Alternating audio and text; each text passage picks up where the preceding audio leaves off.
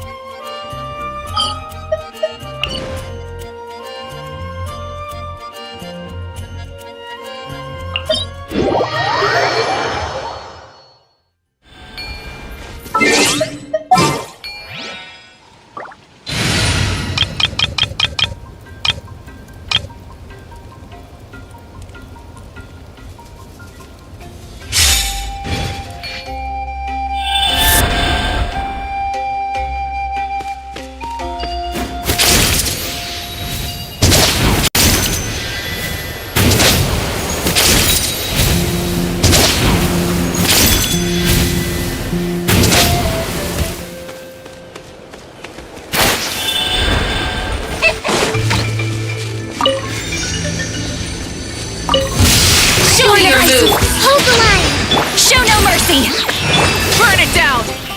Access denied.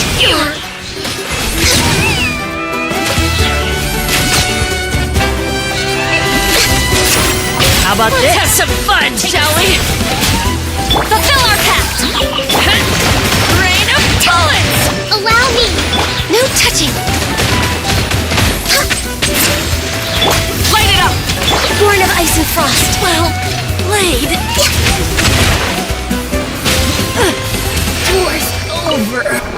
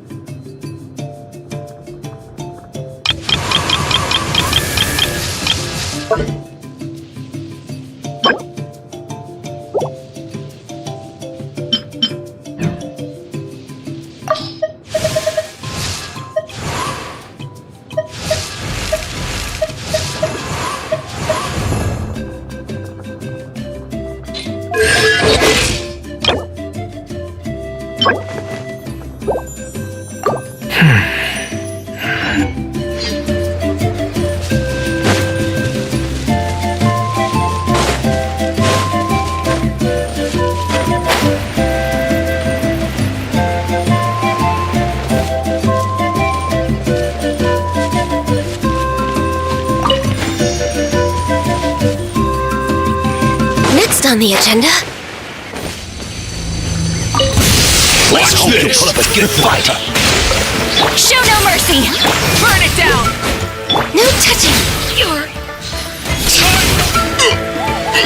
Forget it! Let's have some fun, shall we? Access denied. Fulfill our pact! Right this way!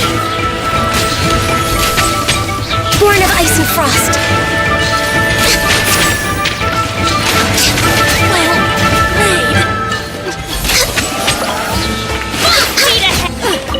Door's over.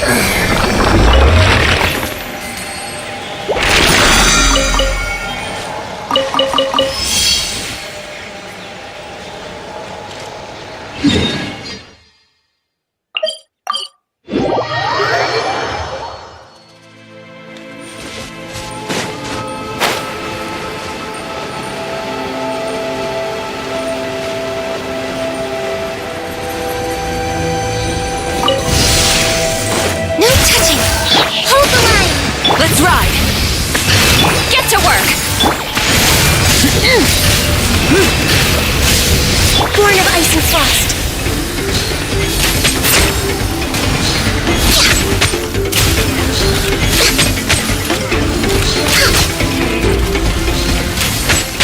Next up, no touching!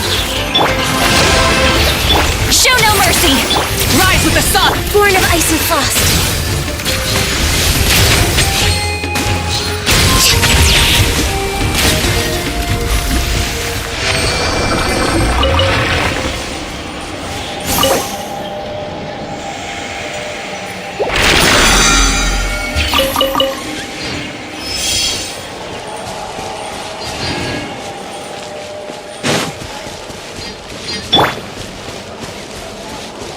Full throttle.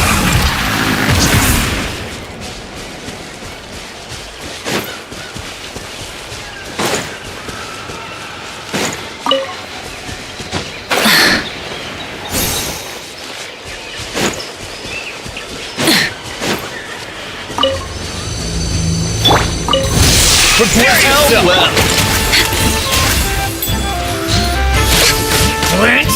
Burn it down. Get to work! This must do. Gotcha! I will! Stand down. Well, here comes another. Wow. This was new.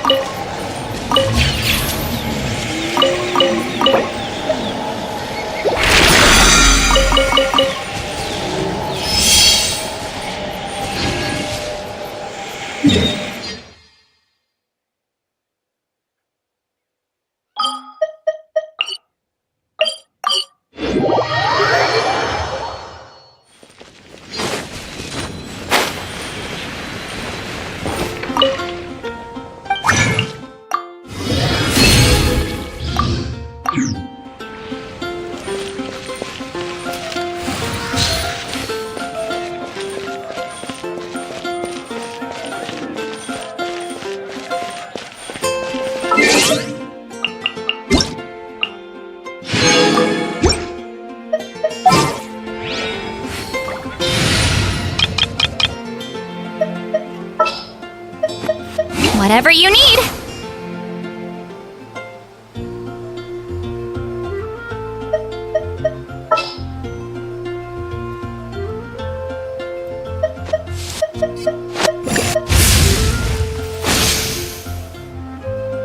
Ready to ride.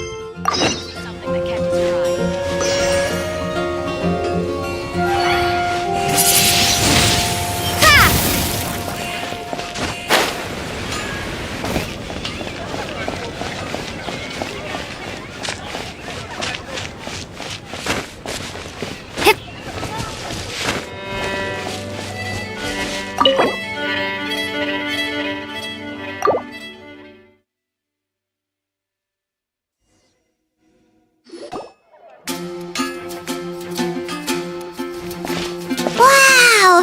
The city is all decked out! Oh, it's beautiful! Festival season means no commissions, which means no Mora.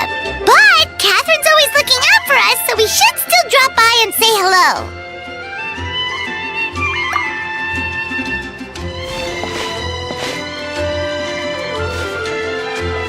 Greetings, traveler. Paimon. Hey, Catherine! Still doing the whole no commissions during Windbloom thing? In general, yes. The people of Mondstadt don't delegate their work to others this time of year. But...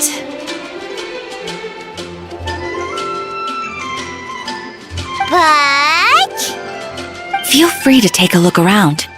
I think you'll pick up on something unusual. Take a look around, huh?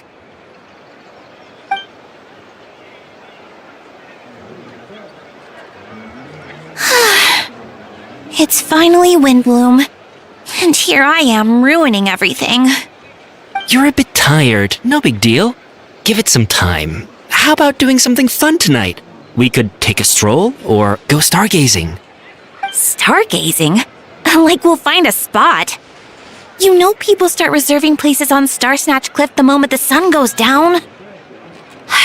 Sorry, I'm just not in the mood. I should go. Whoa! Something's off with Beatrice. She would never give up a chance to talk to Quinn. This is weird.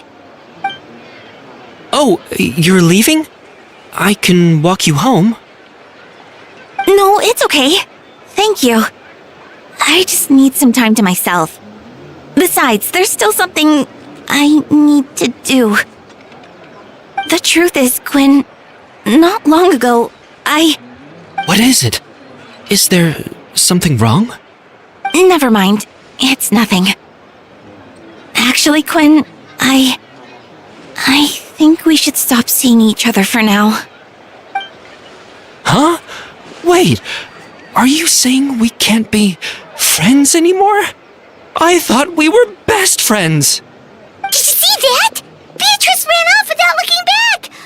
Oh, we go adventuring in other nations for a bit, and one of Mondstadt's best friendship stories is already over?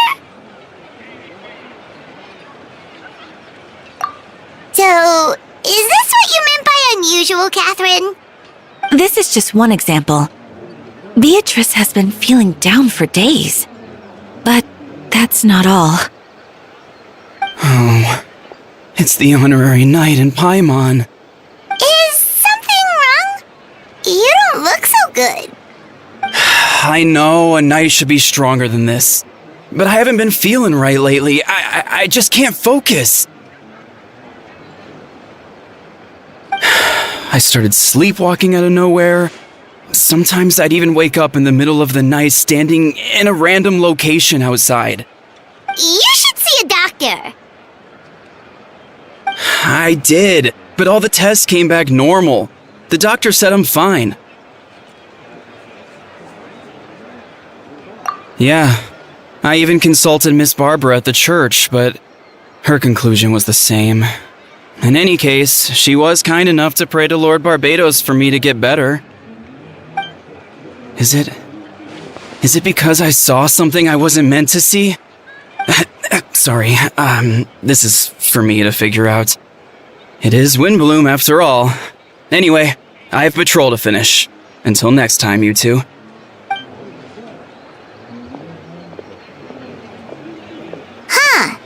Is it something in the air, maybe?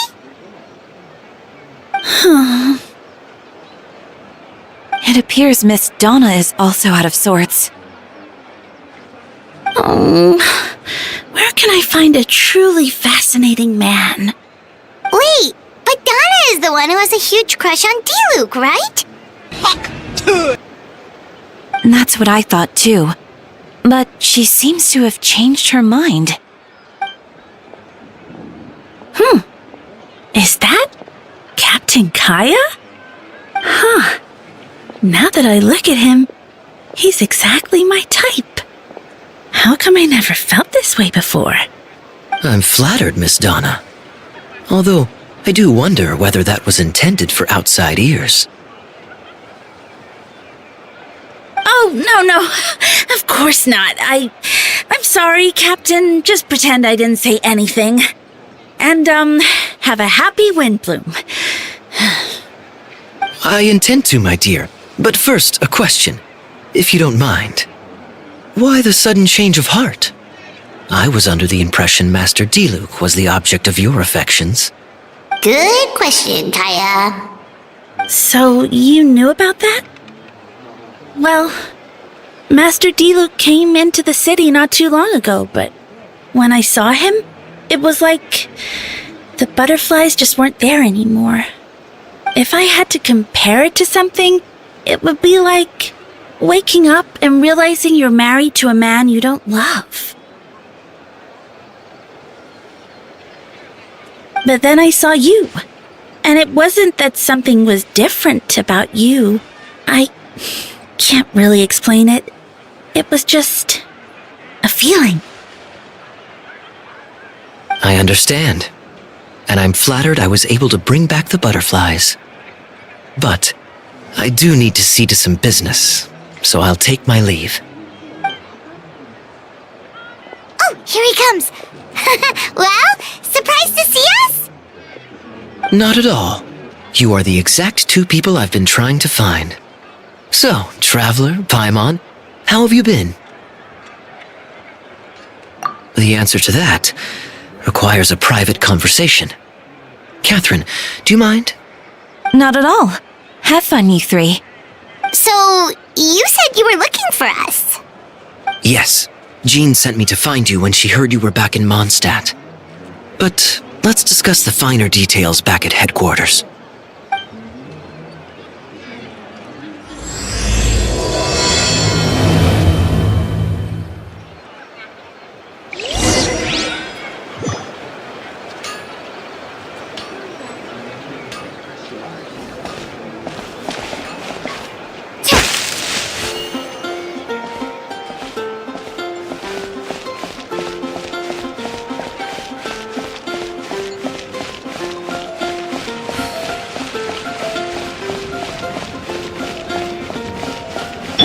Rise like smoke!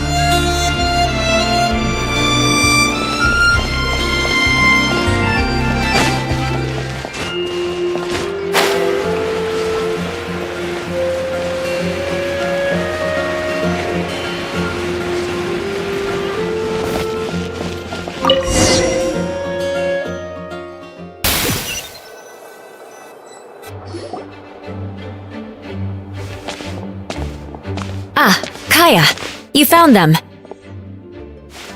Yep. I managed to track them down. Good. With what's about to happen, it's great to have you in town. Whoa! Headquarters are packed! What's going on? Honorary Knight Paimon.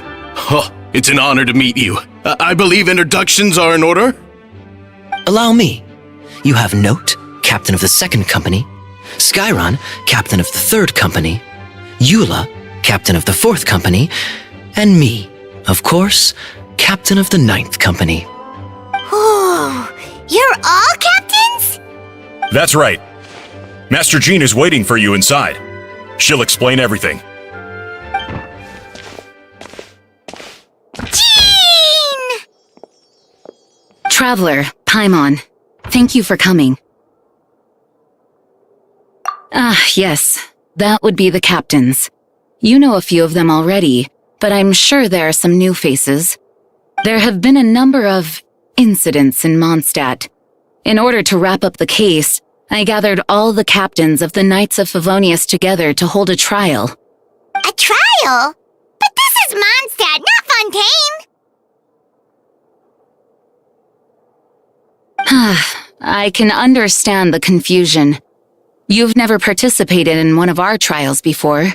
In truth, we haven't had to conduct one in quite some time. The Knights of Favonius oversee most matters of law and order in Mondstadt. Of course, in the interest of fairness, major cases are tried jointly with the Church. Under the guidance of Barbados, the Knights uphold chivalric justice in the spirit of our order, and the Church carries blessings and goodwill wherever the wind can reach. In today's case, requires a joint trial by both parties. Which means it's a serious one. So, do you need our help?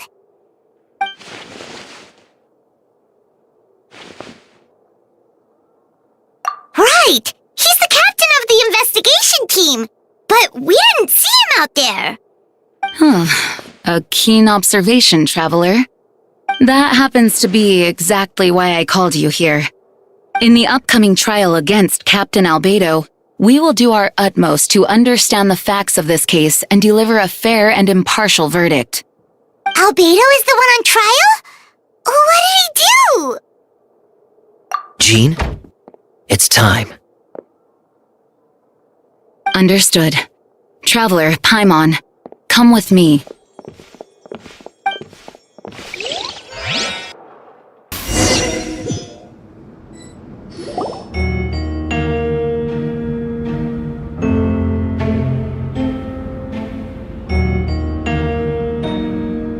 Please, sit wherever you like.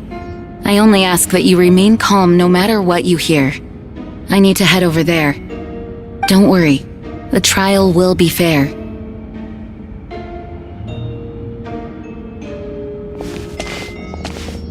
Now that everyone is gathered, let us begin. With Grandmaster Varka away from Mondstadt for the time being, I, Jean Gunhilder, will oversee today's proceedings. Mr. Dahlia, Deacon of the Church of Favonius, will serve as assessor. As representatives of our respective organizations, we will ensure a just verdict in this case. Oh, that's a new face! Deacon of the Church. Does that mean he works with Barbara and Rosaria? The defendant in today's case is the captain of the investigation team, Albedo.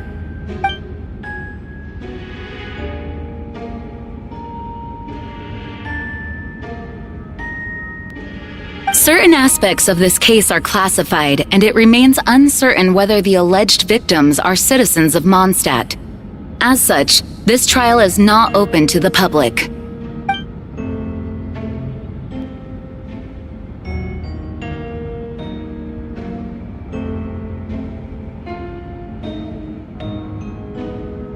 If guilt is established in this case, all facts will be made public after the final verdict is delivered.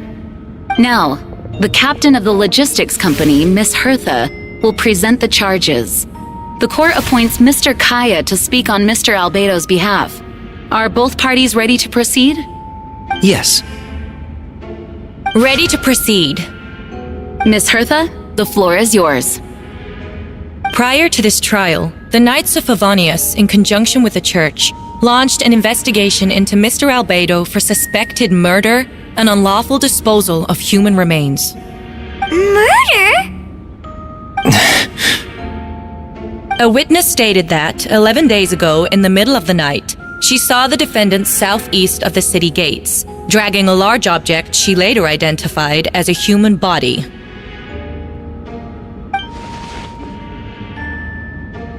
No. There's no way! We now call that witness to the stand. Beatrice, please tell us what you saw.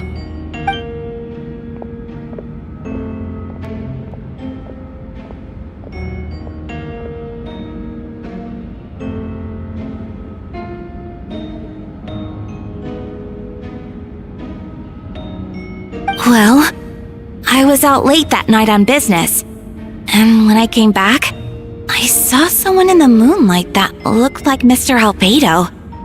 He was dragging a huge bag of some kind. I thought it was strange, so I followed him. Then, there was a sudden flash of golden light. The bag opened, and inside there was a body. Mr. Albedo's vision allows him to manipulate the ground with ease. So he buried it, and then removed any traces on the ground. Before he left, it seemed like he looked in my direction. Maybe it was just my imagination, but I was terrified thinking he might kill me too. Luckily, he didn't see me. I now turn to the defendant. Describe your whereabouts that night. I was working in my office, on the second floor of the Knights of Favonius headquarters. That's right. The next day, the defendant submitted his latest environmental report on the Dragonspine region. Considering the length of the text, it must have taken a considerable amount of time to finish. Can anyone attest to the fact that the defendant was working in his office that night? No. Then the length of the report is not a sufficient alibi.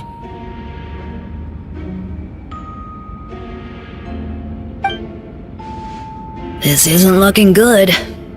If the crime did occur as you described, then what about the body? You mentioned the joint investigation. Well, was the body recovered? Not yet.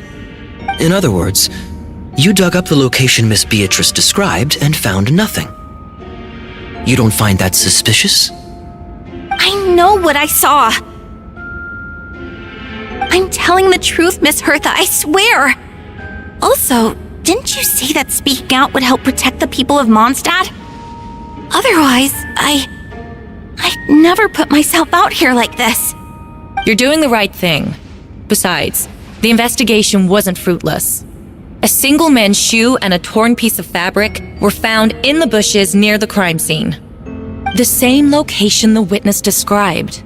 If no crime occurred, then is all this just a coincidence?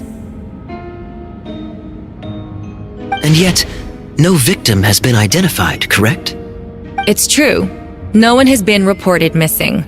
However, Miss Beatrice harbors no ill will toward the defendant. Her testimony clearly points to a crime, and she has no reason to lie. Does the defendant wish to say anything in response? You may believe otherwise, Miss Hertha, but I did not kill a single person. As a knight and the captain of the investigation team, I have a duty to protect Mondstadt and its people.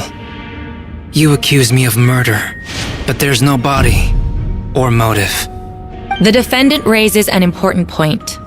Motive. Yet, I must be frank, not all murders are premeditated. Spontaneous conflict can also have unforeseen consequences. Nevertheless, I don't intend to prosecute this case on circumstantial evidence alone, which brings me to the second charge against Mr. Albedo. Second charge?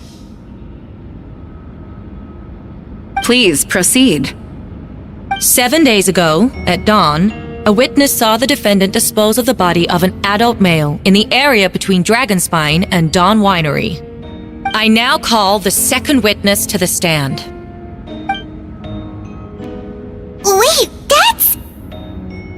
Diluc Roggenvinder. Please tell the court what you saw. At around 3:40 in the morning, I saw Mr. Albedo dispose of a body beneath a cliff. It was dark, but he used the power of Geo to illuminate his surroundings. From what I could tell, it looked like the body of an adult male, tall and thin, but I couldn't make out the age. He buried the body underneath the cliff and smoothed out the ground to remove any traces. We now have accounts from 2 separate witnesses that describe the same modus operandi. Would you call that a coincidence? I would only inquire as to what Mr. Diluc was doing in that area so early in the morning. Not the most opportune time for a stroll. Is there such a thing? Dawn Winery is my home. It's not unusual for me to take walks in the area. I just happen to be in the right place at the right time. That's all. Master Diluc is a well-respected figure in Mondstadt. I see no reason for him to frame Mr. Albedo. Yet, the question remains, where are the bodies? Before you suggest a lack of evidence, Mr. Kaya, you should know. After the defendant left that morning, the witness found this where the body was buried. And this is? What looks like the teeth and femur of a human. Now, it does beg the question. If the burial was fresh, why is this all that remains of the body? But I suppose Mr. Albedo is the only one who can answer that. Careful now, Master Diluc. I do believe I hear a presumption of guilt in there somewhere. These remains suggest an accelerated rate of decomposition. Considering the defendant's profession, there's reason to suspect that alchemy is at play here. Both witnesses saw golden light, a known byproduct of alchemy. That's how the defendant destroyed the bodies. The light also explains how the witnesses were able to get a clear view of the events in the dark. So, that's your angle. Alchemy. A logical assessment, but we have a witness of our own. The afternoon before the alleged second murder, Mr. Albedo had a lengthy intellectual exchange with his student, Sucrose. The two were in the library until the next morning. Why did the discussion last so long? Miss Sucrose was presenting the results of her research. She noticed some flaws in the data and insisted on reviewing her calculations until the next morning, with Mr. Albedo present. That's right. We were in the library together. You're certain Mr. Albedo was present the whole time? Yes, and I know Mr. Albedo would never kill anyone. He could never be that cruel. Nevertheless, the other witnesses have no reason to lie. Tell me, Miss Sucrose, that meeting in the library, were you awake the whole time? Sounds like a considerable duration to go without sleep. Oh, I do hope you can be truthful with us. It concerns the safety of countless Mondstadt citizens. A crime like this cannot go unpunished. I'll take it from here. During our meeting, Sucrose did fall asleep not long after midnight.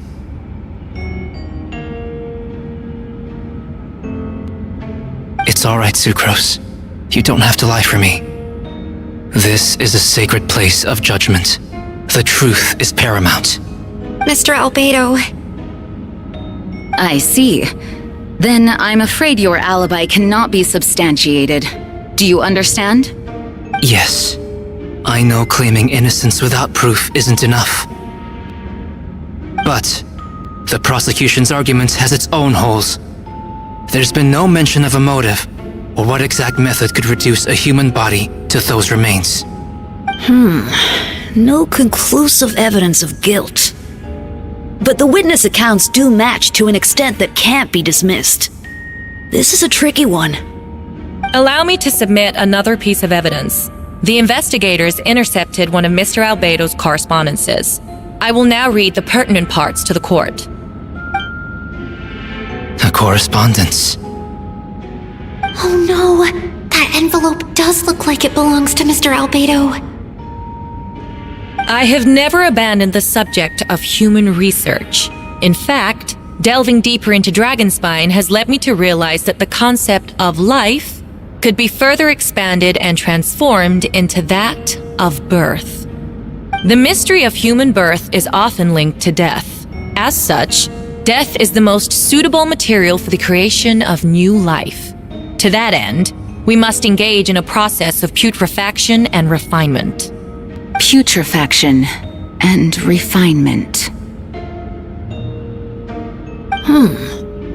Is that in reference to an alchemical process? The letter continues. Experimental trials have been carried out in the northwestern part of Dragonspine and the area southeast of Mondstadt's main gate. The data is as expected.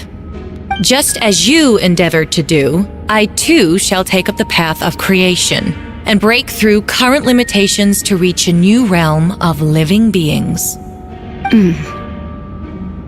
I trust the investigators have confirmed this to be the defendant's handwriting, and that the letter makes more than passing mention of putrefaction and refinement. Correct. Not to mention, the locations indicated in the letter match both crime scenes. What more can we trust than the defendant's own words? No! It can't be true! I can't believe it.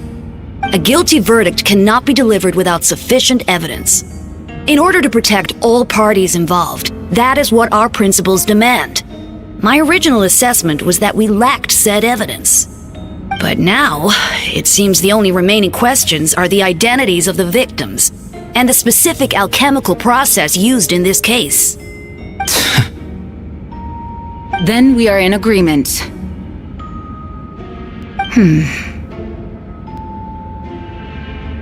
The evidence is conclusive.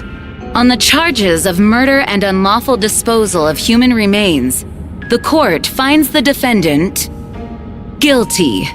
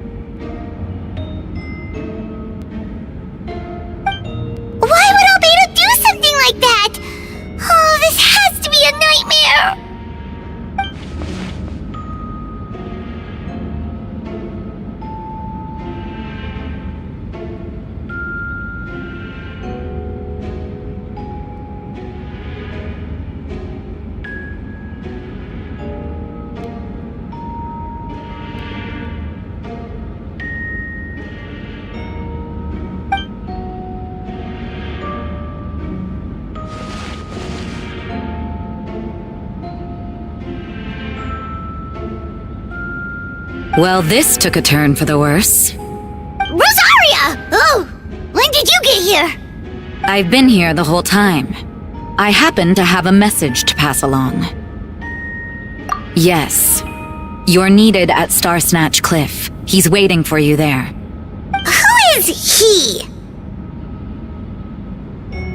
You'll know when you get there. Go on now. Time is like the wind. It waits for no one.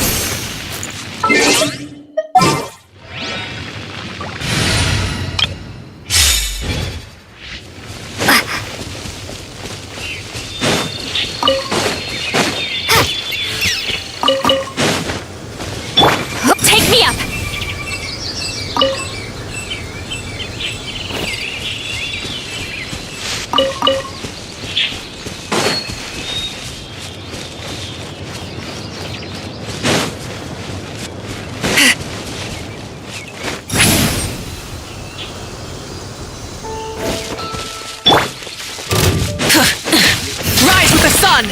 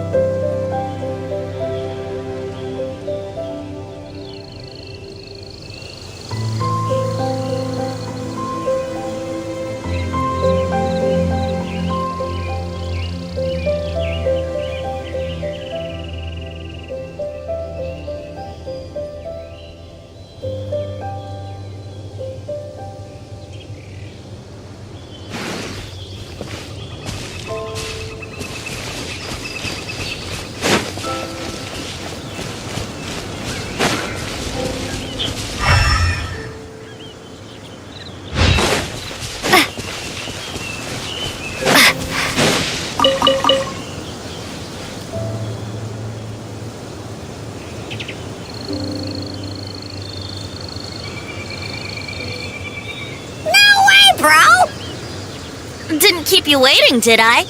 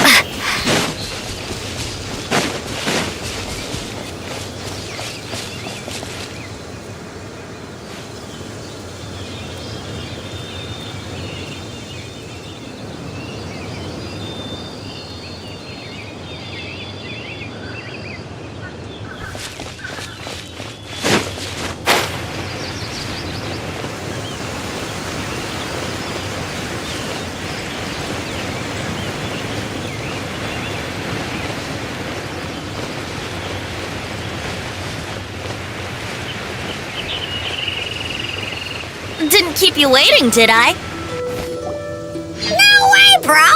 Ah, traveler, Paimon! I could hear your arrival upon the wind. Were you looking for me?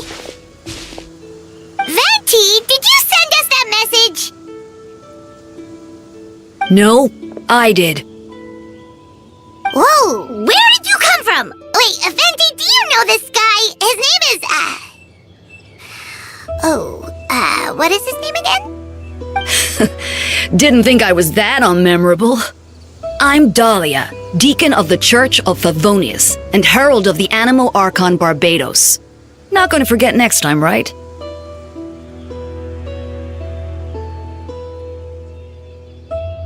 That's right. I noticed you during the trial. The legendary honorary knight. You seem to have a lot of thoughts on your mind, so I thought we should have a chat. After all, I am the Herald of Barbados. If the people of Mondstadt are in danger, I should keep the Animo Archon in the loop. Wait then, you know about About what? The fact that my tavern-hopping nomad of a friend is Barbados himself? Don't worry, Dahlia and I are close. He knows everything. Besides, a god needs someone to communicate their will in a formal setting, and no one does that better than Dahlia. Not that I saw that coming when we first met. But back to the matter at hand. I believe you two already know about Albedo's background. So, you know too, Venti? That's surprisingly Archon-like of you. Well, I knew from the moment Rhine-Daughter and Alice brought Albedo to Mondstadt. When those two are in town, no one can afford to slack off. The Kryda Prince, a perfect specimen of synthetic life. At this stage of the case, there are countless questions surrounding Albedo's motive. His true identity is a potential weakness. A synthetic being loses control of their sanity and goes on a killing spree. That's how a novel would frame the story, and people are inclined to agree. Albedo has told us before that humans often value the ordinary over the transcendent and miraculous. And the slightest difference is perceived as other. A very common phenomenon. Which means we need to find a way to help your friend.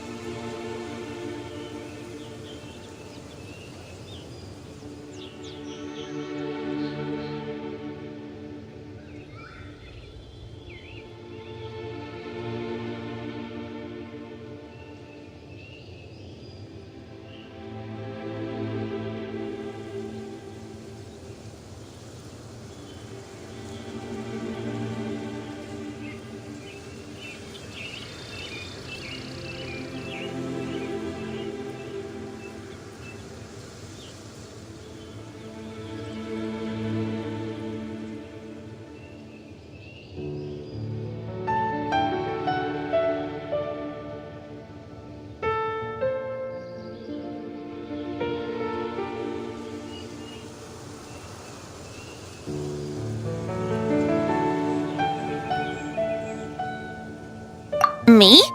Well, I know that Albedo is a synthetic being, and that a lot of strange things have been happening in Mondstadt, even though Windbloom should be about drinking and having fun. We noticed that too! The minute we got here, something was off.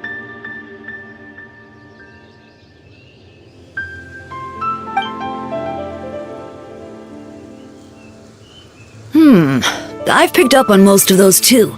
Miles is out of sorts. Beatrice seems anxious.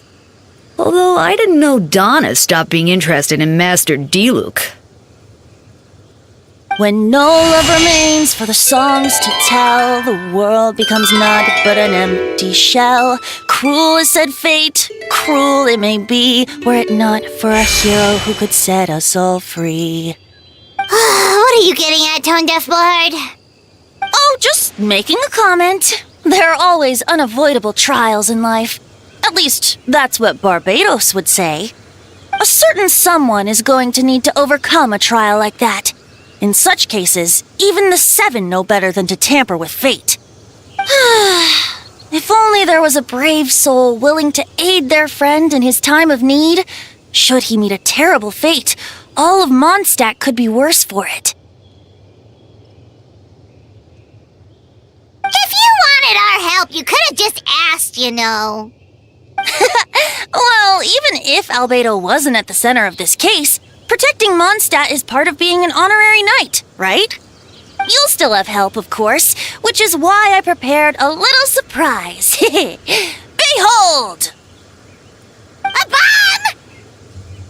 Don't worry, I removed the fuse, so it's not going to explode. Say hello to the Dodo communication device. So, this thing belongs to you now? We're old pals. Don't think she'd care if I borrowed it for a few days. Anyway, this invention, with a little help from a trick of mine, will allow us to keep in touch. Just take it out and we can chat.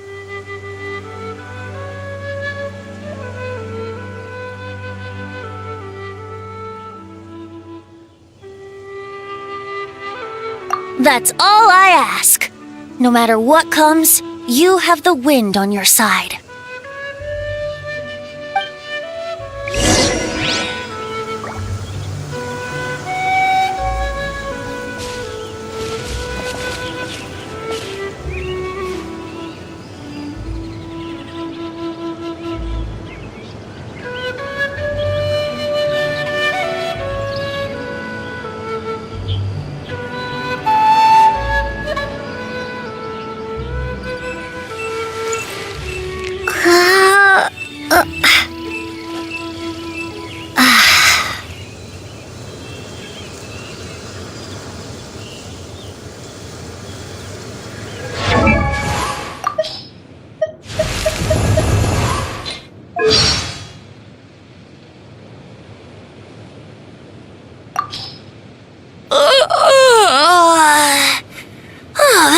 refreshing sleep. Ah, Traveler, we meet again. What? You don't remember me? Well, allow me to join you on your quest once again. I must see to it that the bards of the world tell the traveler's tales.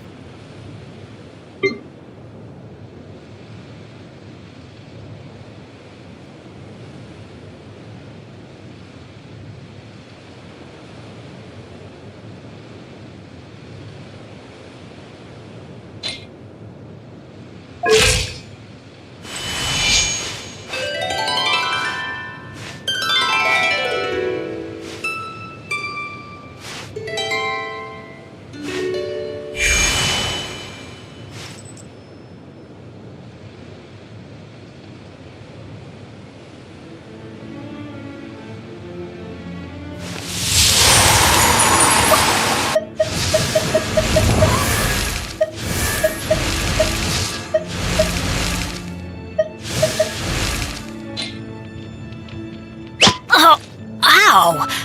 Where did that come from?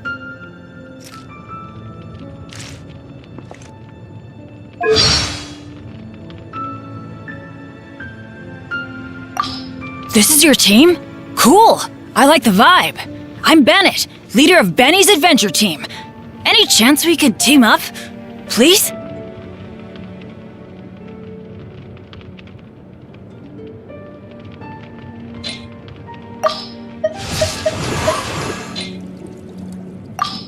Singcho, at your service, my liege. I humbly trust that even one such as I, a mere bookworm, may yet prove to be of some utility under your wise leadership. Nice. I don't often get a chance to speak with such formality. It felt pretty good.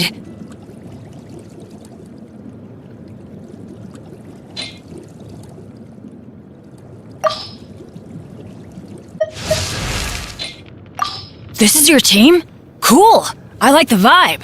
I'm Bennett, leader of Benny's adventure team. Let's go find some treasure. No one's joined me on an adventure in ages. Come on, let's go!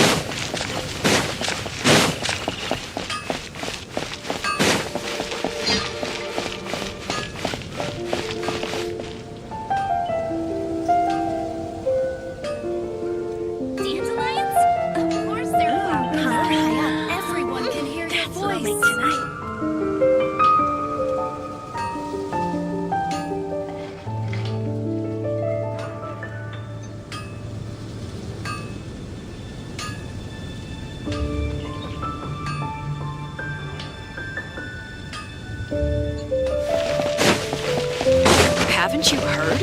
There's a strange wanderer in your wood.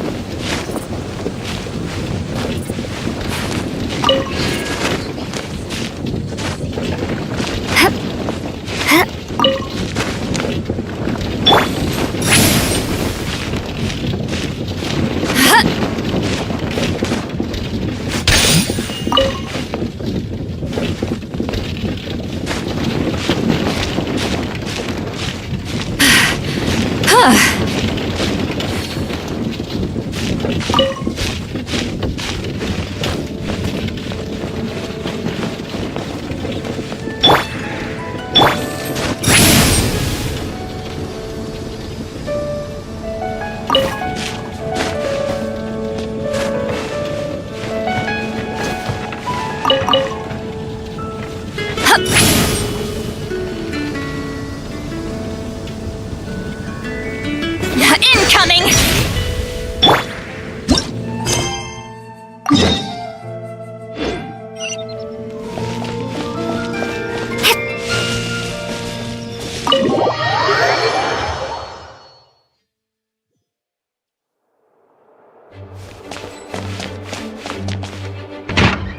I know you all must be shocked, but the evidence is solid.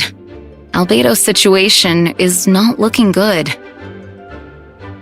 I still don't believe Albedo would do something like that. Using living people as alchemical test subjects? It's like something out of a novel. Perhaps it's best for me to remain impartial, but I've worked with Albedo before. He's an alchemist, not a sadist. This version of events is as hard for me to accept as anyone.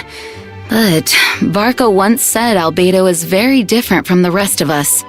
Perhaps there are things we still need to learn about him. Let's see what Albedo has to say for himself first. Would you mind giving me a moment, everyone? A private matter requires my attention. Hey, Jean! Traveler, Paimon. Perfect timing. Kaya has a favor to ask. Like Jean said, after the verdict, we have time to submit an appeal. And I will do my utmost to convince Albedo to accept. He's been acting strange, and I can't read him for the life of me. But I need you two to start investigating the case.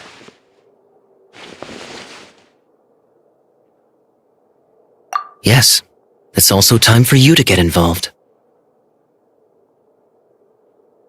No, we'd like you to launch an investigation of your own. I'll continue working on his defense in the meantime. If you find anything that might help his case, just let me know. I know it's against the spirit of the season to task you with this, but Albedo is a trusted member of our ranks. We owe him the benefit of the doubt.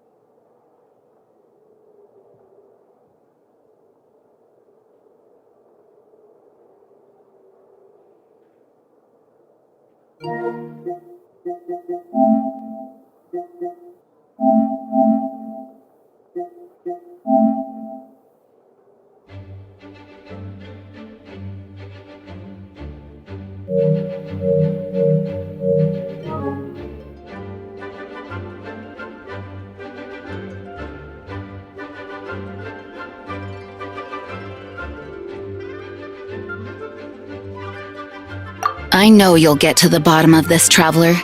You've never failed us in our time of need. But what if the accusations turn out to be true? Then you will have done Mondstadt a great service all the same. I'm expecting a retrial. Until then, you're welcome to have a look around Albedo's office on the second floor. I'm counting on you.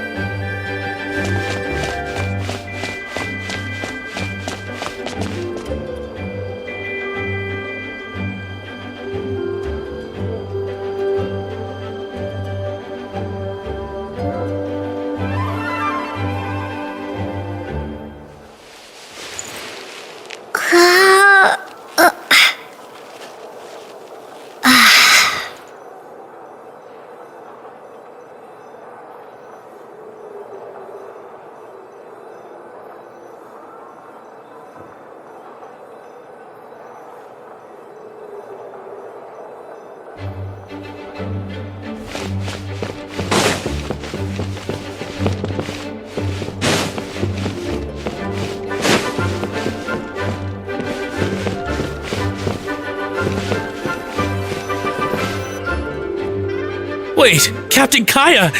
Surely I can't just... These two are here on Jean's orders. She asked them to investigate Albedo's office. Oh, in that case, head on in.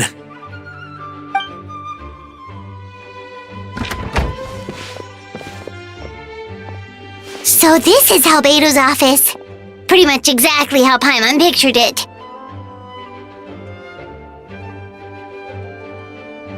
All right. I have some work of my own, so I'll leave you to it. Good luck, you two. Right back at ya.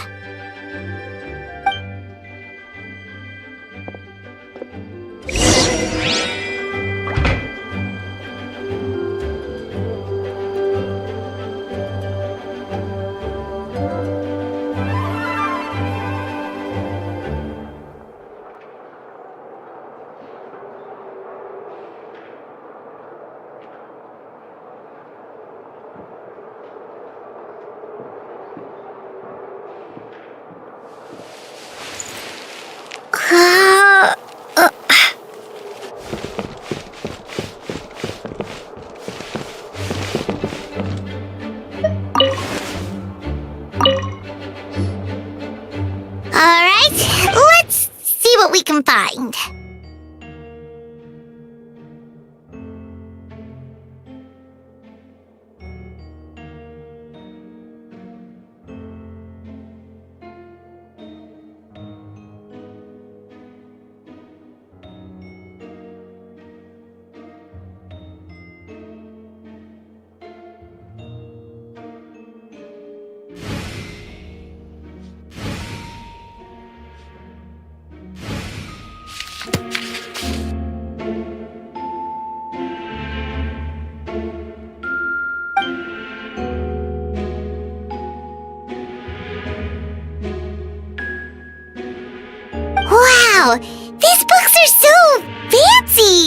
Albedo must have gone to great lengths to get them.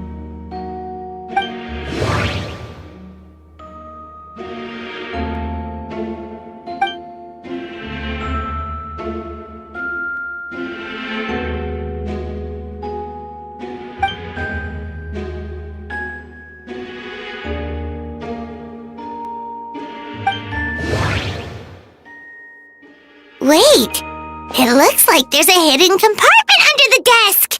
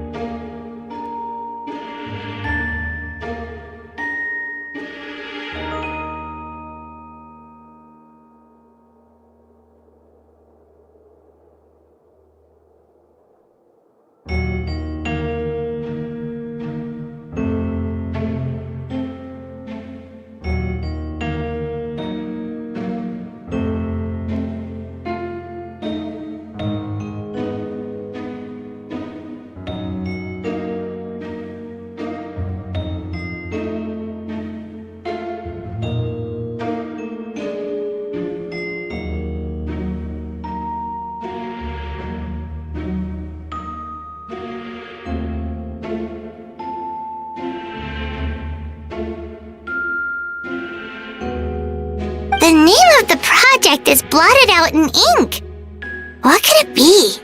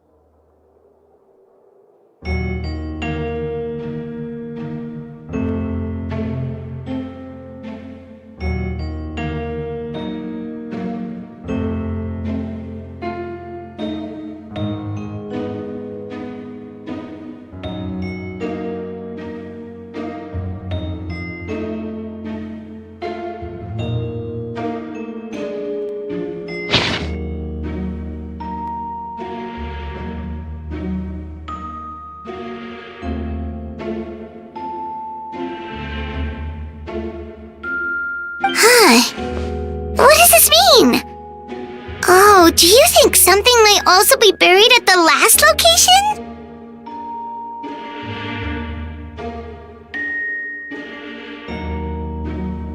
Alright, that seems to be it for this place.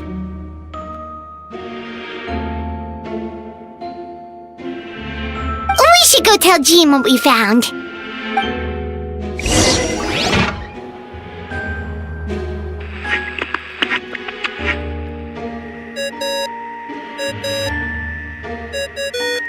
Oh, Vent is calling! Let's answer! How's the investigation going? Find anything? Oh, we found stuff, alright. Stuff that only makes Albedo look even more suspicious. I see. So, Albedo's researching something that doesn't help his case, huh?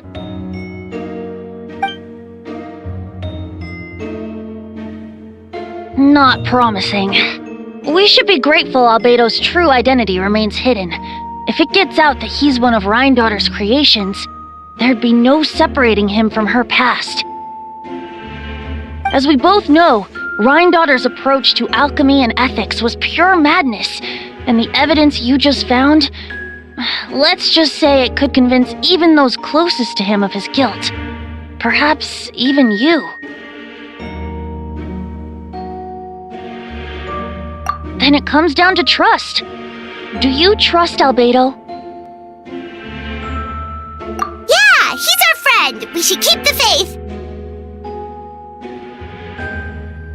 And if he really is the culprit, he must have had a reason, right?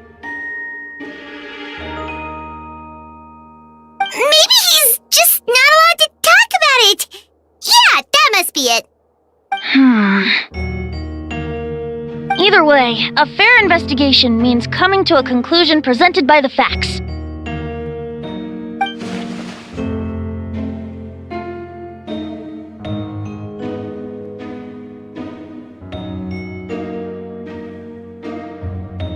Remaining objective has its own value. Remember, none of this is your fault. Just report back with an honest assessment of the facts. Yeah. Well, let's go find Jean and tell her what we learned. Wait, that's Miles. What's he doing here? Oh, sorry. I heard voices and wasn't sure if I should check who was inside. It's okay. We're here on Jean's orders.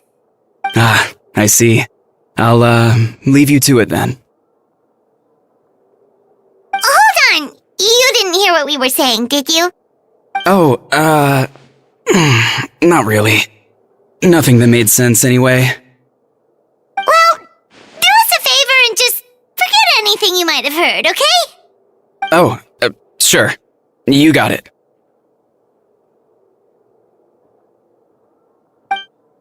That map we found in a hidden compartment seems important. We should check out the marked locations.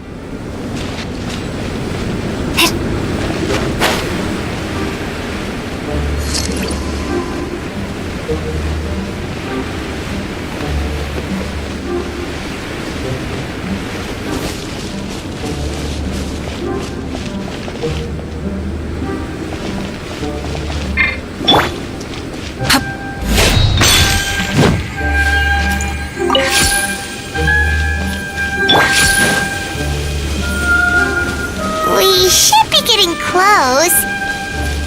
Oh, look over there! Something seems off.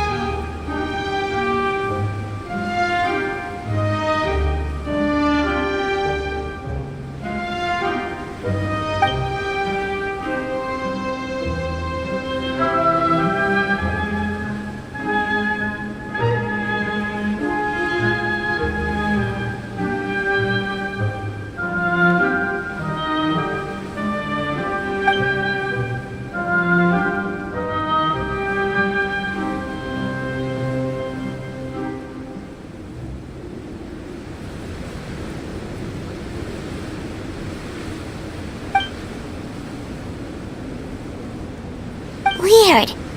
There's a hole, but no body. The prosecution's argument is that Albedo used alchemy to destroy the bodies, but this location is different from the other two.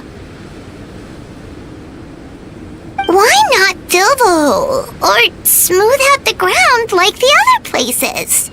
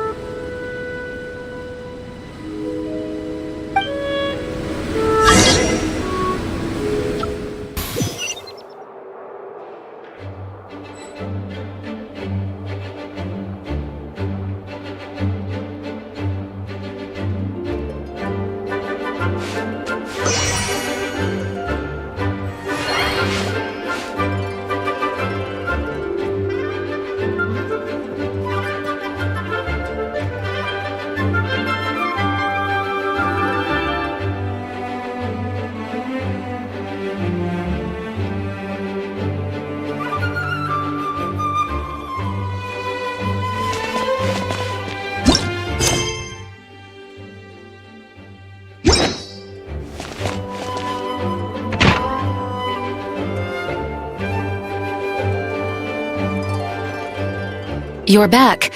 Did you find anything? Yeah, but none of it helps Albedo's case.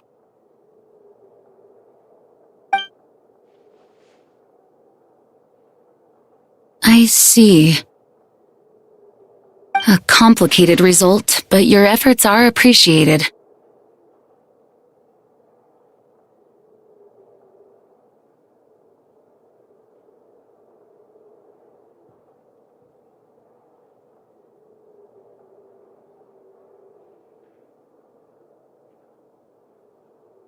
Yes, he asked for a retrial.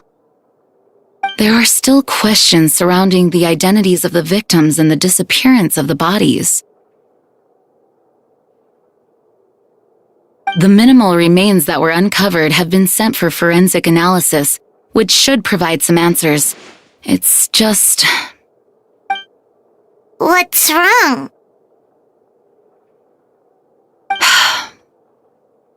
If the victims turn out to be Mondstadt citizens, the situation becomes all the more serious. The second trial would likely have to be open to the public. And I doubt public sentiment will be in Albedo's favor. Yeah, not when the charges are so serious. The second trial is set to take place in 2 days. I hope you consider attending this one as well. Of course, we'll be there. In the meantime, we should all just stay positive. Well said. When the time comes, I'll carry out my duty to the best of my ability.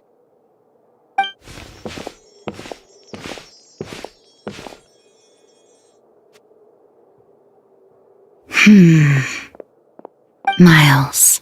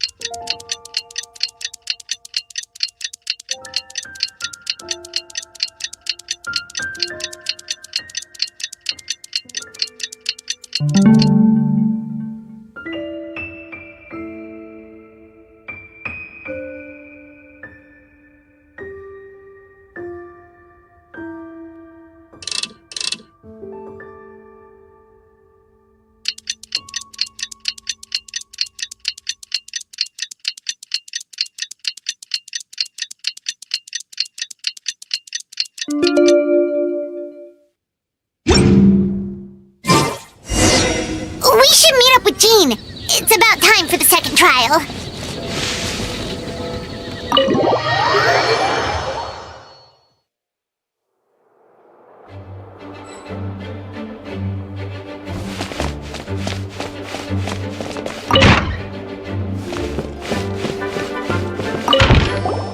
Ah, you two.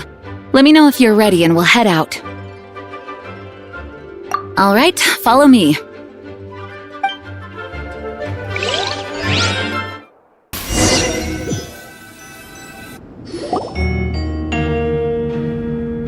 Ladies and gentlemen, we now convene for the second trial against Mr. Albedo.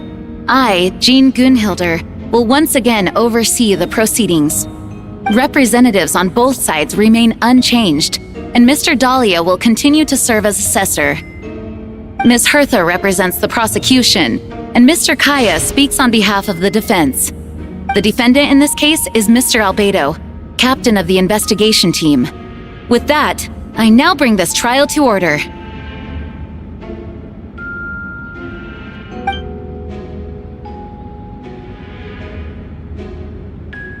Miss Hertha, have the investigators made any new discoveries? Yes, we sent the teeth and the femur bone found at the scene to the church's medical office, and were able to conclude that these are, in fact, human remains. In addition, the investigators were able to identify several Mondstadt citizens who appear to have been missing for quite some time. Forensic analysis of the remains allowed us to pinpoint the age and gender of the deceased. Interestingly, one of the missing individuals matches that profile to a T. The medical office couldn't spare the personnel, so Miss Rosaria is here to present the results to the court. Hanselman, male, 46 years old. Marital status, single. Occupation, hunter. Consistent with the conclusion in the last trial, his disappearance went unreported, likely due to his lack of relatives. In addition, medical records show that he sustained a mechanism-related injury to his leg 3 years ago. The damage on the femur bone Mr. Deluc found is consistent with such an injury. Therefore, we can conclude that one of the victims in this case is Hanselman. A specialized technique was likely used to accelerate the rate of decomposition. Is it reasonable to assume this technique to be alchemical in nature? Alchemical or magical. Both are possible. Thank you for your testimony. The identity of one of the victims is now confirmed. But what about the defendant's motive? Considering what he wrote in the letter, we can deduce that the defendant needed subjects for an alchemy experiment. Who better than individuals whose disappearance would go unnoticed? In other words, he sacrificed the good people of Mondstadt for his own gain. A truly vile act. In addition, another witness has agreed to testify. Miss Donna, if you would. Not good. Wait, Donna from the flower shop? I'm sorry it took so long for me to come forward. But the night Master Deluc saw Mr. Albedo, I was there too.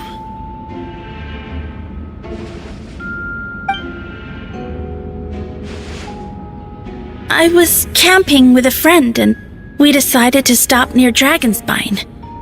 I couldn't really get comfortable that night, so around dawn, I decided to go for a walk. And that's when I saw Master Deluc. I thought it might be nice to, chat.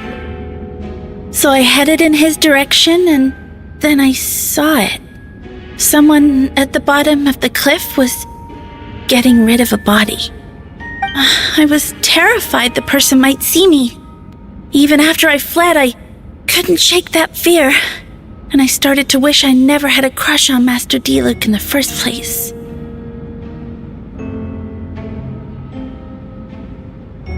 If I hadn't wanted to talk to him, I would never have been in that situation. Well, I didn't want to come forward because I was scared. But Miss Hertha convinced me it was the right thing to do.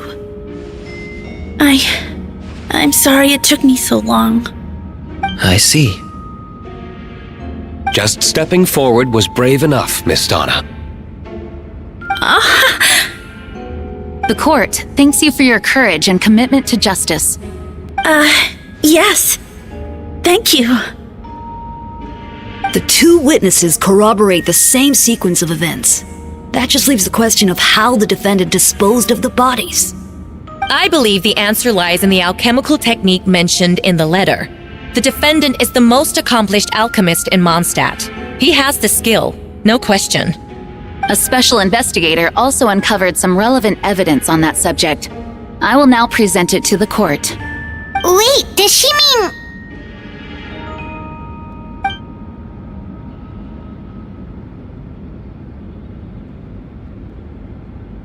The following are pieces of evidence uncovered in Mr. Albedo's office, the most important of which is this map.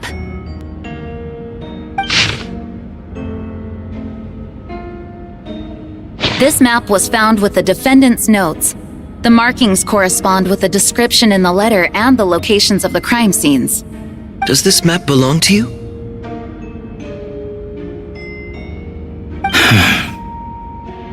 Yes. Were you the one who marked these locations? Yes. You do realize that's basically an admission of guilt, don't you? The evidence against you is nearly insurmountable. No. Since you uncovered that compartment, I might as well expound on the matter. We have witnesses and physical evidence. What could you possibly say in your defense? What I always have. I never killed a single person.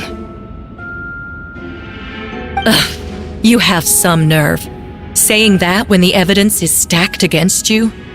Miss Hertha, you've presented a meticulous and convincing case. I'll give you that. But I will not admit to something I didn't do. So, what? You're just going to bombard the court with excuses? That's a rather dismissive way to refer to an innocent man speaking in his own defense. Besides, I'm not making excuses. I'm exercising patience. That won't make the charges against you disappear, Mr. Albedo.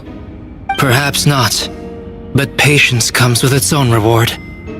It's easy for things to remain buried in snow, until someone comes along and brushes it away.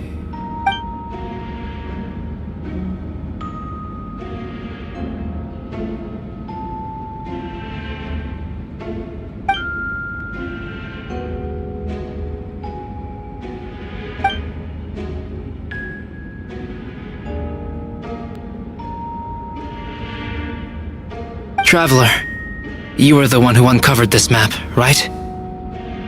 Then I'm assuming you visited the third location as well. Can you tell us what you found?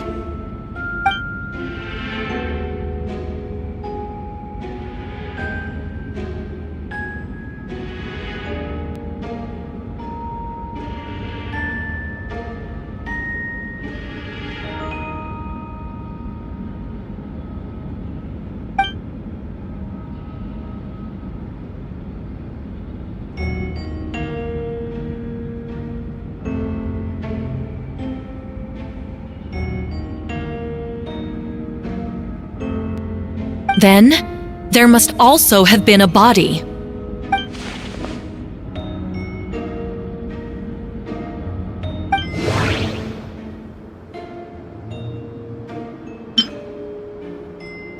The third marked location is in Dragonspine. We only knew about it because we found the map in the hidden compartment. During our investigation, Paimon and I discovered a hole beneath the snow, big enough to hide a human body. There were also claw marks around the outside.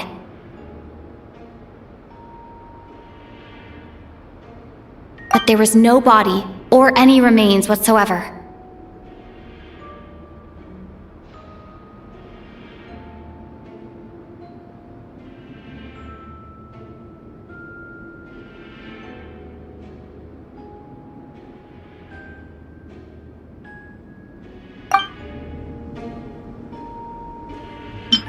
The second marked location is between Dragonspine and Dawn Winery, where Diluc saw Albedo bury the body of an adult male.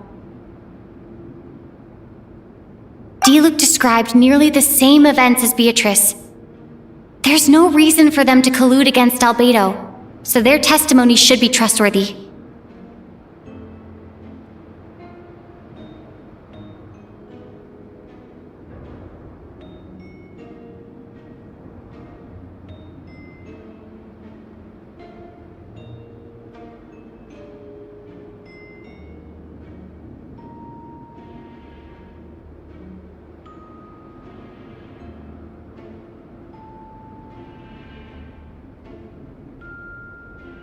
Diluc found teeth and a femur bone at the scene, and Donna confirmed his version of events because she was also there that night.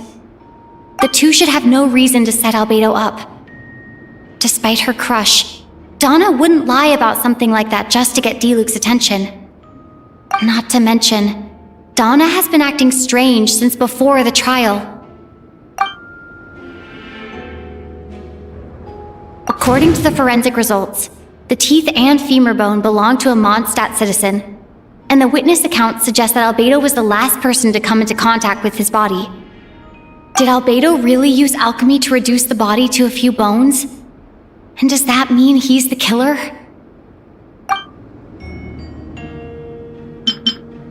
The first marked location is near Mondstadt.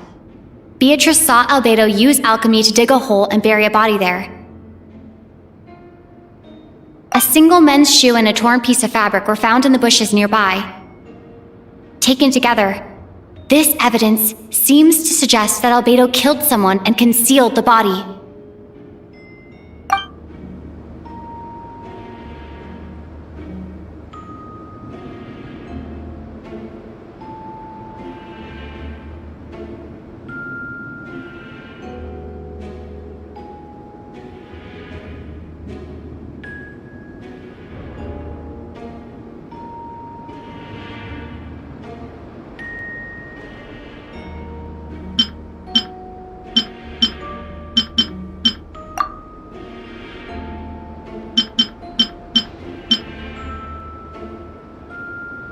No, that doesn't make sense.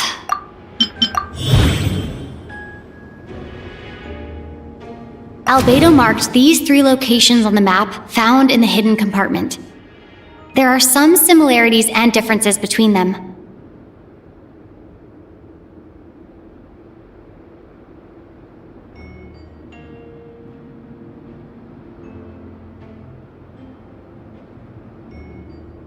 Based on what we know, all 3 locations were likely used to hide bodies.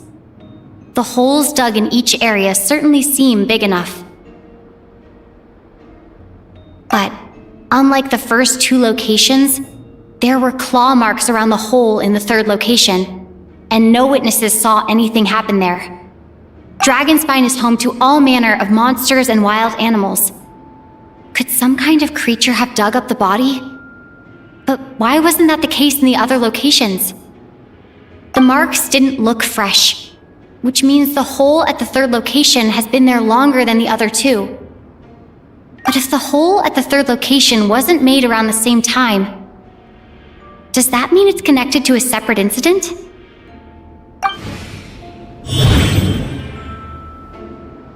Most people know Albedo as an alchemist and the captain of the investigation team.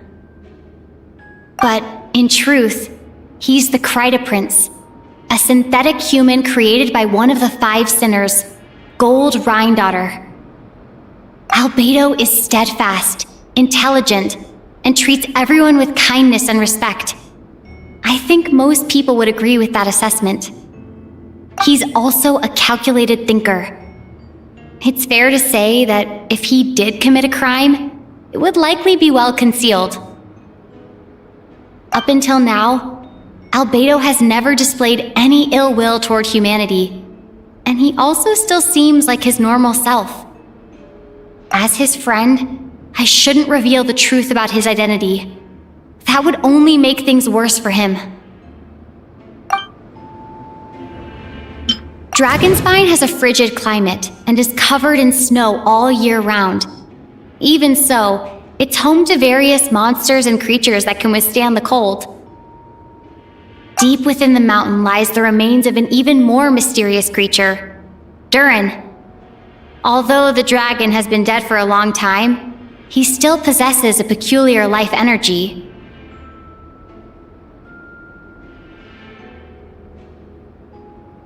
Now that I think about it, a lot of strange things have happened on Dragonspine.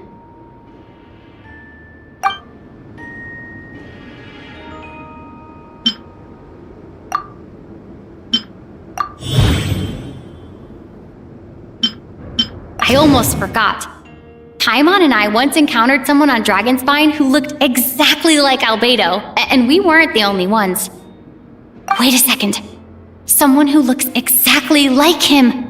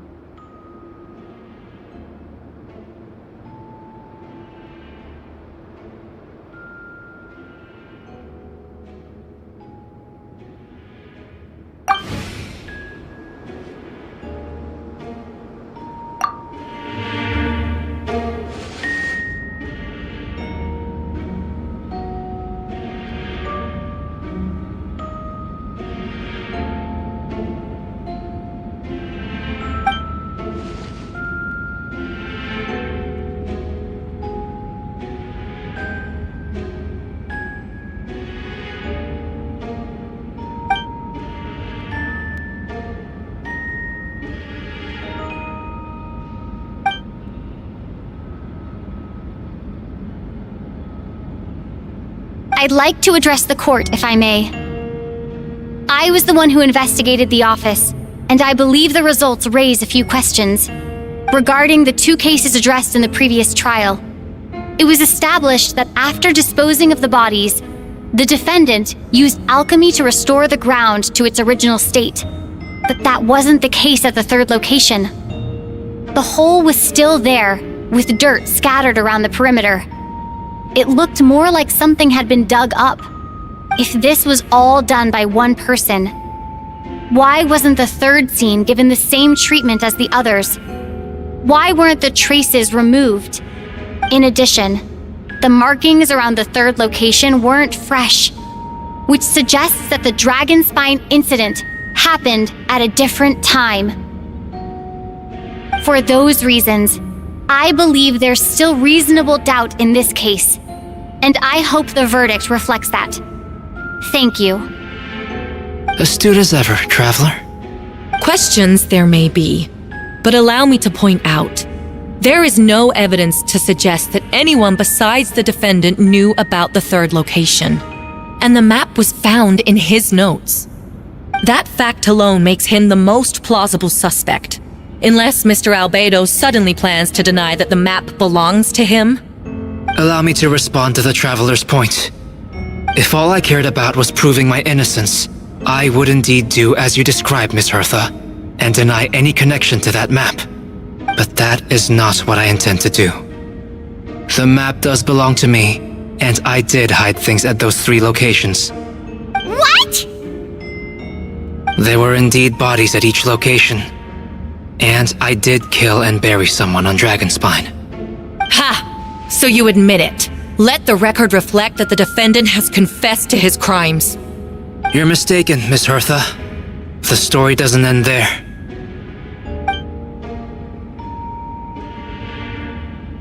Some time ago, I encountered an uninvited guest on Dragonspine. Someone who wanted to take advantage of the deserted nature of the region to eliminate me in secret.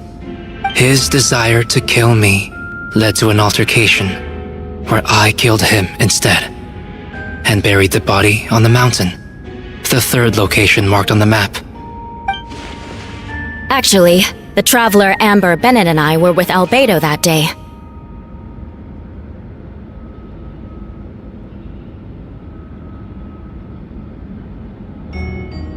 The Adventurers Guild was holding an event on Dragonspine. After it ended, we all left the area.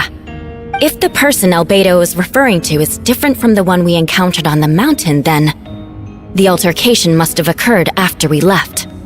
This only proves that the defendant is guilty on all counts. Those innocent people, their blood is on your hands. No, you're wrong. You deny it? After admitting to murder for the whole court to hear? You've clearly lost your mind! If you would let me finish, Miss Hertha, I could get to the important part. The man who attacked me on Dragonspine was my height, with blonde hair and blue eyes, dressed in clothes nearly identical to mine. So, someone who happens to look exactly like you? Exactly like him?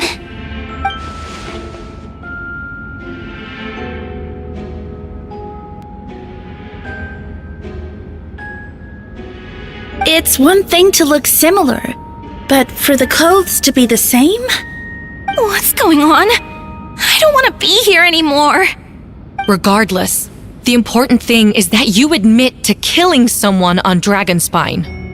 Yes, I killed someone that day. Someone who looked nearly identical to me. But I never said that someone was a person. I see. Then, it appears I need to withdraw my testimony. What? Everyone! I brought her! Wait, you... The person who just came in, isn't that Hertha? What's going on? Who are you? Why do you wear my face? Hello to you too. As you can see, this is Hertha, the logistics captain of the Knights of Favonius.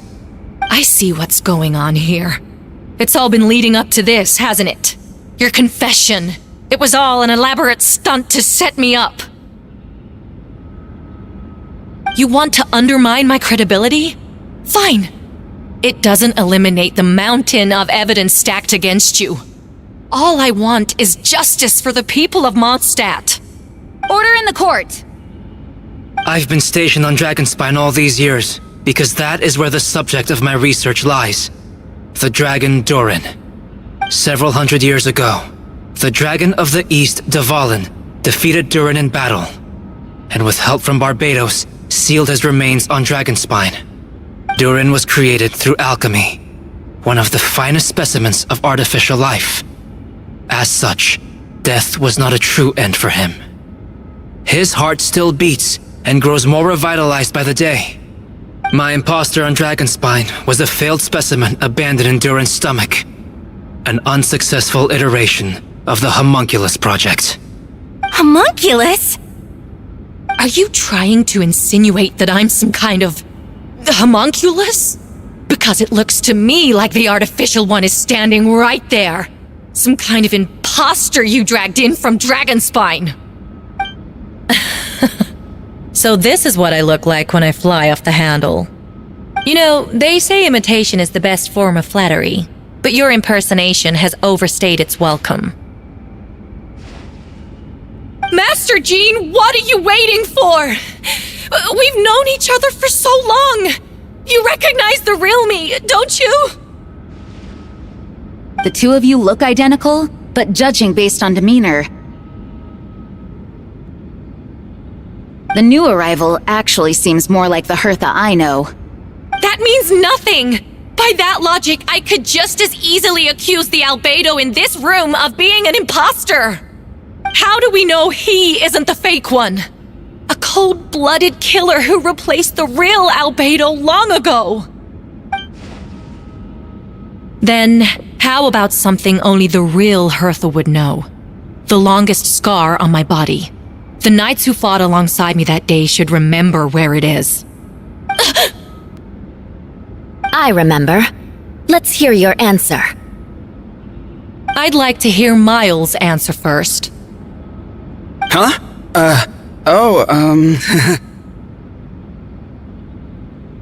You don't know? Or you don't remember? I heard you've been acting strange these days.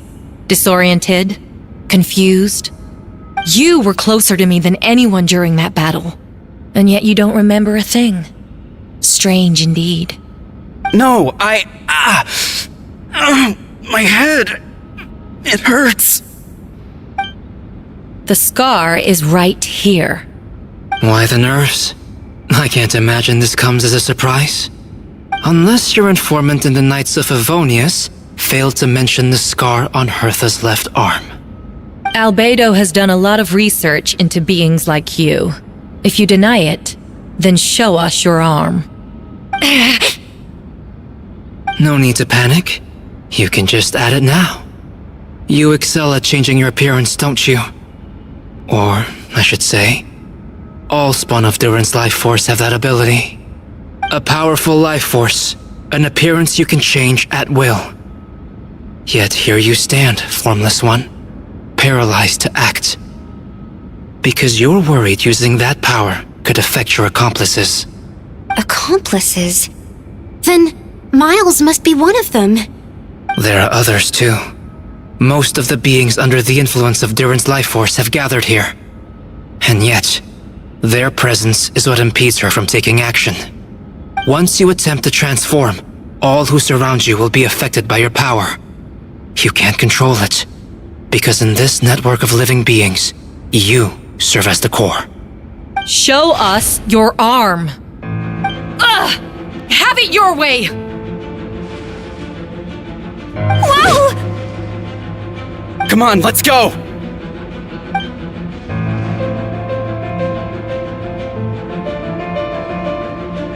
Hey! They're shielding the imposter! She's trying to get away. Stop her! Don't let anyone stand in your way! There are others trying to get in! Must be more people under her control! Time to get moving, everyone. Whoa! She just leaped across the room! After her! It's time. All units move out. Third company, keep on the imposter's tail. We finally have a chance to talk. But before I explain the events of the past few days, I'd like to make a few things clear. First, I never killed any of my fellow citizens, and I never used human remains as part of an alchemical experiment. Second, the events of the past few days were all part of a plan. Most of the members of our order were in on it. As for the witnesses, Master Diluc picked up on the situation long before today's proceedings. Indeed. Follow me.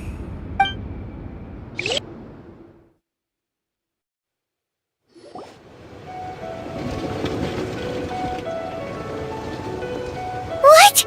How are there monsters in the city? They are all monsters from Dragonspine. An attack is imminent, but fear not. We've been preparing for this. We've been monitoring the resurgence of Durin's life force. Its festering nature agitated these monsters. We knew it was only a matter of time before they advanced on Mondstadt. And so, we made preparations for an inevitable battle. I was hoping you two could join me and provide assistance in the battle to come. Of course! Where's our first stop? The top of the city wall.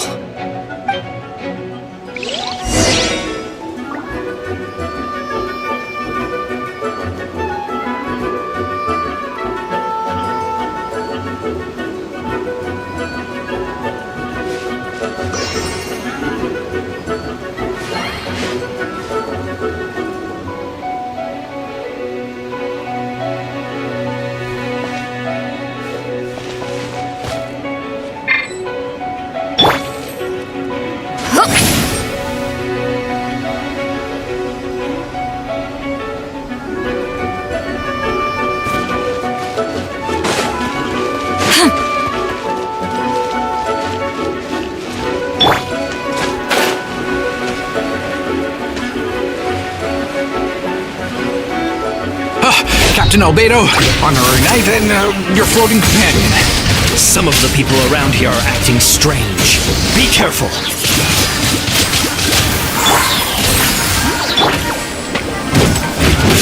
Yeah. Light it up!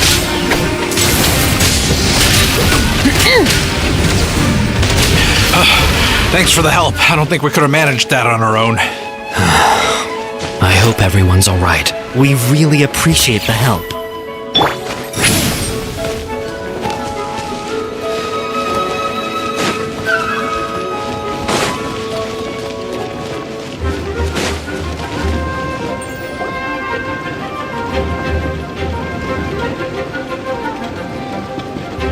Hey, Betty!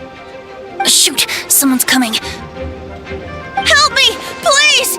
Someone help me! What's with the freak out? It's just us. Ah, perfect. I can drop the act. Sorry, I thought you were regular citizens. It's about time. I think we can proceed as planned. I agree. Although, it's been a while since I dealt with something this big. Oh, it's gonna be pretty exhausting. Don't worry. I'll treat you to a drink for your trouble. Haha! Just what I wanted to hear! So, these two know the other's identity then? Monsters started surging in from Dragonspine during the trial. They soon became agitated, likely in response to the core coming under pressure. Still, I never expected those monsters to have become this advanced. The power of evolution cannot be underestimated, especially considering the fact that Durin absorbed the previous imposter. Wait, so what about the map? And the missing bodies? What the witnesses saw was true. I did hide those bodies.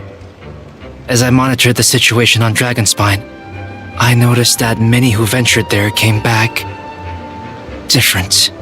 Some were under the influence of Durin's power, but the less fortunate ones had already been devoured by monsters, who then assumed their appearance to infiltrate the city. Most of those who were replaced had no close relatives, so when their behavior changed, there was no one to notice. The monsters used their disguise to get close to people. I eliminated 2 who attempted to attack. What about the remains Diluc found? Did they belong to one of the victims? Yes, the monsters slowly digested their victims. Sometimes, they even left behind body parts to aid the transformation. All that remained of the first victim was a few strands of hair, and the second, some teeth and bone. The only bodies Albedo destroyed were the monster's mimic forms. Then he buried whatever remained of the victims to put them to rest. Well, someone had to do it. Besides, I managed to gather some valuable data on the putrefaction of the bodies. After we defeated the doppelganger Whopperflower on Dragonspine, we promised to tell each other a story, remember? I'm glad. Then you remember what I told you about Subject 2? In his pursuit to replace Subject 1, he transformed a Whopperflower into Subject 3. Yes, that would be Subject 2. I confronted him and buried his body on Dragonspine. So, you see, at one point, there was something hidden in that hole you found.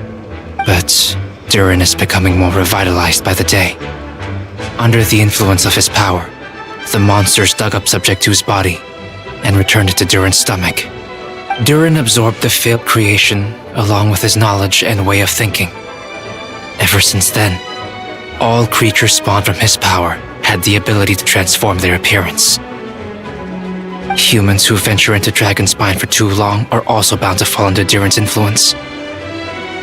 But those effects don't show themselves right away, and the extent to which a person has been affected is hard to perceive. You saw it for yourself, didn't you? All the people acting strange? Those are the same people who just tried to break into the Knights of Favonius headquarters. Durin's power remained dormant within them until, finally, it surged to the surface and seized control. That was also our goal.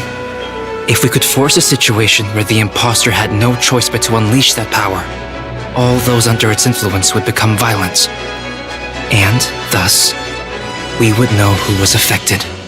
Wait, so what do we do? We can't go around hurting innocent people. That's why I'm here. It would make me look bad if I just lazed around after promising to help. We will use the power of Animo to restrain them for now. That should give the Knights the chance to subdue them without harm. A specialized team will deal with them later. Alright, that's the long and short of the situation. It's time to activate that thing, right? Yes. So, if there are little secrets other people shouldn't know, my identity, for example, keep it to yourself, okay? Alright, this should do it.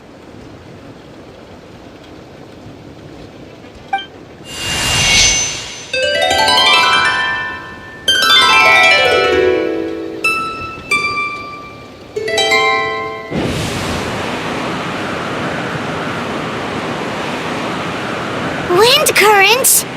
Paimon's never seen this many! There should not be currents across the whole city. Everyone, can you hear me? Loud and clear. All units, what's your status? All good. We have enough manpower to provide support.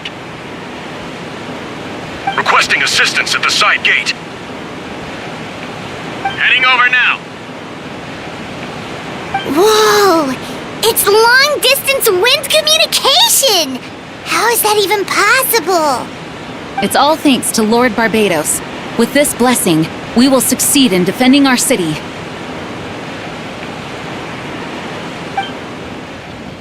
Actually, if you face away from the current and whisper like this, no one can hear you. No wonder you're crouching down there like you have something to hide. You didn't have to broadcast that. Huh? That voice? Venti? Is that you? Oops. Oh, you know, just a wandering bard calling for help. Thank goodness the Traveler, Paimon, and Albedo found me. Got me out of a tough spot. Right. Now that you're okay, we should check on the status of the other areas.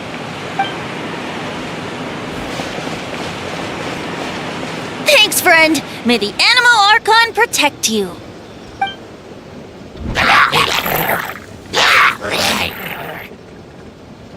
I've got things covered here.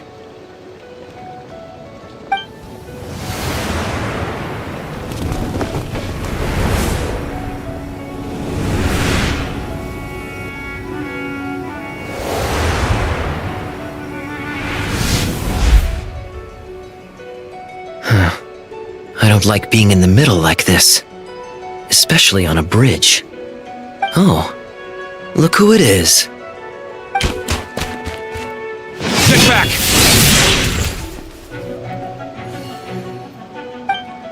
Phew. That was a close one. I suppose thanks are in order, Master Diluc. I appreciate the help. No need. I didn't intervene to save you. It was for my own convenience. You were in my way. Oh? Well, let me get out of your hair then. I suppose we could work together, but you would just melt my ice anyway. Suit yourself. All right, tell me. When did you notice something was off? The first trial. Ah, because of the fake Hertha? No. Because of you. Me? What did I do? My defense wasn't passionate enough? No. You weren't nervous enough. Tell me then, Master Diluc, when do you think I actually get nervous? I suppose we'll see, won't we? Monsters, incoming. On second thought, best not to think about it.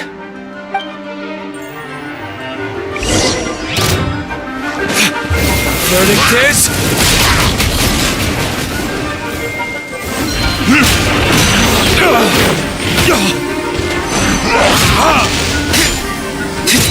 Freeze! Oh, so sorry.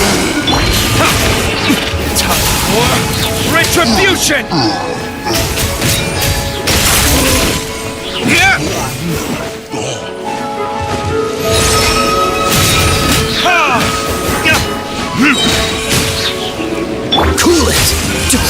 respite. Verdict is...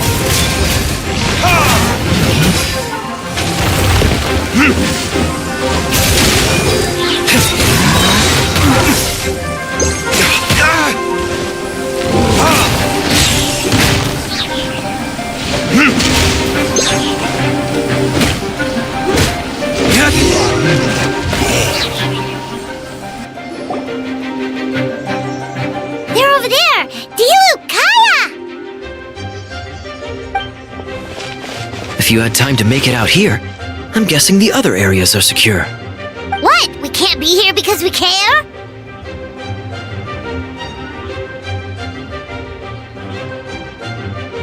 Maintaining control over the main road means maintaining control over the battle as a whole. You made the right choice. So what's the status over here? All under control. Don't worry. My trusty civilian volunteer and I have this area covered. I think you mean the man who held the title of cavalry captain before you. We don't have to bring that up. Well, keep up the good work. We'll go check on the status of the other locations. Good luck. Oh, and I wanted to thank you for what you said in court. If I'm not mistaken, you were on my side by the end. Believe me, he's had his suspicions since the first trial. I suppose it just didn't feel right to believe that someone who helped me in the past could be a cold-blooded killer. Aw, that's so sweet! Thank you for trusting me, and for choosing to fight alongside us. As for you, Kaya, good work, as always.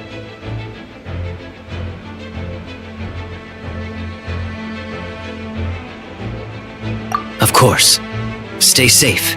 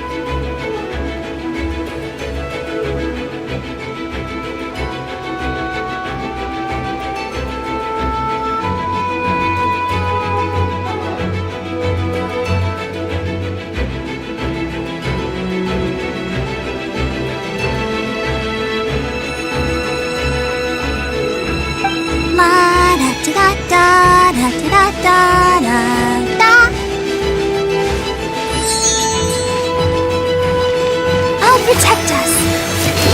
Hi. Oh. Huh. Hi.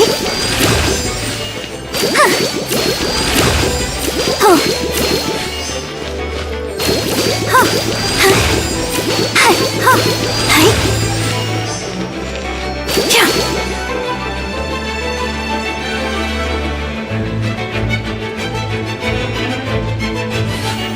Let the show begin.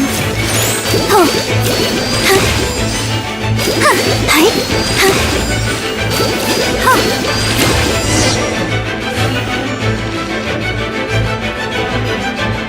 All right. You should be on the mend. Thank you so much, Miss Barbara. Things are still quite chaotic outside. It's best if you all remain inside the cathedral for now. You're not rushing back out to the front line, are you? You're still injured. Don't worry, Miss Barbara. I'll try not to put myself in harm's way. I can help with the logistics from the back. Well, maybe we can give you a hand. As you said, the situation outside is chaotic. Injured parties should not be left unattended. There are others here who need to get back to the front lines, so I'll escort you all myself. Of course. Thank you, Miss Rosaria. Just doing my job. I'll leave the cathedral to you then, Barbara. You can count on me!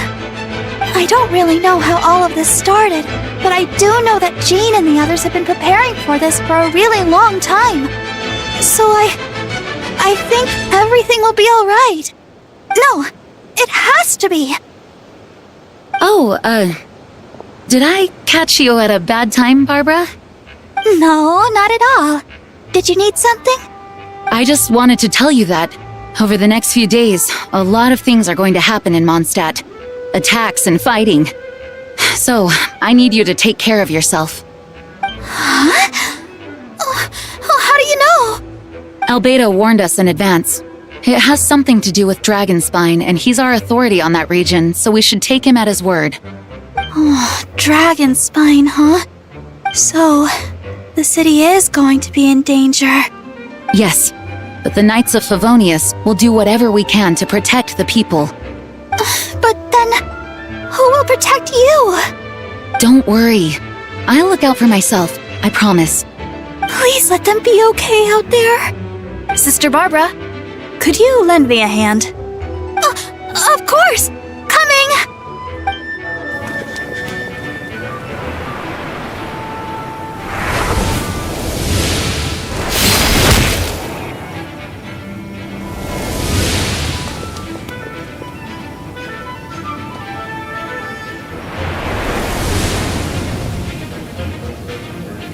They're here! Prepare for battle! On guard, everyone! Incoming monsters at 11 o'clock! Looks like we've got 25 hilly churls, 2 blazing axe Mida churls, and a bunch of different slimes. Prepare elemental countermeasures! Roger that.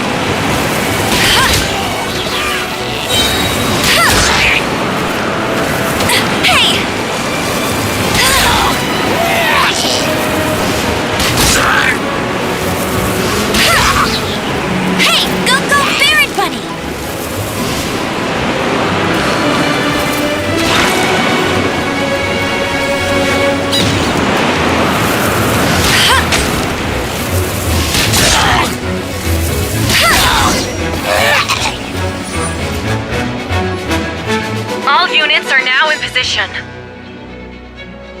Hertha! Ah, jeez, your voice scared me just now. What? Still caught up in the imposter incident? I thought you knew about the plan.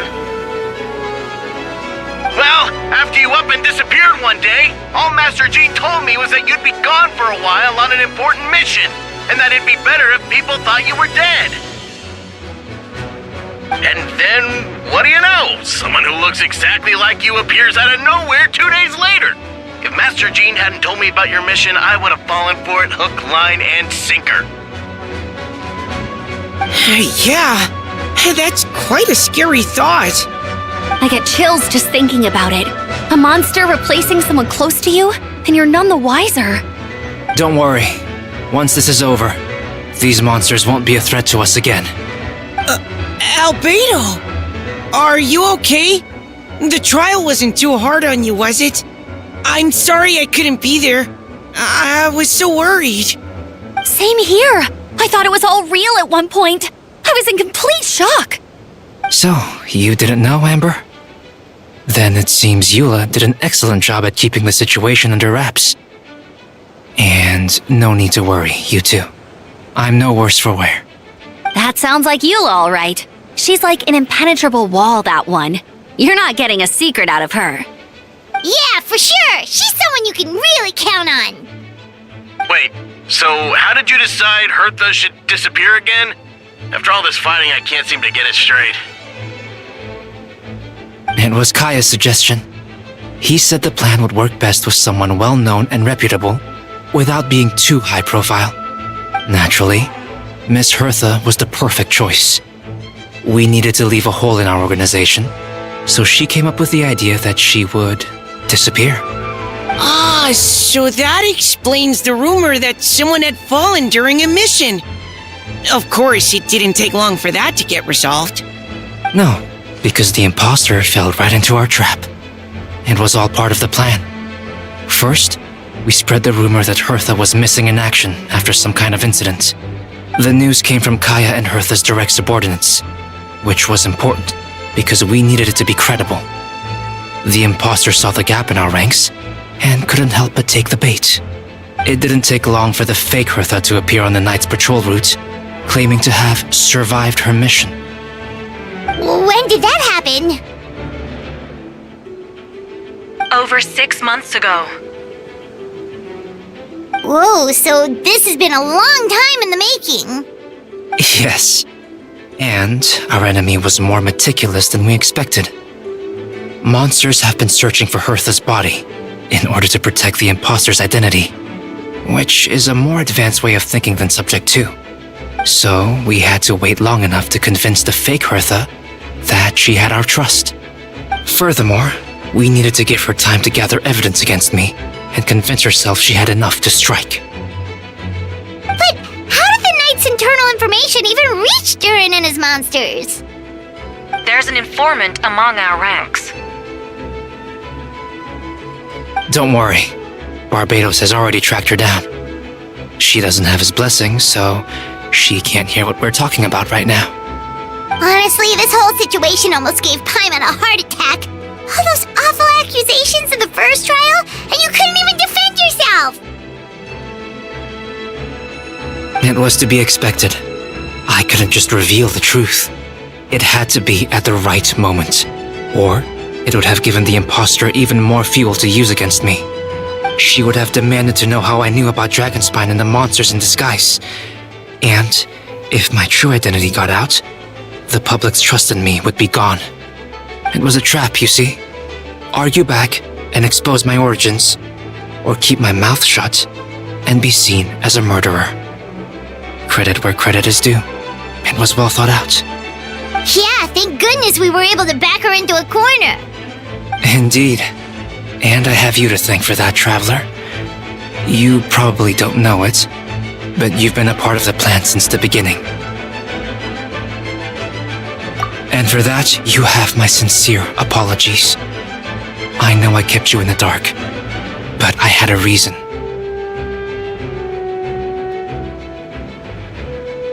This might not sound intuitive, but I did it to make the plan even stronger. From the beginning, I knew I had to leave the letters in my office for a fair and independent reader to discover. Someone willing to seek the truth. Naturally, I thought of you. I knew you would return for Windbloom. I knew you would agree to attend the trial. And I knew your sense of responsibility and justice as an honorary knight would compel you to start your own investigation. The fake Hertha, Subject 2, has met you on Dragonspine before. If she thought even you had lost faith in me, her confidence might get the best of her. The perfect time for us to strike. Albedo's right. You were part of our plan from the start. I hope you don't take offense at our decision to keep that from you. And please, don't be too hard on Albedo. He was just doing his best to look out for Mondstadt. Enough people were involved in the plan as it was. We had no other choice. The Honorary Knight and Paimon will always be friends of Mondstadt. We will never forget that. Aww, that means a lot.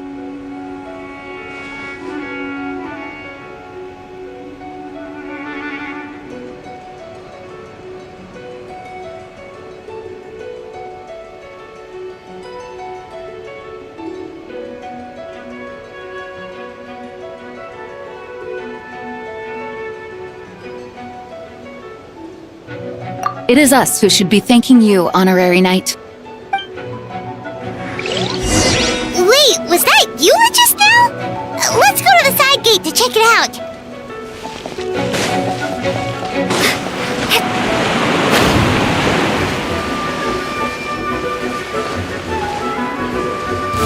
Oh, cutie, it's you. Here to take some weight off our shoulders? Lupical, it's you. Good work, everyone. We're here to help.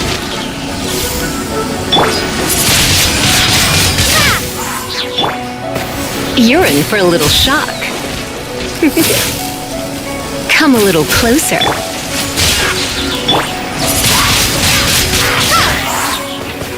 You're in for a little shock. Come a little closer.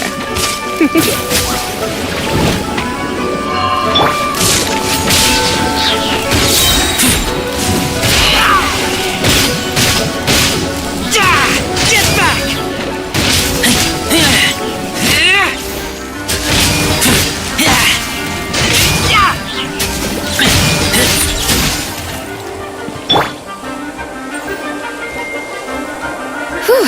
It's been a while since I unleashed my lightning during Windbloom. It happened a lot before? Unleashing lightning on people? No. Once in a while, maybe. It sure feels good to let loose, though. My old professor even wrote to me about that a few days ago. Of course, I made sure to emphasize that I always treat others with kindness. It's only natural for a student to inherit their teacher's ways, after all. And mine was a gentle old man from the Spontamod school. So you see, this time I only used gentle methods of electrocution. So gentle, even Jean would have no reason to intervene. Gentle electrocution. You seem to be in good spirits, Miss Lisa. Well, it's good to move about every once in a while.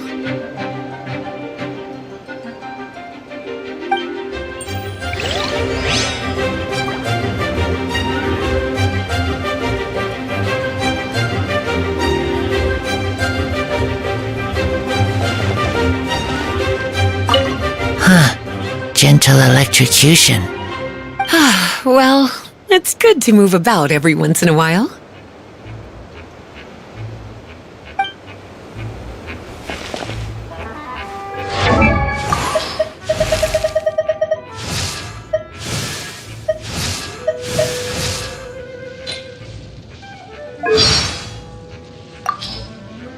You smell nice. Let's hunt. I smell rabbit. I'm hungry. Let's hunt. I keep watch. You leave, you call me. If you're scared of lightning, hide now. Avoid the trees. Follow me. Wind. I like the wind. The wind bites hard. The sun is up. Time to hunt. I had a big lunch. Lots of meat. I'm happy.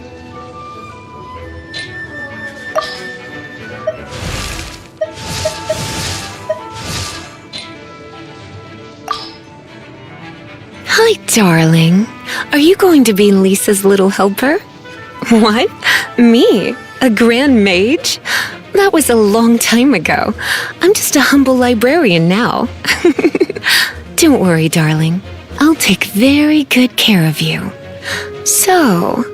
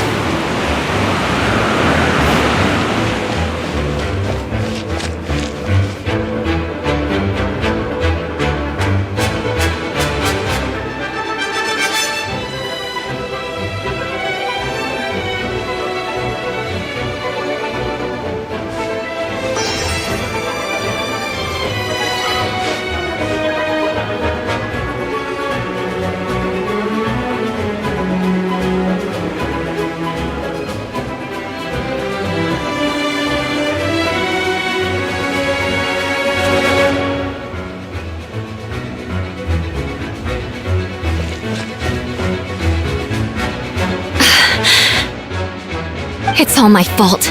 I knew Klee was fast, but disappearing like this? I only lost sight of her for 1 second.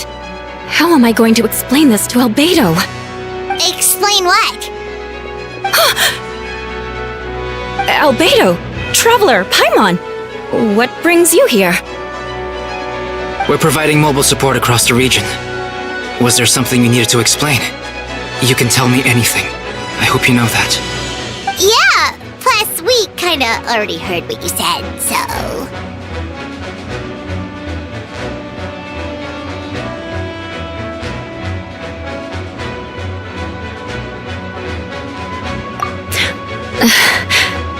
Klee, she disappeared right under my nose. I'm sorry.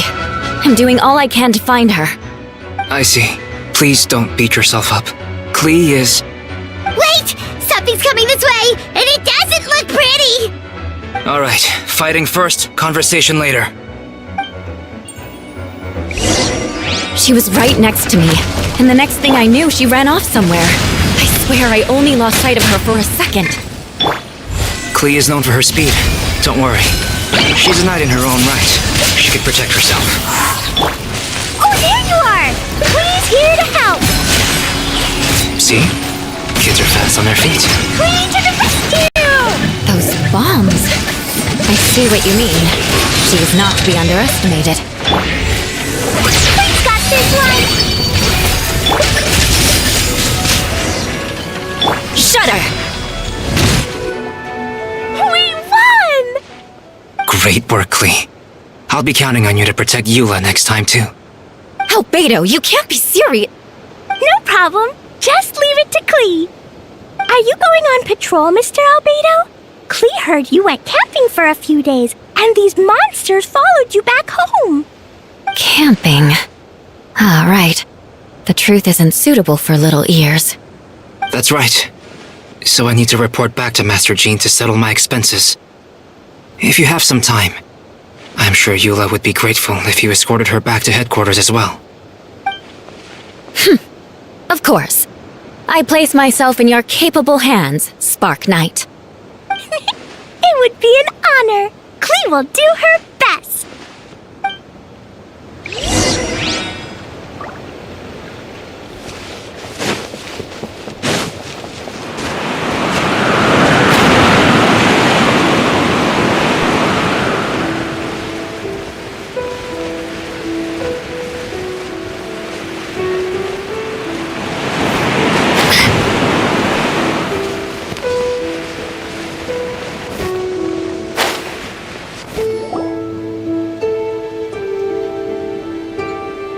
That should be it for now. Good work, everyone. How did we fare injury-wise? Good! Our preparations paid off. Injuries are few and far between. I have the full record here. Wonderful. I'll review it in a bit. We're back! Everyone all right? Amber? Yup, right as rain. We're back! Klee kept Miss Eula safe the whole way. That's amazing, Klee. Eula was lucky to have you. Looks like we're still missing a few. Reporting back, Master Jean. Mission complete. Good to have you back safe and sound. And great work, everyone. This operation could not have happened without you all. Your leadership is what made it possible, Master Jean. It's been a busy few days. You should take a well-deserved break. I will. But I believe you deserve one most of all. My work isn't finished, I'm afraid. I have a few loose ends to tie up. Loose ends? Ah, yes, of course. We can talk about it back at headquarters. The Traveler and Paimon should be there too. All right. Everyone who has finished their work should head back to their quarters or to the church to get some rest. Want to come with us, Klee? We can drink some tea and eat some freshly baked moon pies. Yes! Yes!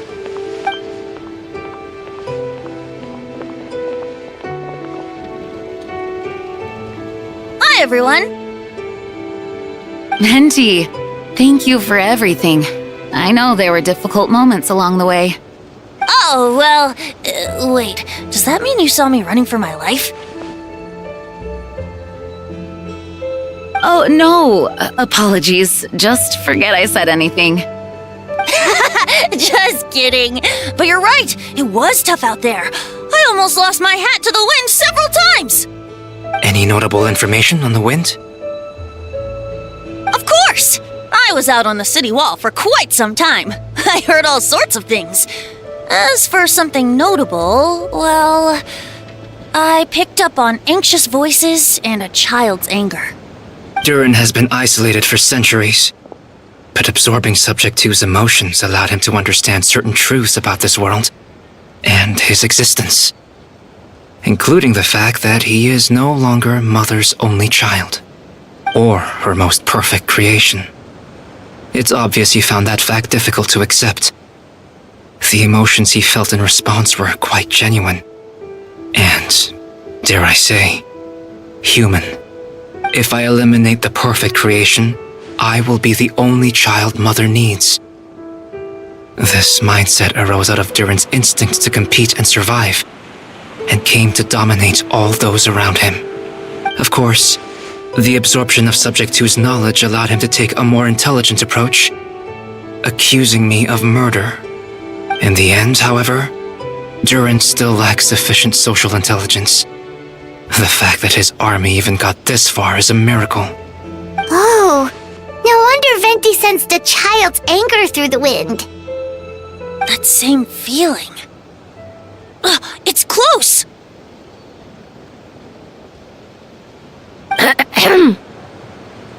Miss Phonia. Here to make your report? Nothing much to report, actually. Huh. Is that so? During the battle, we were talking about your transfer to the 7th Company. You were in charge of patrols and post-battle reconnaissance this time. How did everything go? Good. No problems. I see. If you don't mind me asking, why did you come from that direction? And why are you alone? Did you think we were still meeting at the side gate? There was a change of plans. We sent the message over the wind in the last few minutes of the battle. There were a lot of changes during the operation, but I imagine you missed those as well. Because you're under Durin's influence, and you have been since your trip to Dragonspine over 6 months ago.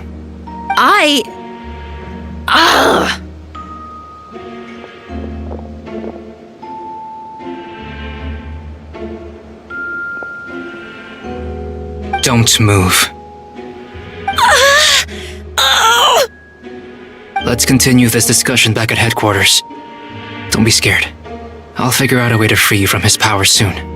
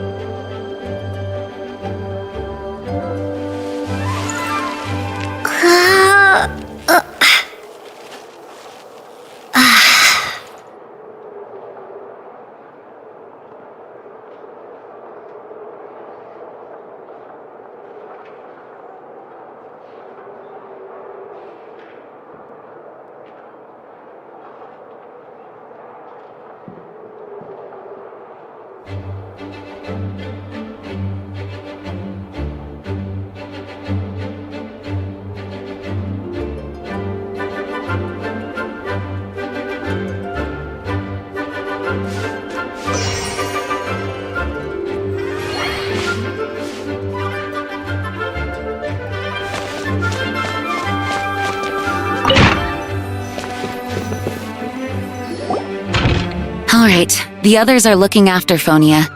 Please tell me you can help her. I can, as long as the rest of the operation goes well.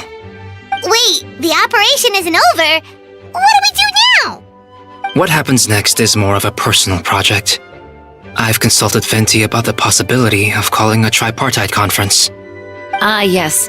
That's a relatively new tradition. Grandmaster Varka came up with the idea a few years ago. I still remember when he approached me about asking the lovely ladies of the Hexen Circle for a small favor. The chumminess caught me off guard. If I hadn't known any different, I'd have thought he was talking about his older sisters or something. Older sisters? Is Varka really young or something?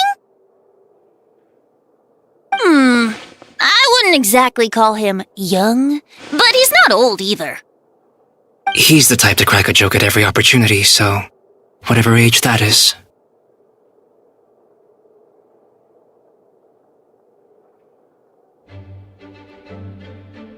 Indeed.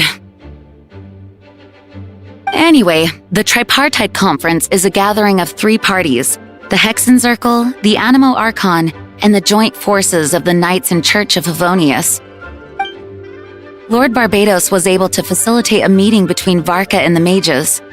Varka has quite a way with words, so he was able to gain their favor and convince them to agree to a very important request.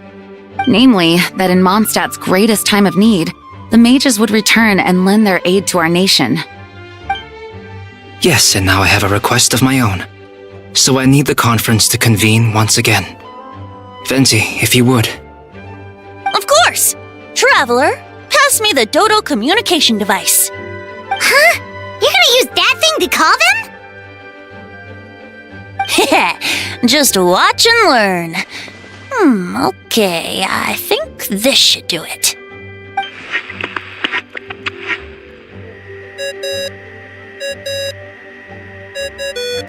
What's that ringing?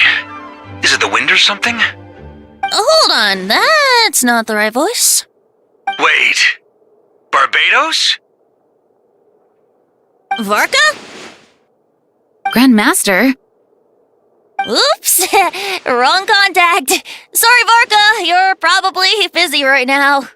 But considering I'm surrounded on both sides with a group on my tail looking to turn me into mincemeat, yeah, I'd say so.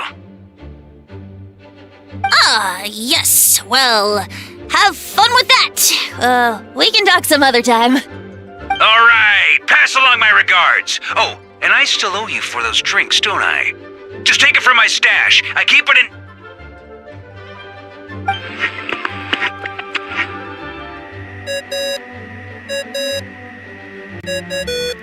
Hey! He was just about to tell us where to find his secret stash!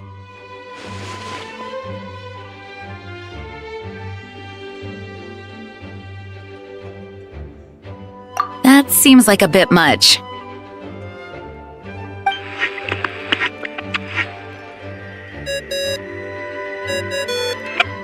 Hello? Who is this?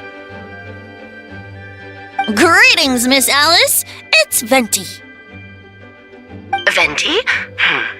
Nope, it doesn't ring a bell. You're really gonna tease me like this? Ugh, fine. It's Barbados. Apologies, just a bit of fun. What can I do for you, dear Barbados? You still remember the tripartite conference, right? I'm calling on behalf of a friend. He's asking for a meeting. Oh? And which brave soul is it this time? It's me, Aunt Alice. Albedo, captain of the Knights of Favonia's investigation team, requests a formal meeting with the Hexencircle. And what is your wish, dear Albedo? I want to accomplish something unprecedented. How unprecedented. Something even your mother Rhine-daughter never accomplished? In terms of technique, no. But in terms of location and materials, yes. Okay, that makes no sense. You've piqued my interest. I'll be right there. Be right where? Here, as in this office? Hello again, everyone. Hello, Aunt Alice. I see you've turned yourself into a giant Dodoko.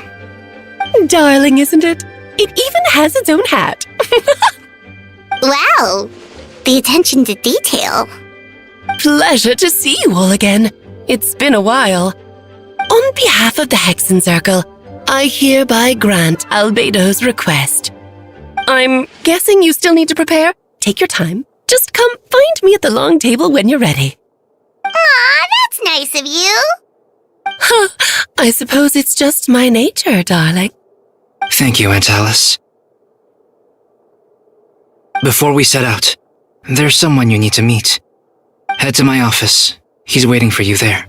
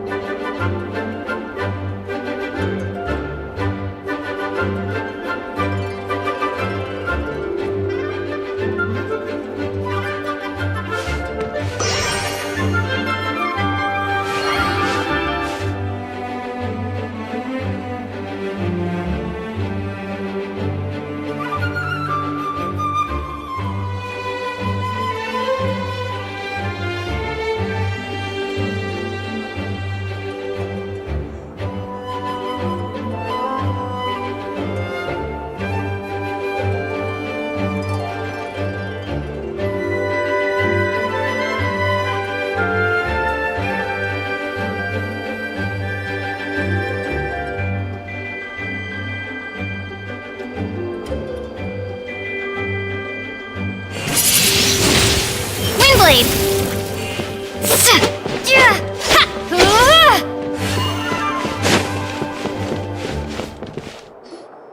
Hey, have you ever wondered why Albedo always keeps his office closed? I'm on bets there's a secret snack stash hidden around here somewhere. Ah! Hey, not so loud! Mini Turin, what are you doing here? Well, actually, I've kind of been helping you guys in secret this whole time. I tried tapping Paimon on the shoulder during the battle, but you floated away too fast. Yeah, I've been in Mondstadt for a few days now, but I've kept myself out of sight. I thought people might be scared of me. Oh, don't worry. We aren't scared of you. Thanks. So, what brings you here? Oh, is it Windbloom? There are a ton of fun games this time of year. I did sneak off to the festival for a bit. Even though I couldn't play the games because of all the people, I still had a lot of fun. But that's not why I'm here. Albedo and I made a promise to accomplish something great together. What do you mean? I'm gonna replace the Durin on Dragonspine. I'm gonna be the one who is revived and brought into this world. Wait, didn't that already happen? You left the storybook world, and now you're here. Sorry. I should be more specific. Albedo said he can use alchemy to turn me into a human. What? Yeah, he's been working on it for a long time. And that's what you want, Mini Durin? To become human? I don't know if want is the right word. I don't even know if there's a right answer in a situation like this.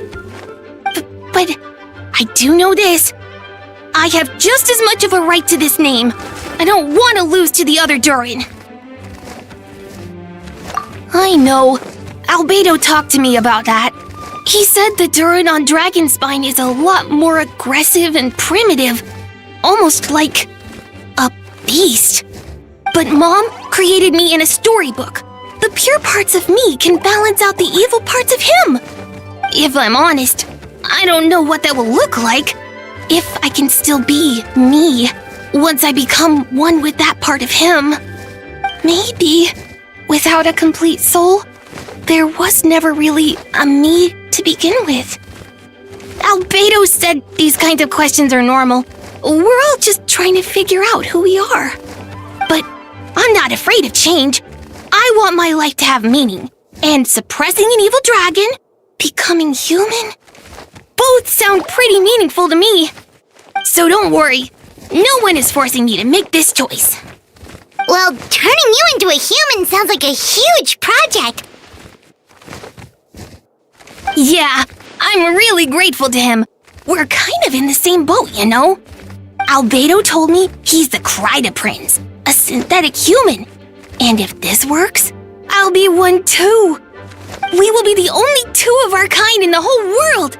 Alchemical creations allowed to live in human form. If all living things are grouped together by species, and there's only one other person like me in this world, I guess that makes us family. Definitely. You've just got to trust one another. Actually, while we're on the subject, does your friend Hat Guy know about this? Yeah, I told him I was coming here to fulfill this, duty. He didn't try to stop me. Just told me to get a move on then. He didn't say it outright, but I think he supports my decision. Maybe he even thinks it's a good idea to go through with this. I'm a little scared, of course, but excited too. Anyway, I'm really glad I got to talk to you at a time like this. I feel a lot better now. So, thanks!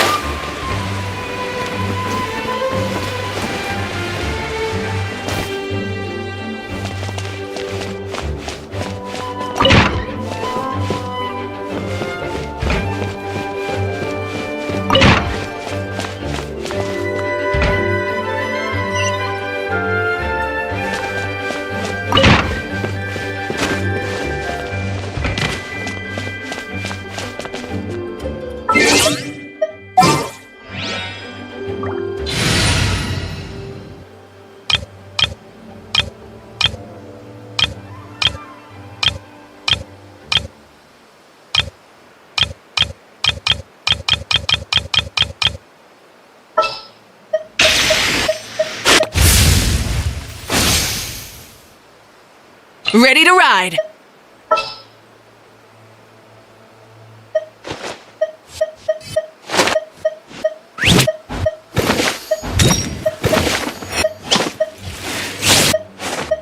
What's the news?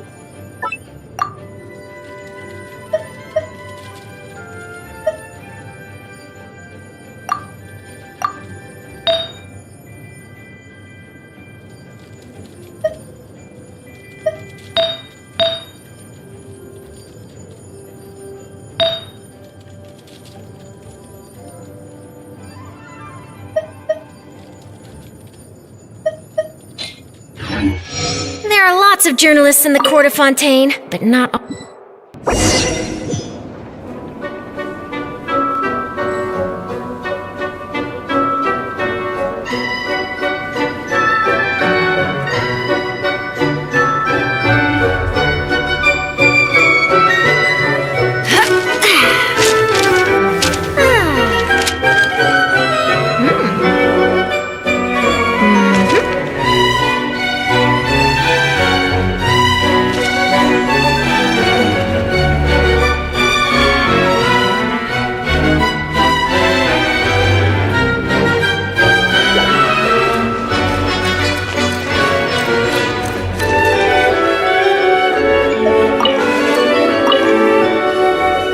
Welcome one and all.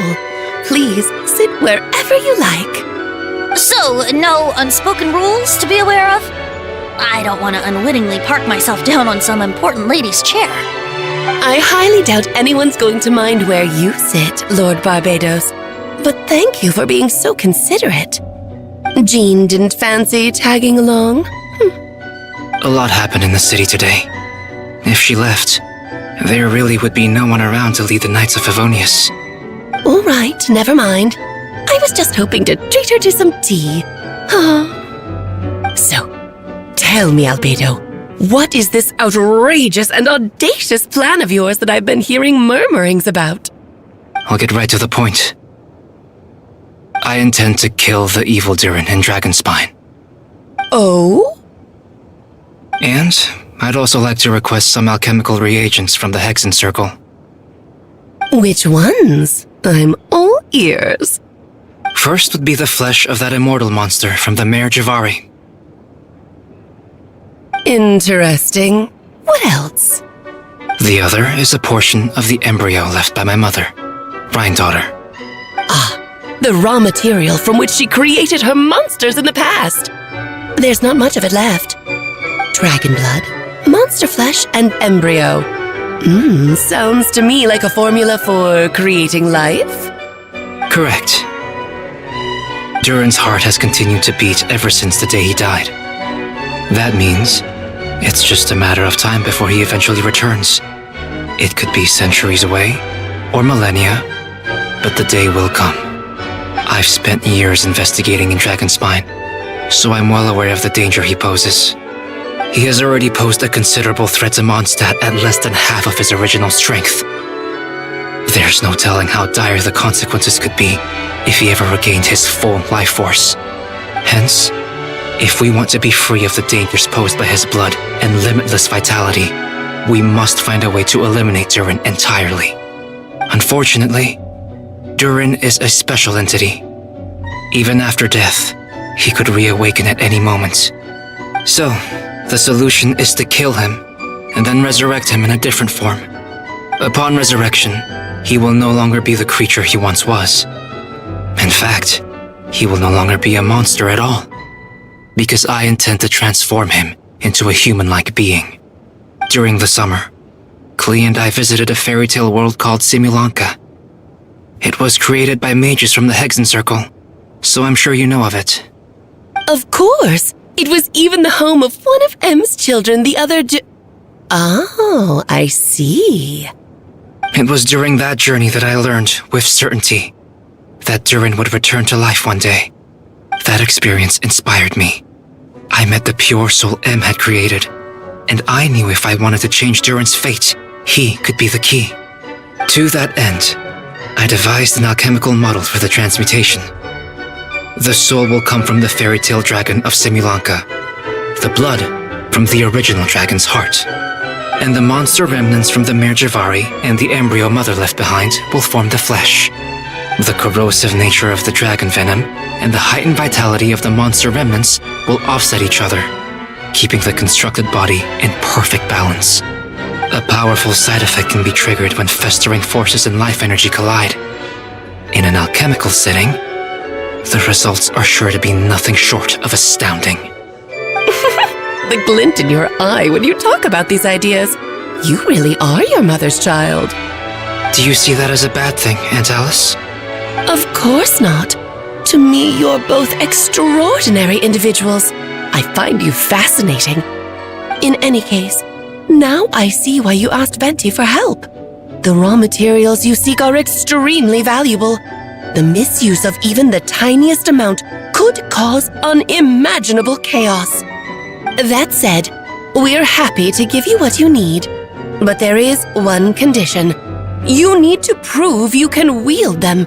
And so, you must pass the Hexen Circle's trial. I understand. I figured something like this might happen. That's why I asked the Traveler to come along.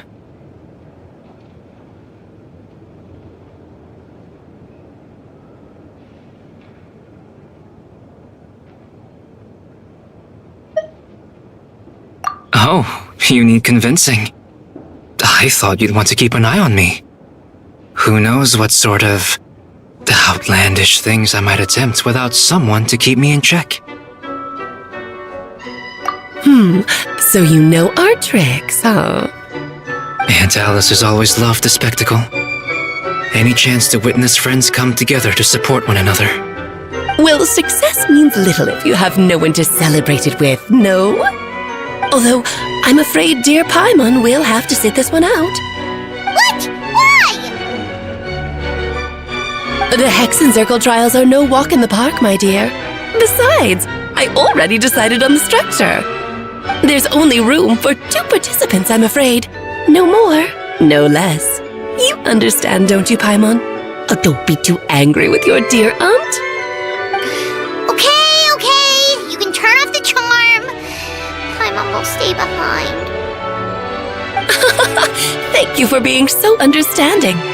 Then, whenever you two are ready, interact with the chessboard on the table. It will guide you through the trial. Then let me make a formal request. Will you go through this trial with me? Are you ready, Traveler? Then, my dear children, get ready for a taste of the Dodo King's magic.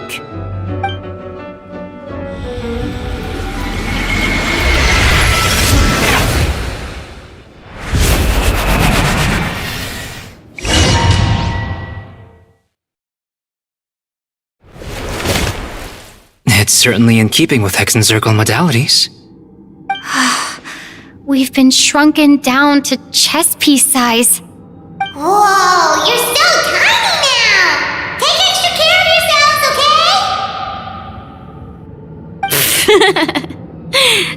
okay? What is it? Nothing. It's just Paimon's voice is even louder than usual now I'm this size. She's always so energetic and lively. Nothing can dampen her spirits. Don't worry.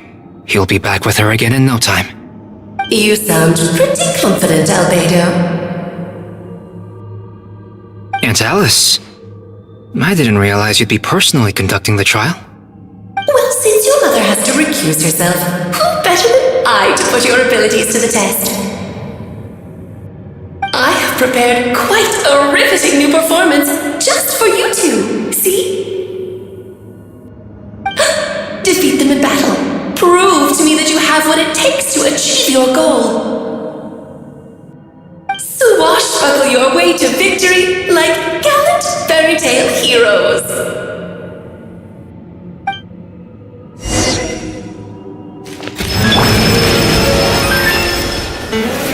Show no mercy!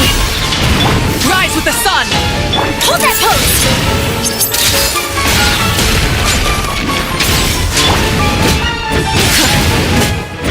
Witness my great undertaking!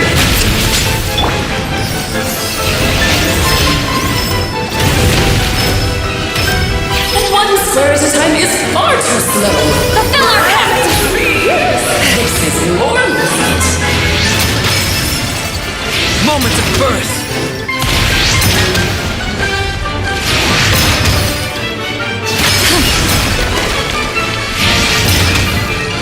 Get to work!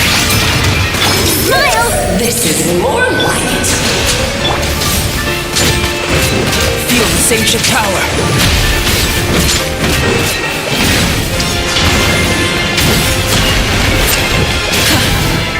Show no mercy! Burst forth! Burn it down! Witness my great undertaking!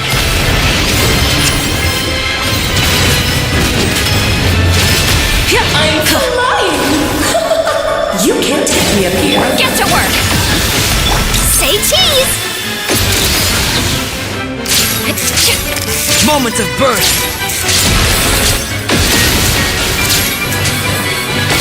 Burst forth! King and Queen should present a united front. Show no mercy! Light it up! Hold that pose! Feel this ancient power! Burst forth!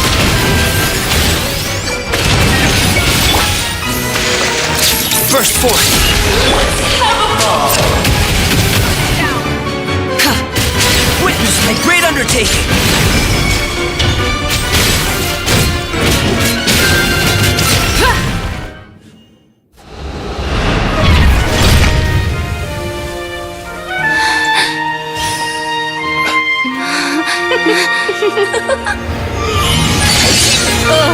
It had to be this form?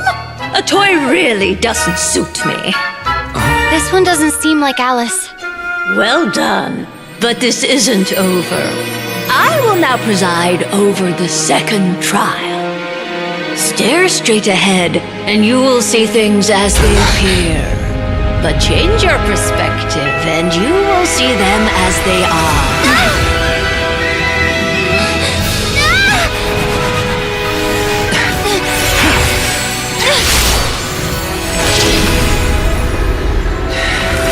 You okay?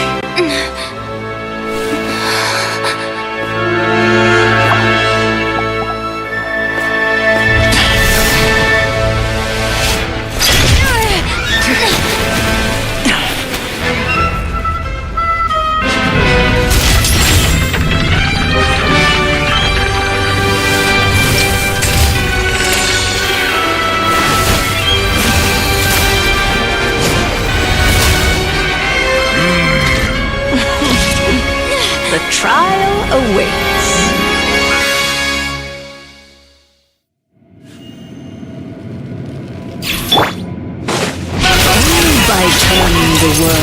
on its head, can we see its true colors? So it begs the question, what do you see on the other side of this chessboard? Pawns earned true freedom the moment they gained legs with which to run. So, in the spirit of Rhine-daughter, I prepared a little surprise. No need to thank me, of course. Just a small gesture of kindness from me, Barbara. Just a Pause by presiding over this babe. You're always ceremony. Moment of birth. I'm losing your lives. Where were we?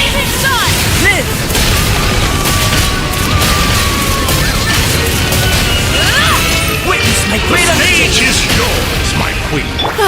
I shall take the spotlight once more.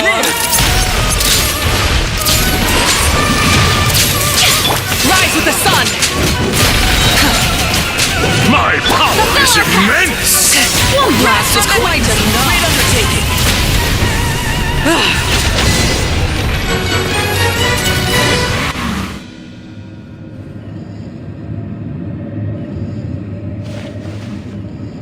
Yes, very well done.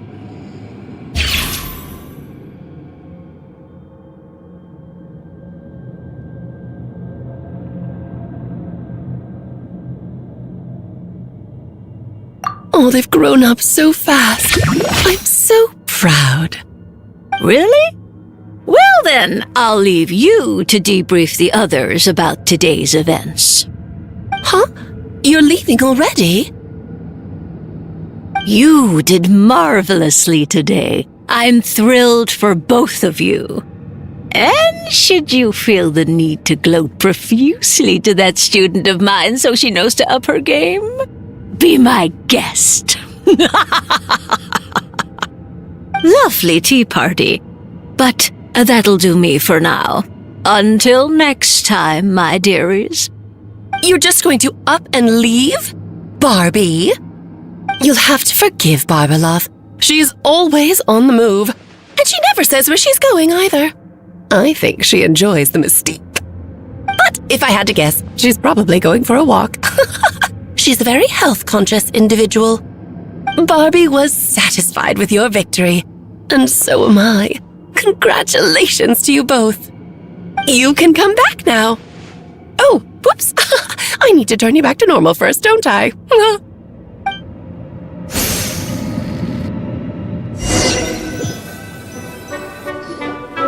You're finally back! Great job! You made it all look so easy! Nice to have you back safe and sound. Now time to relax and switch off. You've earned it. Thank you. Once you've rested up, let me know when you're free, and we'll head to Dragonspine.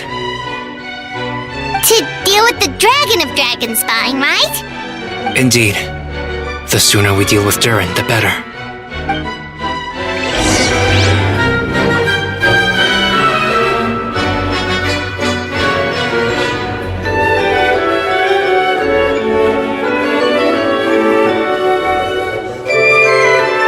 Exploration and trials. Adventuring is right up my alley.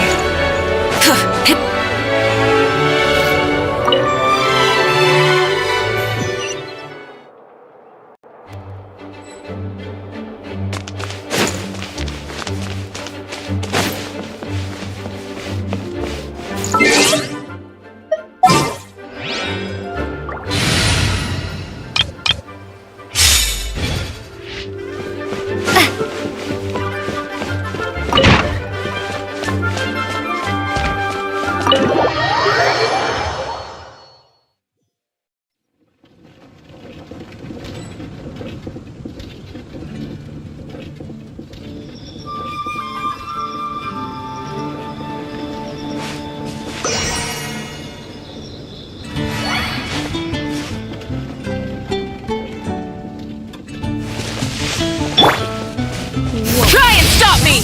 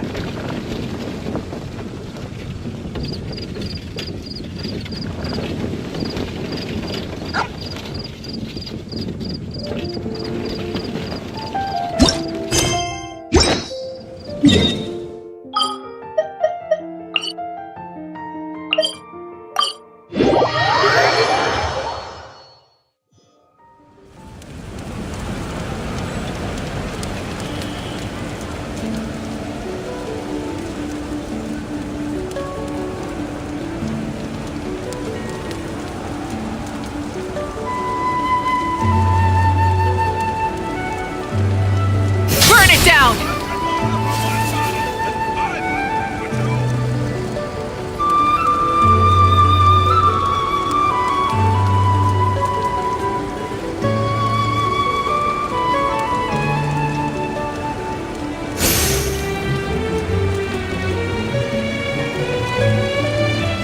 Full throttle!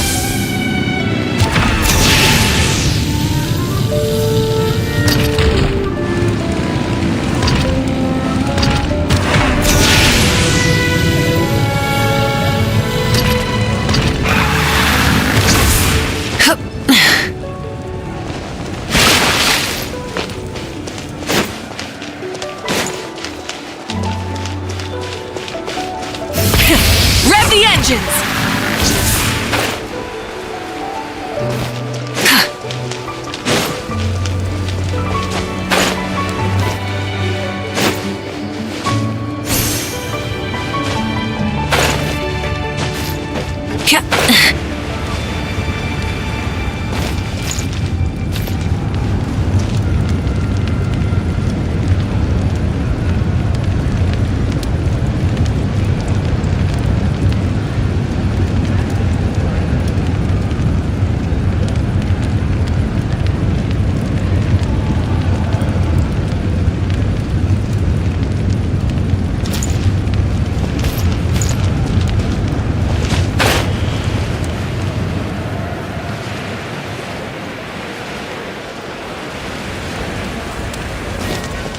Try and stop me!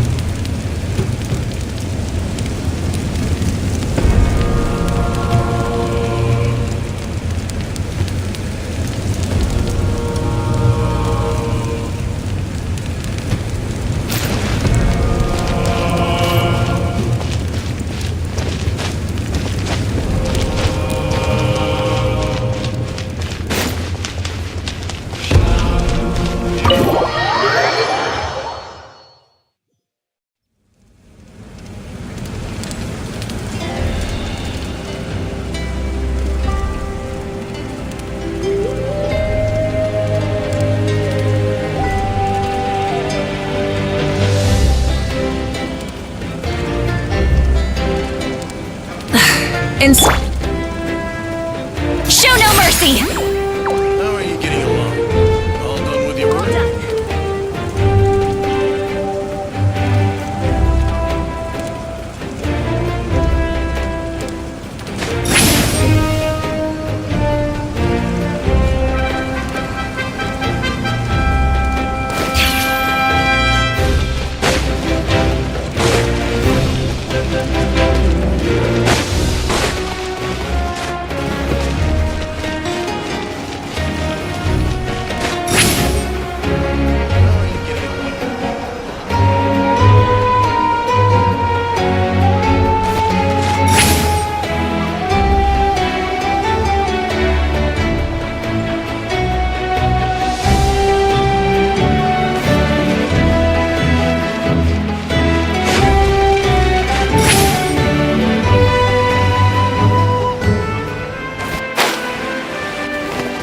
Rise like smoke!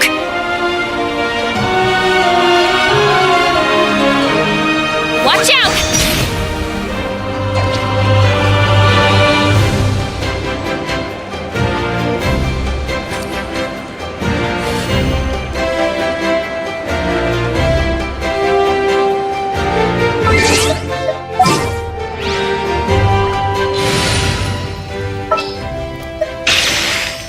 All right, after you.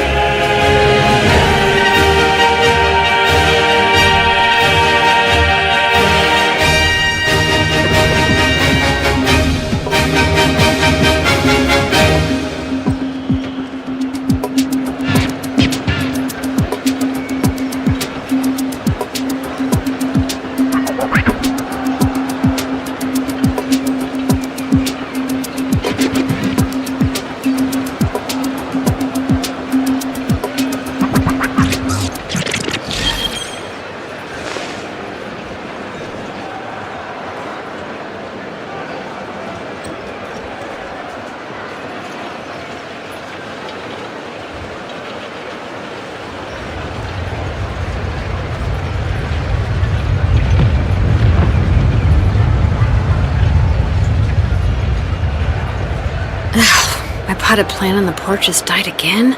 I was watering it every day. Ugh, don't tell me I overdid it this time.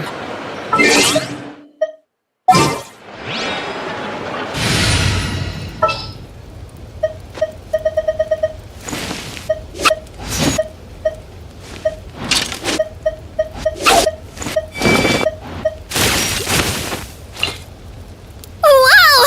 I can join the team?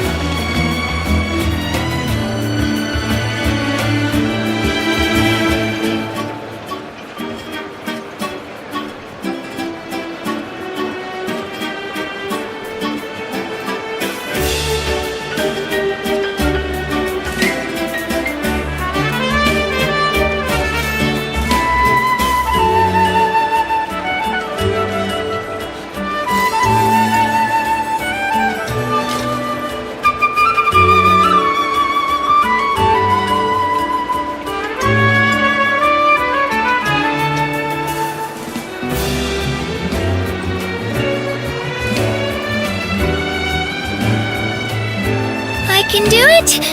Oh, I can't. I can do it! Oh, it's fine! I can definitely do it! Right?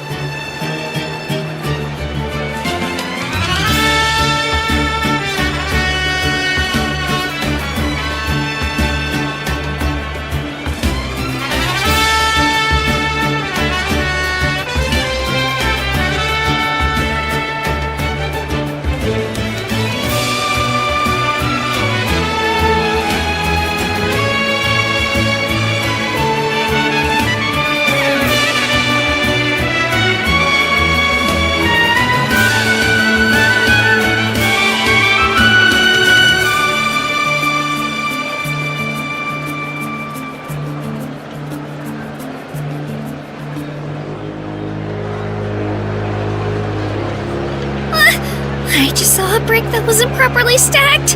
What should I do? Now it feels like there's a little saurian scratching away inside my chest.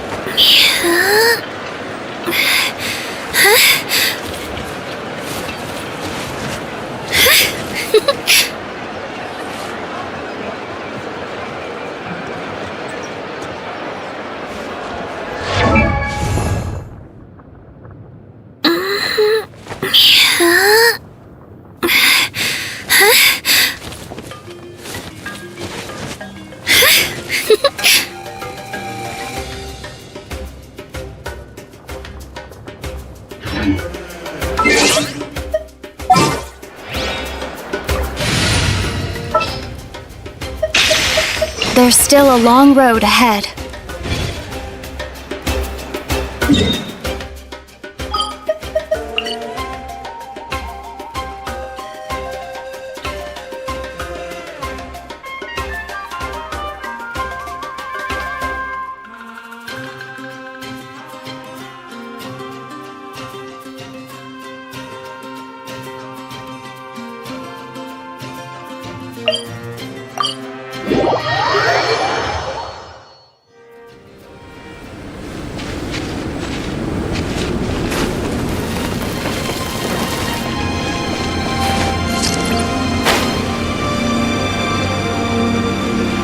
Yep, this place is as freezing as ever. Paimon's hands are turning to ice. Want to climb into my hood? You sure? Is it warm in there? It should take the edge off, and it might improve your mood. But I recommend finding a heat source for a more potent effect. Rise with the sun! Flash frost! Fulfill our pact! Freshness preserved.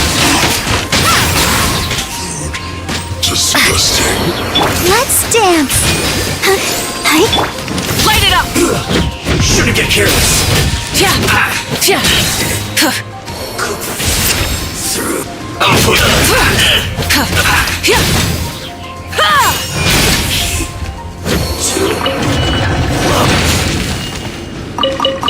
Frozen.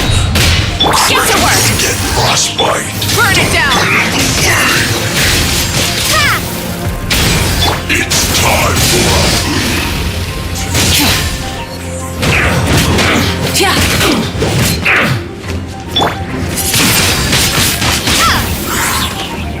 Rise with the sun! The loneliness of death.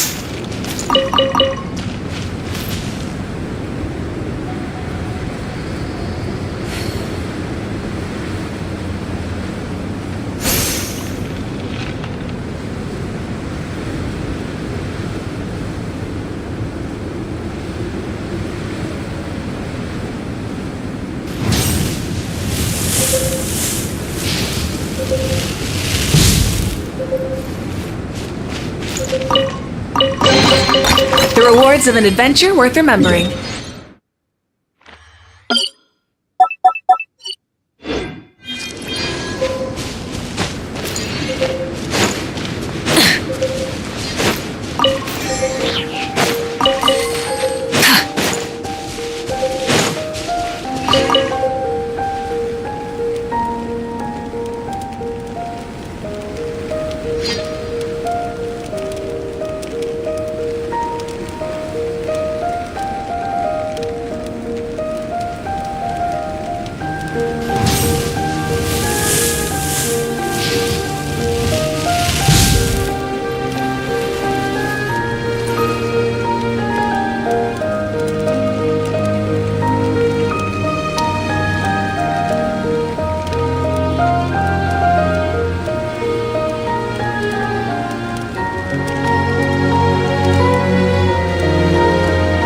Many insects have a compulsion to follow the light, and humans are the same. Except we call that light hope.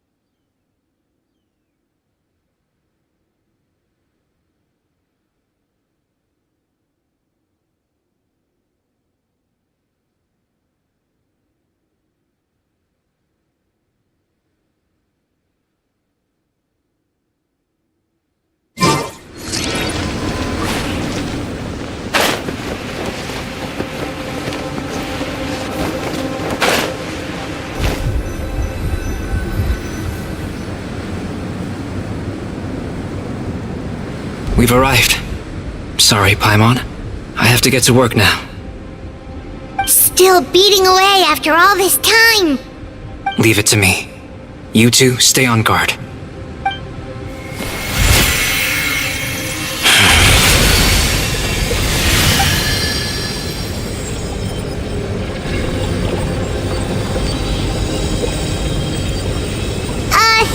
May Paimon ask a question? You may? Who is Durin to you? Do you think of him as one of your kind? And is he a dragon, person, animal, or monster? From an alchemical perspective, we're both artificial creations. But biologically speaking, we have no relation whatsoever. So, to say we are kin would be categorically incorrect. Sounds like you prefer humans to dragons then. It's not so much a matter of preference. Rather, as things stand, I would say I belong to the class of human, albeit a unique category thereof. But then again, most forms of life in this world possess some unique traits. I am perhaps the most unique among humans, in that I'm the only one of my kind. But soon, there will be another just like me, assuming this alchemical project proves successful. I believe Mini Durin already told you of his intent to replace the Durin of Dragonspine. After my conversation with him, he also expressed a strong interest in becoming human. It's a fascinating prospect, not to mention an extremely challenging one. But I understand why he came to that decision.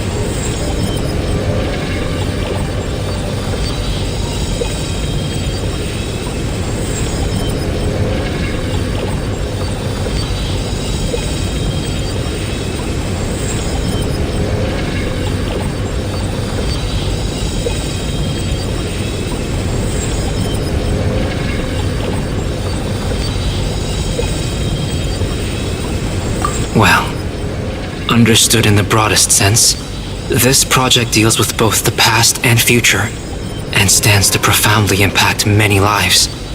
That, primarily, is what makes it worthwhile. Helping Mini Durin become who he wants to be is a secondary consideration, though still a meaningful one. By contrast, my personal motivations are nothing so grand and meaningful. I'm just pursuing something I believe in. In my view, to cultivate life which the world cannot generate endogenously is to cultivate the world itself. Whatever aids life in attaining a greater level of perfection improves the world by doing so. It is not a question of whether this ought to be done or not, merely whether I wish to. The alchemical enterprise is concerned with deciphering and comprehending all forms of knowledge. That is the path I walk. Of course, that's not to say that this is just a science experiment to me.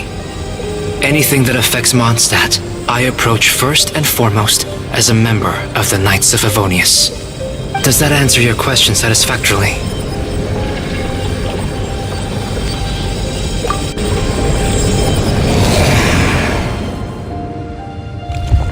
Finished. Looks like a golden energy has encased the dragon's heart! The whole heart would be too big. I don't need that much. Instead, I've just removed the core. The rest will soon lose its vitality completely. This time, Durin's body should finally die for good. Wait, but in that case, what's gonna happen to the fake Hertha? And what about the people who fell under Durin's influence? The Knights will keep an eye on them. But as far as I'm concerned, eliminating Durin's influence on the citizenry and creating a new Durin through alchemy are one and the same thing. Armed with this heart, I'll be able to complete the alchemical array and deal with all these issues in one go.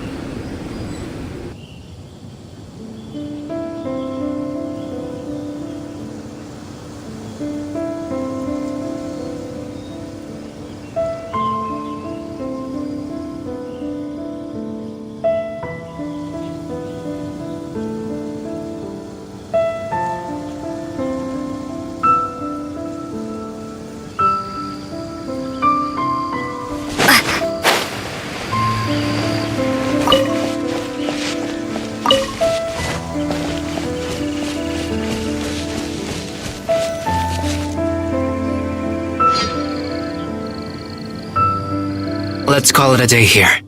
Thank you for accompanying me. Pleasure! We sure learned a lot. Mondstadt's a lively place during the Windbloom Festival. You should take a look around and pick out some nice souvenirs for yourselves. Oh yeah, the festival! Wonder who the Windbloom Star is gonna be this time. Well, we've been too busy dealing with this situation the entire time. Who else would be free to work during the Windbloom Festival? I'm sure we'll find out on the day off.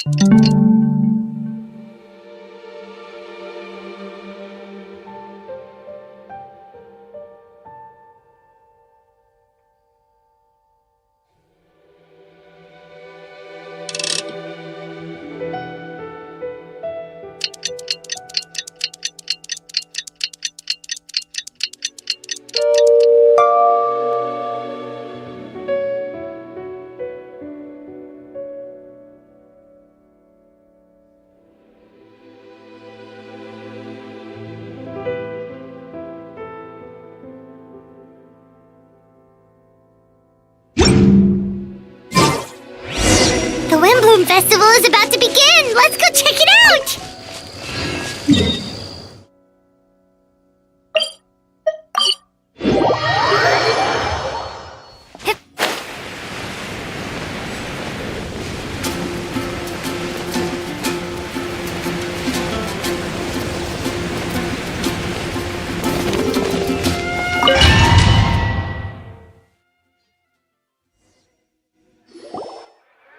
As you all know, during this year's Windbloom Festival, the people of Mondstadt have banded together to defeat several waves of monsters that tried to invade our city. Accordingly, we would like to award the title of Windbloom Star to someone who made an outstanding contribution to the defense operation. This is someone who may not look like a strong warrior, but whose keen insights played a vital role in gaining control over the conflict. His words and songs always have a way of lifting people's spirits, and they were a great support to us all. Let's give a round of applause to this year's Windbloom Star, Venti the Bard. Wow! Amazing! Venti! Huh? No way! You're really gonna pick me? Why not? You're the perfect person for the job. Alright. Does that mean I get unlimited free drinks at the tavern? I'm sure they'll be more than happy to support this year's Windbloom Star. If you'd like, you can even take a drink while you give your acceptance speech to the crowd. In that case, instead of a speech, how about a song? Everyone! The best bard in the land is about to begin his performance, so don't go away! Gather round and lend me your ears!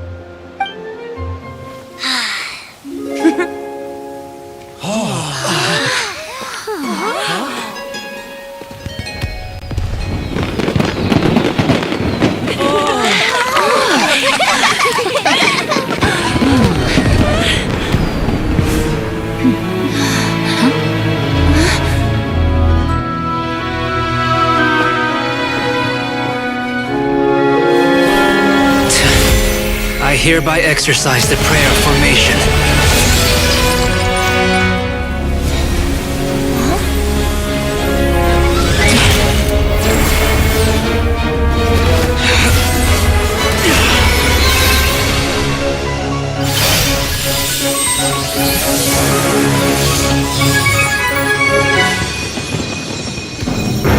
Ubiquitous earth, flowing water, refining fire, fortifying wind.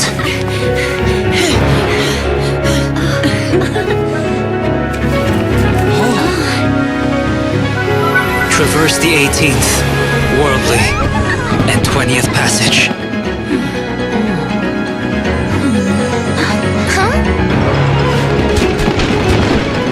Emergent soul, enter the mortal realm. Elevate festering flesh into sacred blood and bone. O sages, witness my great undertaking.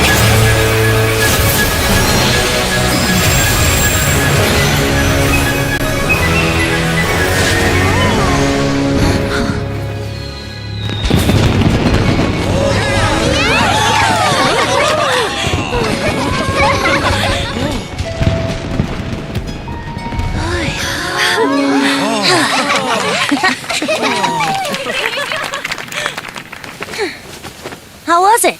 Not bad, right?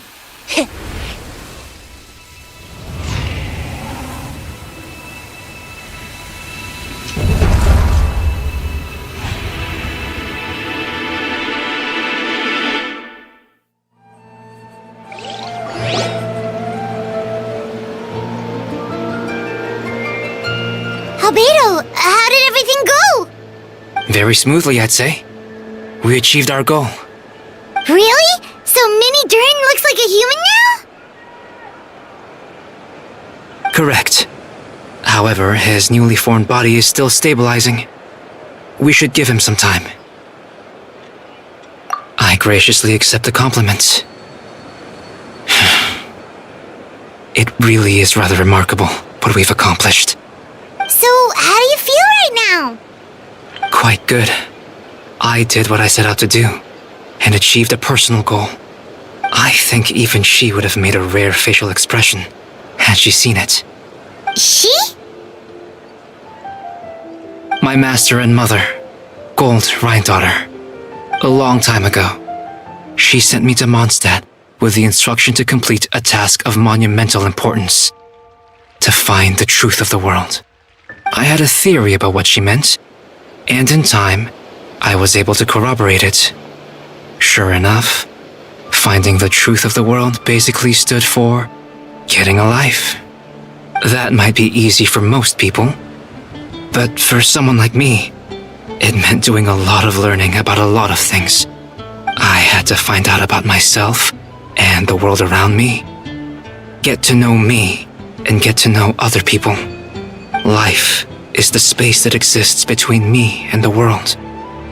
To become truly human, I had to inhabit that space. So, for an artificial human, finding a life is, in some sense, equivalent to finding the truth of the world. So that's what she meant, huh? Well, no wonder those monsters wanted to infiltrate the city and replace you. They wanted your life for themselves! Being alive is just existing, but having a life is what makes you truly human. I think that's the message she wanted to get across to me.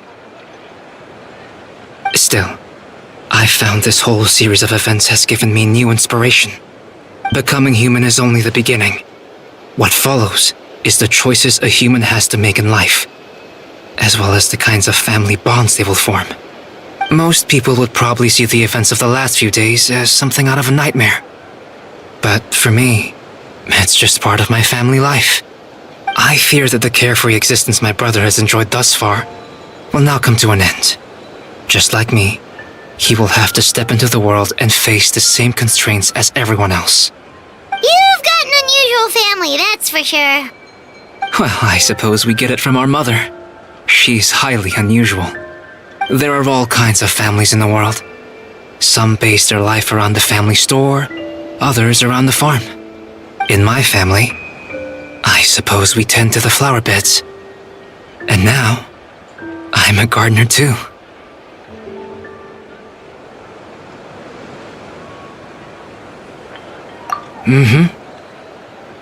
Master never showed her face. But if the Hexen Circle knows what I've done, that means she knows as well, and gave her approval. Since devouring Nibirius, it would seem she has finally found a modicum of peace. And if so, then I am truly happy for her.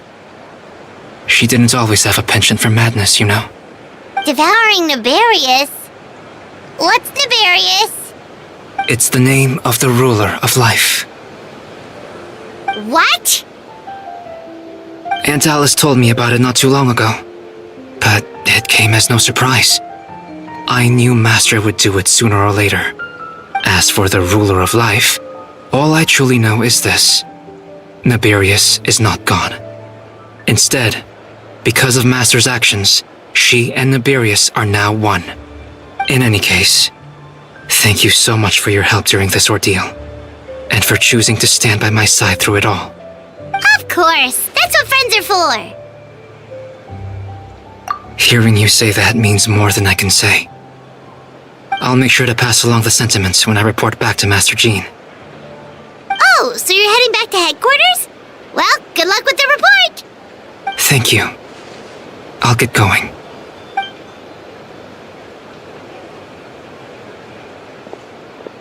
Wow, this Windbloom Festival turned out to be a special one.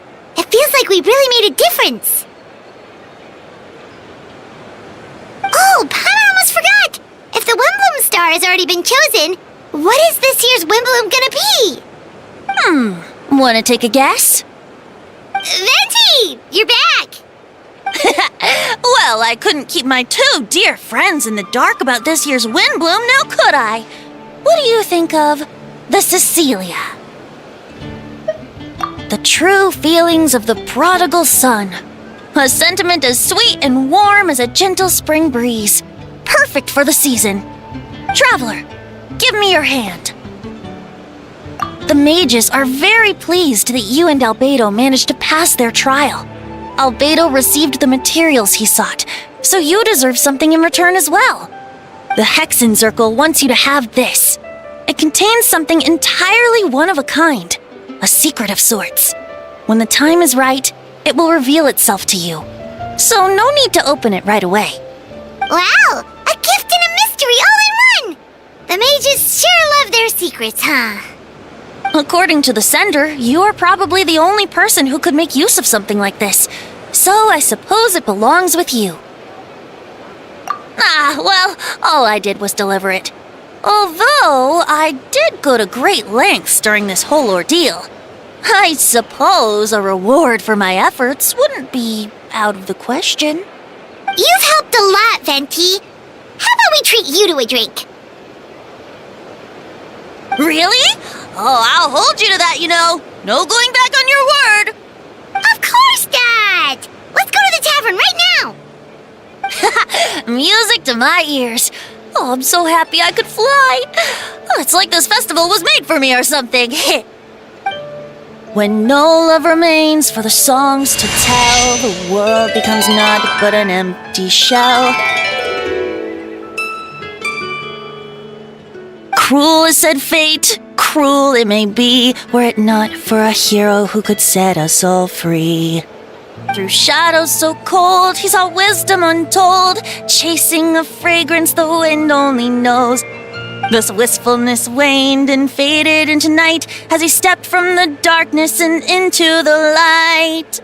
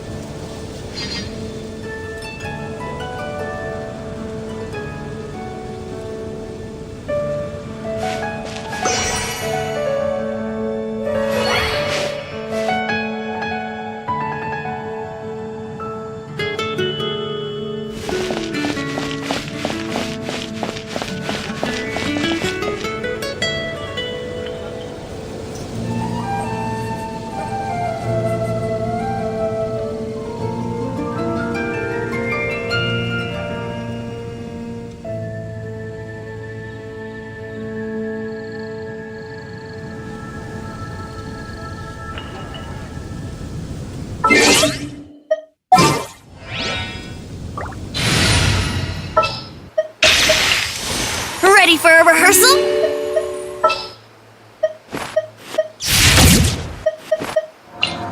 Sure.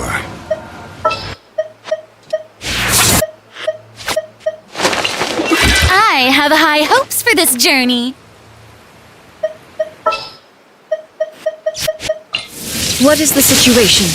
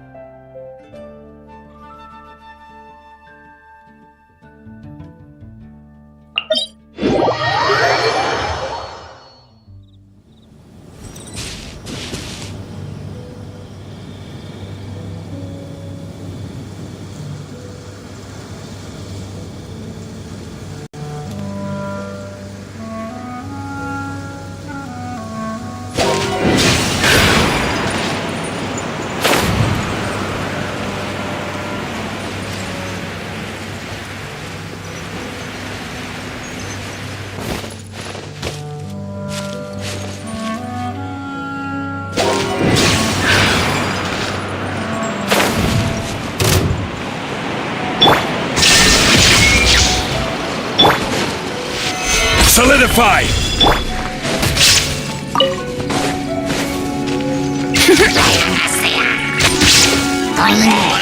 Think you can get away? Shower me with praise!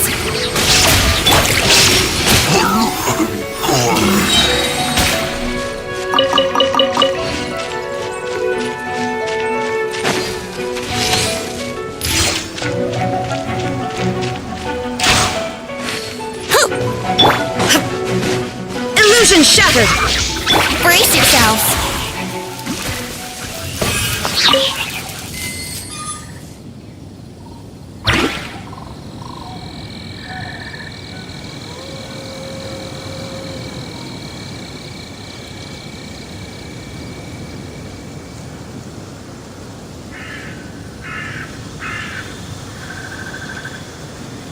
Come on, traveler, let's go!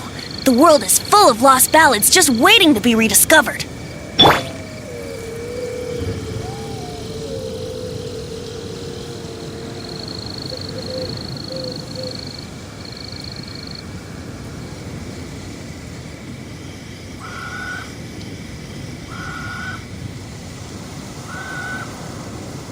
Osmanthus wine tastes the same as I remember. But where are those who share the memory?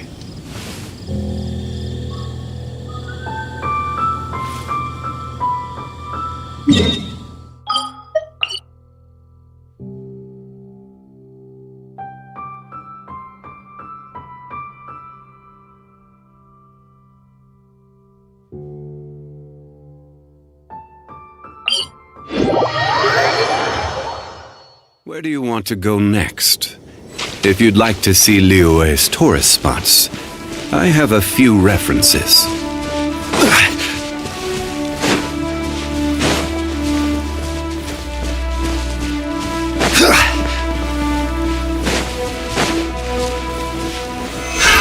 Another test subject.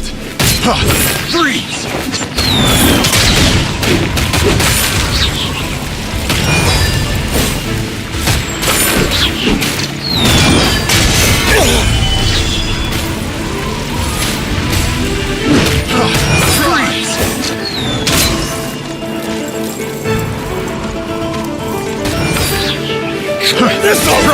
Stabilize! This is order! There is no escape!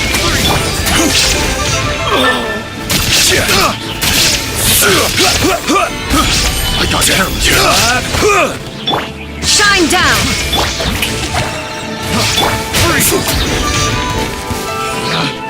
Picked the wrong test subject.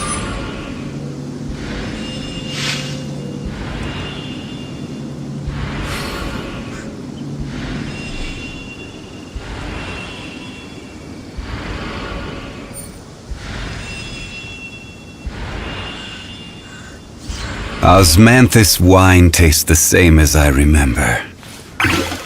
But where are those who share the memory?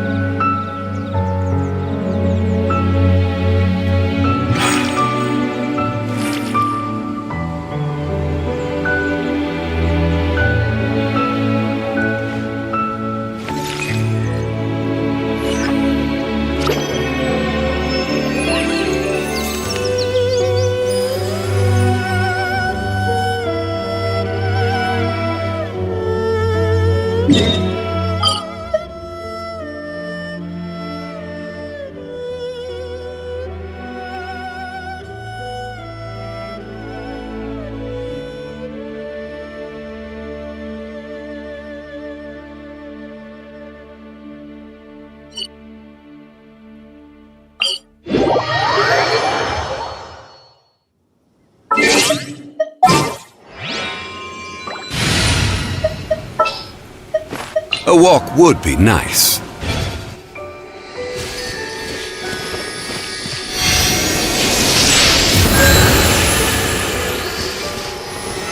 Solidify!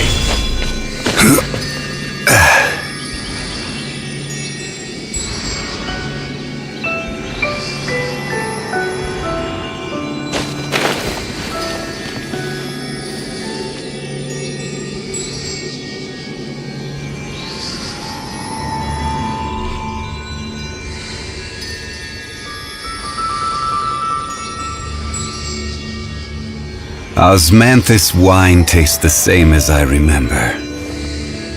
But where are those who share the memory?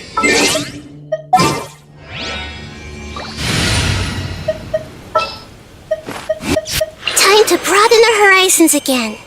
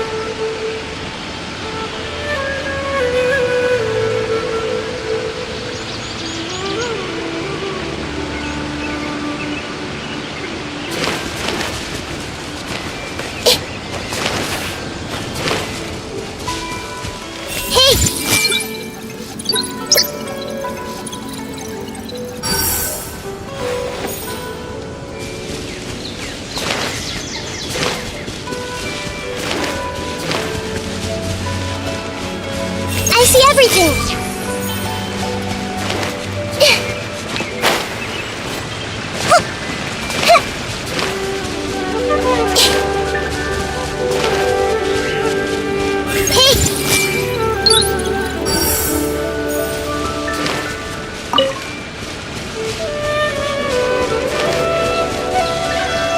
Everyone hold hands!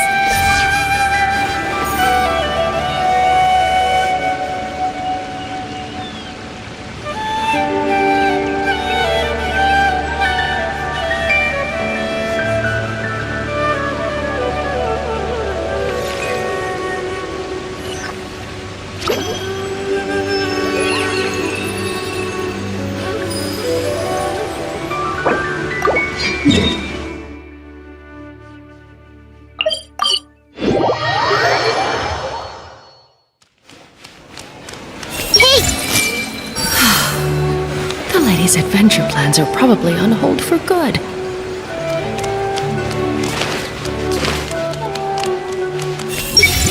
Kitty book bitty. I see everything! Nothing escapes my eyes. Don't you think my caress? Hey! Harem is a tough nut to crack. Everyone hold hands! Harem is a tough nut to crack. I want to buy more! Don't you remember your... The lady's adventure plans are probably on hold for good.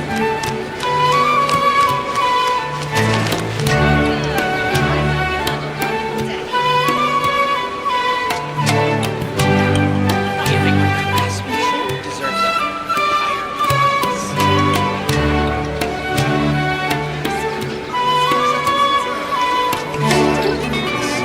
If you're not sure what to do next,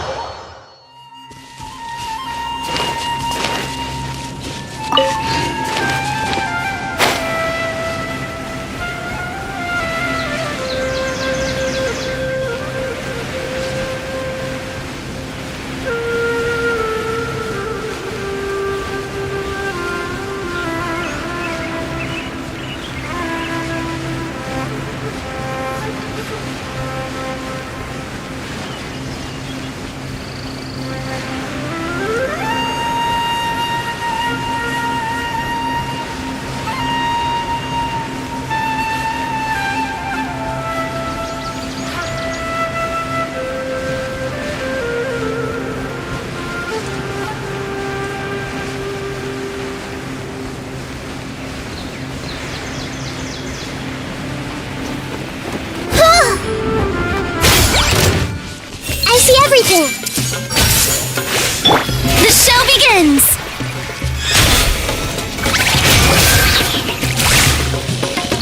There is no escape!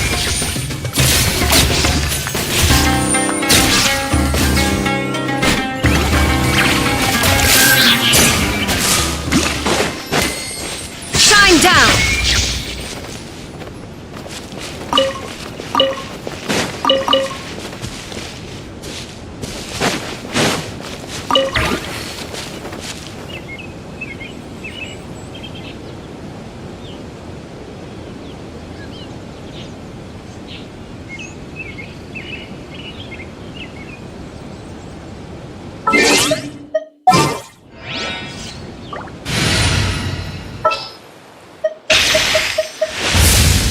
Ready to ride!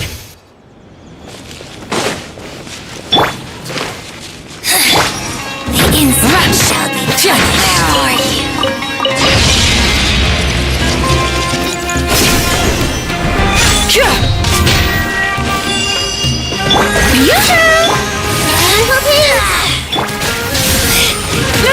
punished for you. Begone!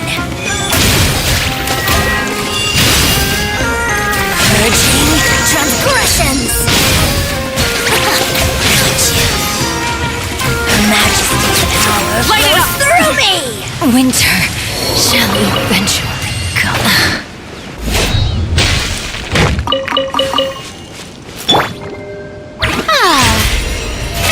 How brilliant!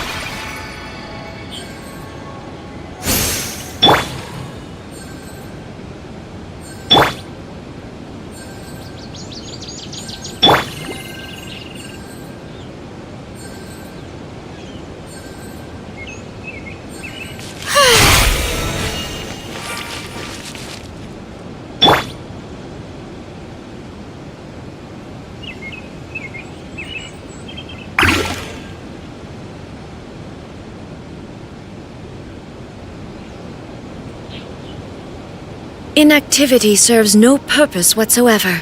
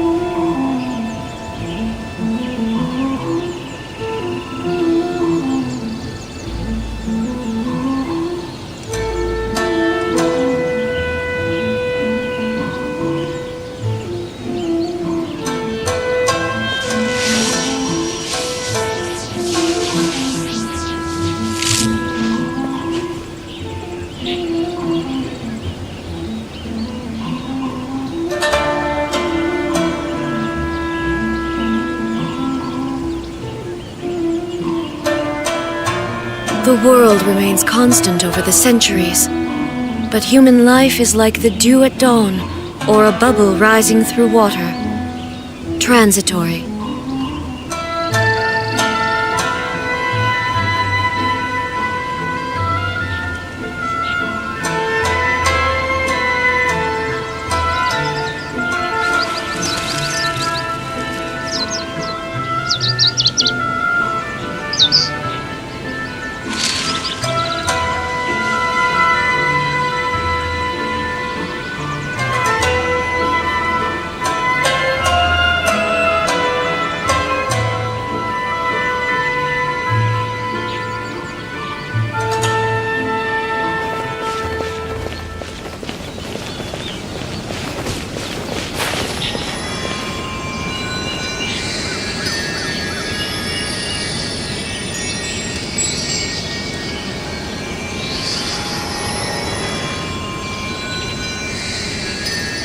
All the world holds dear is but a backdrop of constant motion.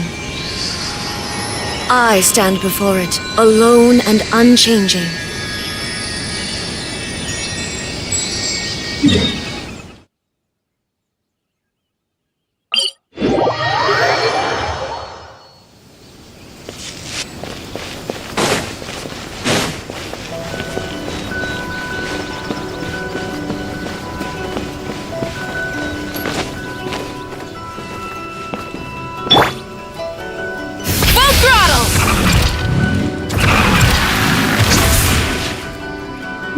sake of the...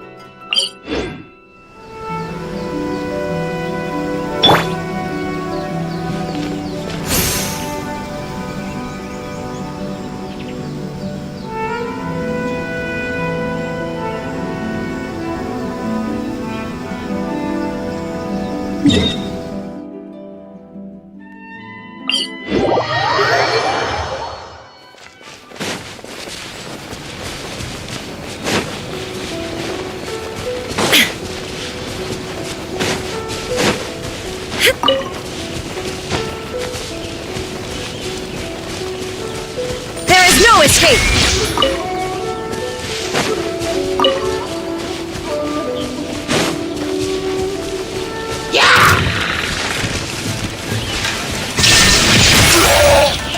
Torn to oblivion!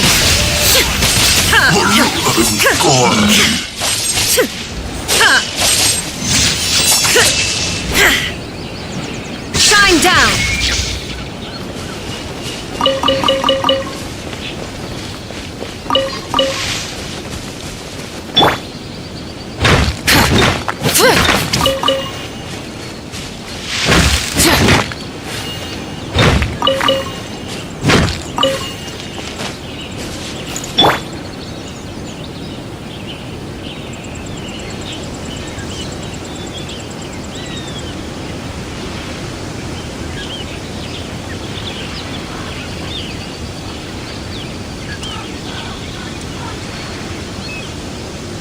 The world remains constant over the centuries, but human life is like the dew at dawn, or a bubble rising through water.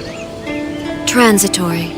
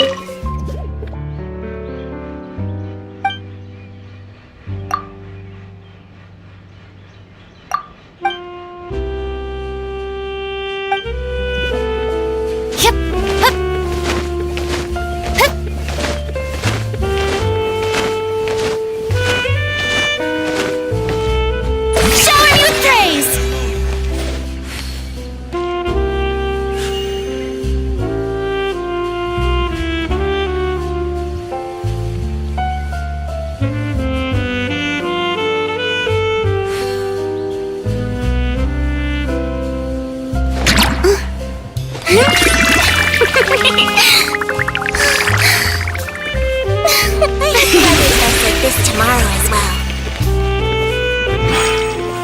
May I present?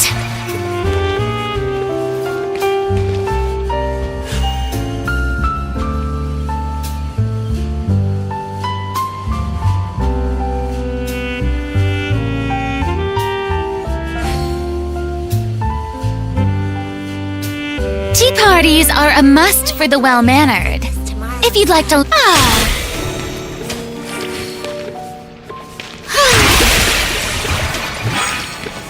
Welcome to Ballet Mermonia.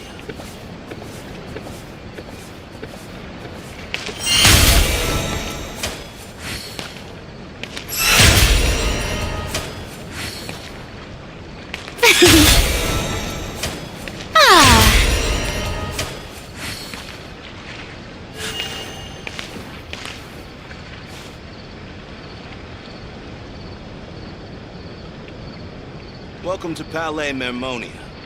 I have to keep an eye on the deployment of guards at all times.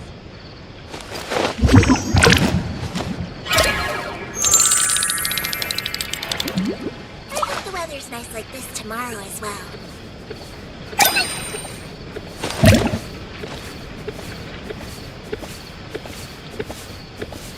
Welcome to Palais Mermonia.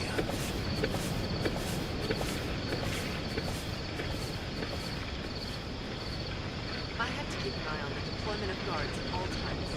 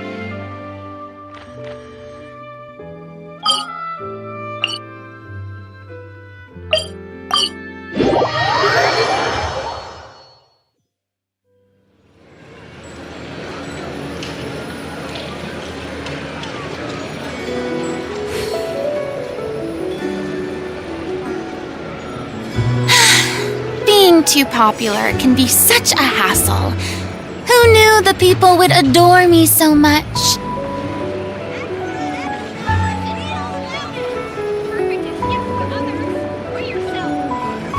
This land holds nothing but promise for adventurers in all walks of life.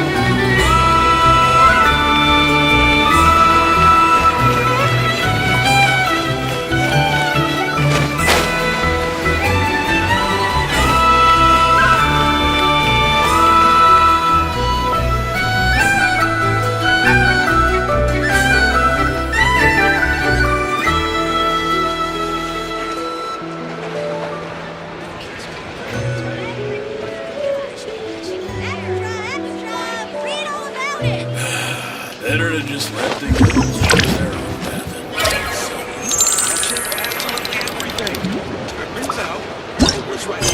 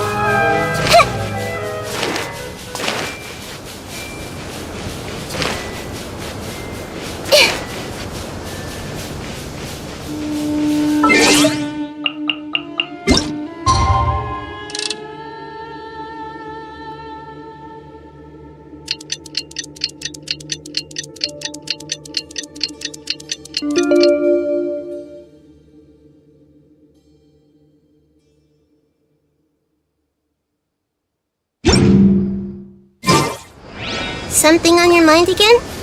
Let's work through it together. 2 heads are better than 1.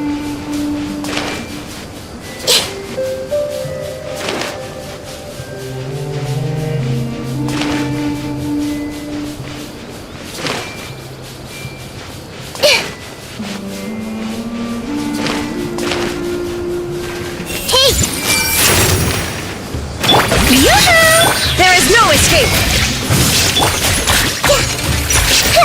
I see everything!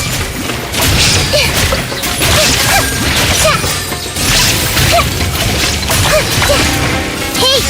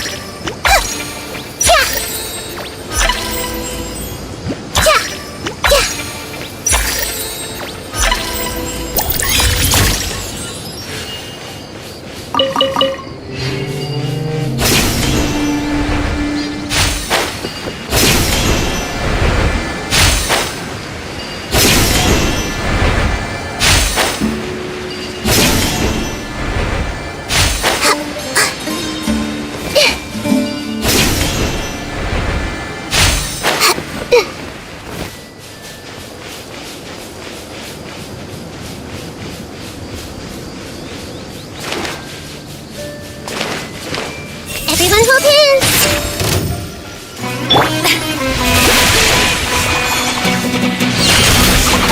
How dare you!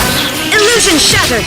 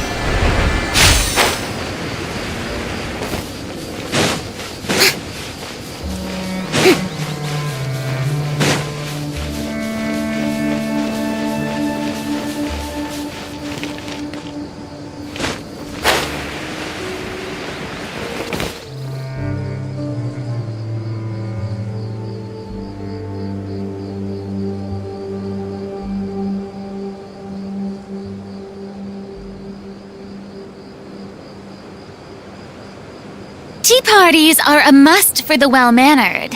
If you'd like to learn the proper etiquette, I'd be happy to teach you.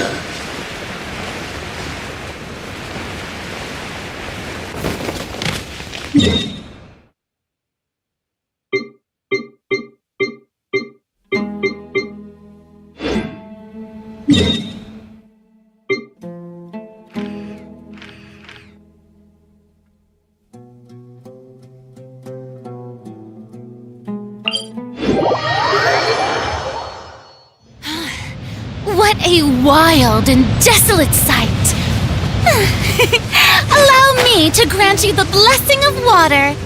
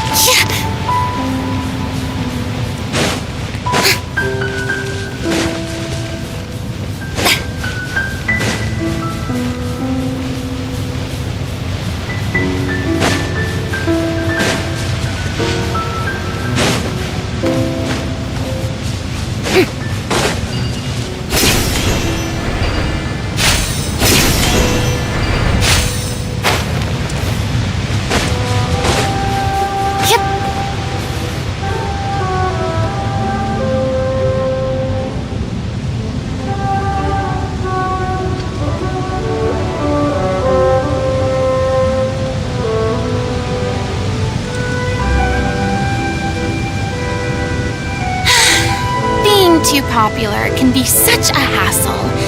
Who knew the people would adore me so much?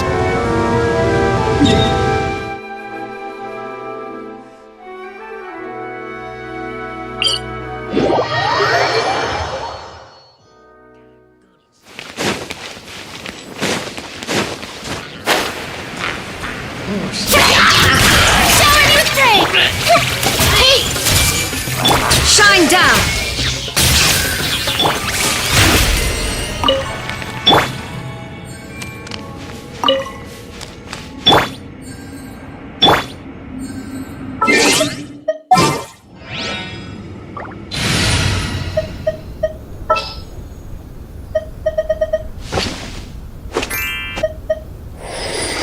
All is accounted for.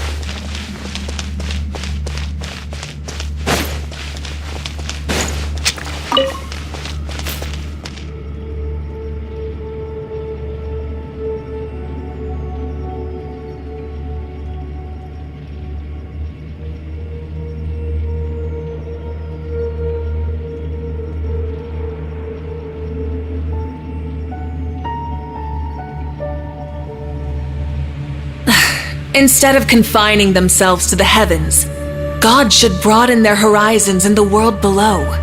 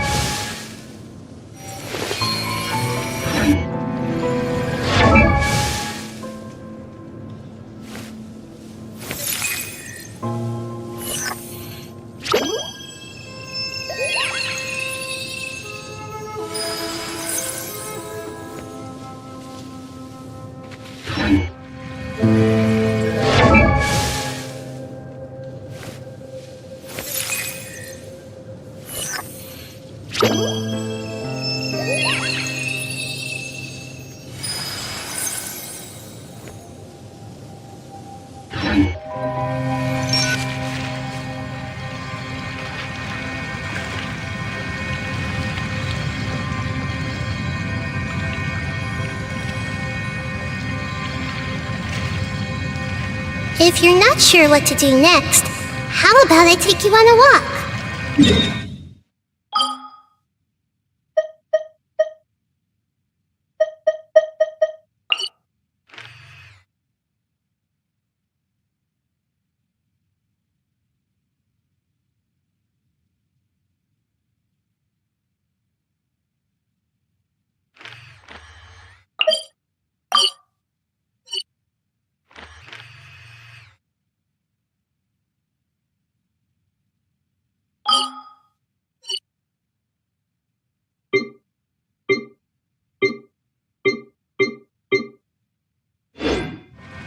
What they...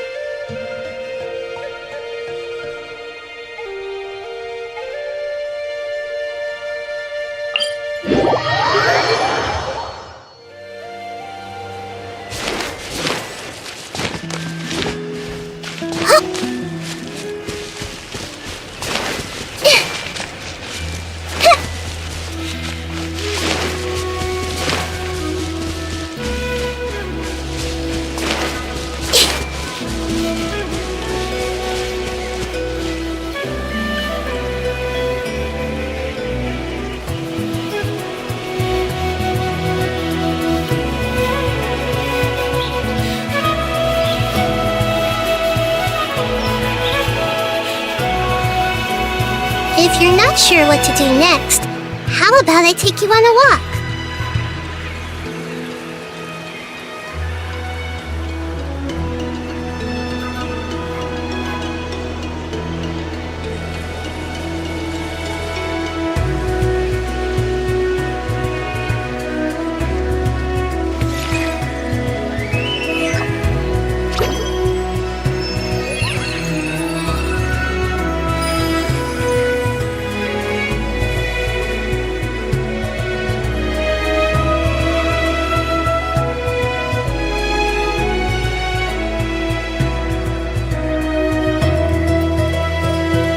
Something on your mind again?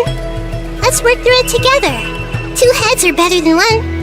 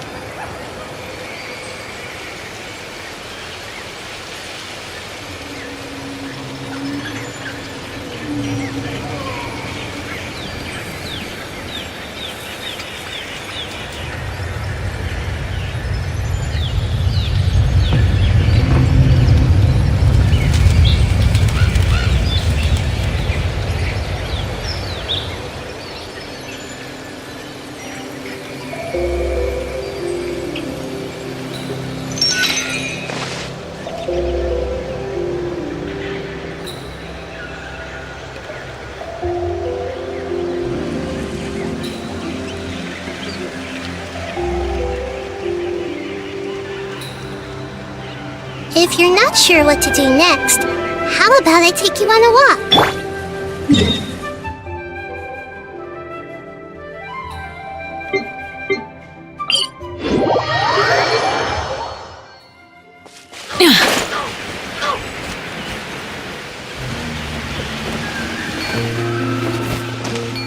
Try and stop me!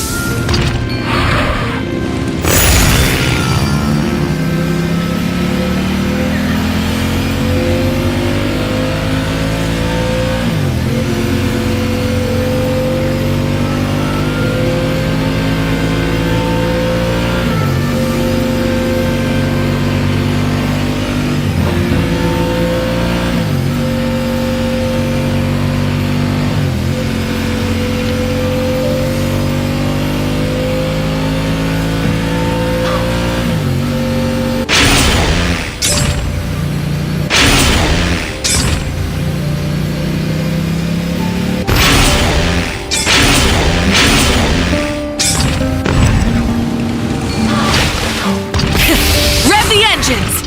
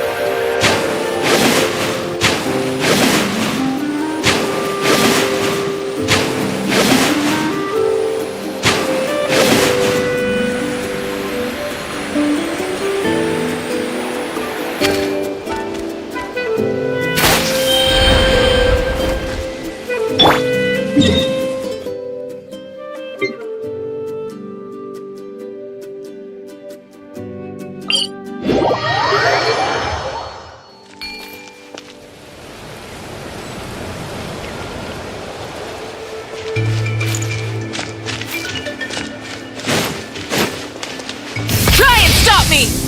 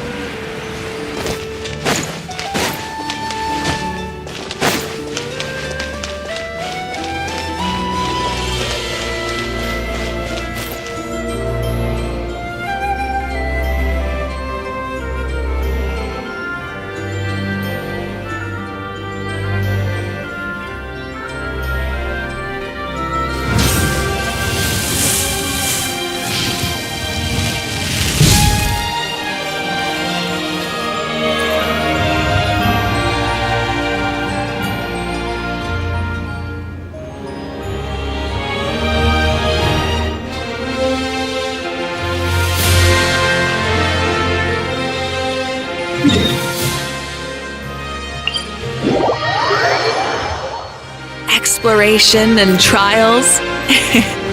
Adventuring is right up my alley.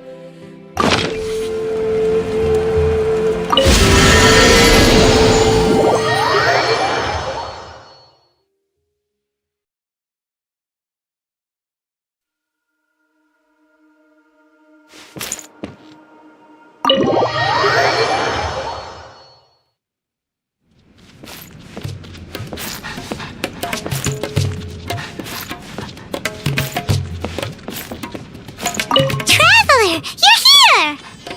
Anything interesting you want to talk about today? We should get something tasty to eat.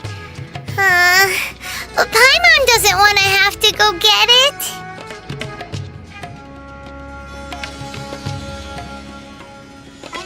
Ooh, okay!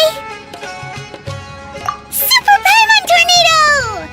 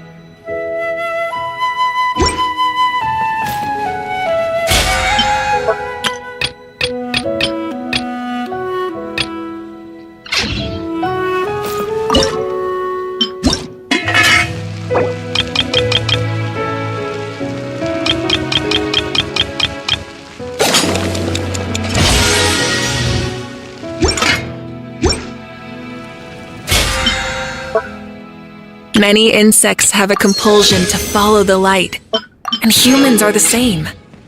Except we call that light hope.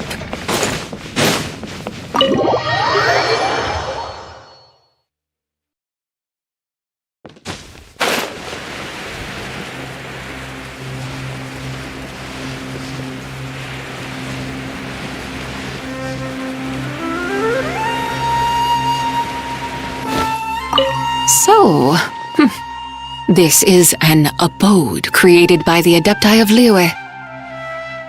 Mighty and illuminated indeed. The environs here are most comfortable. The air is pure and peaceful, free of taint or pollution. I am certain that your honest spirit was what allowed such an abode to be made manifest. But of course, all things here are fashioned from your every thought. As your thoughts fly, so shall they be.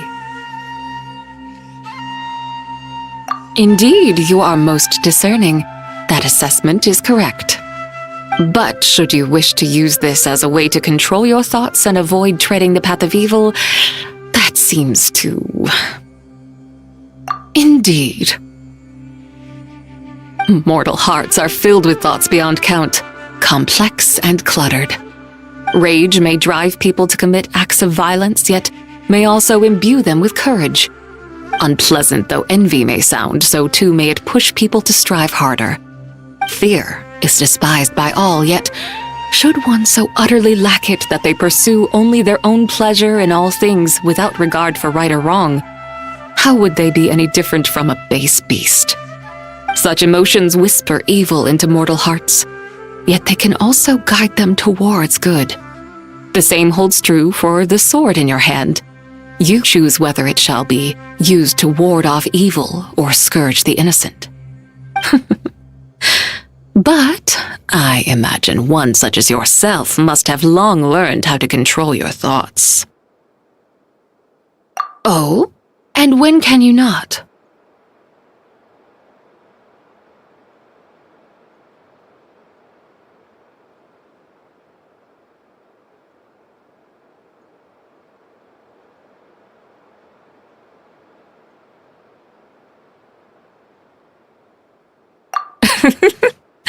Oh, apologies.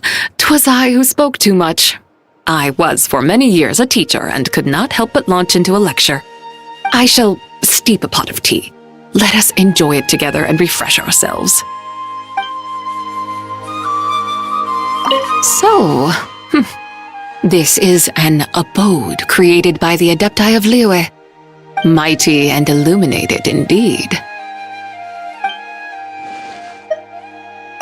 Certainly. Are you interested in mathematics? I often used that to pass the time while I dwelt on the moon. I have not laid my arithmetic tomes down after arriving in Liyue either.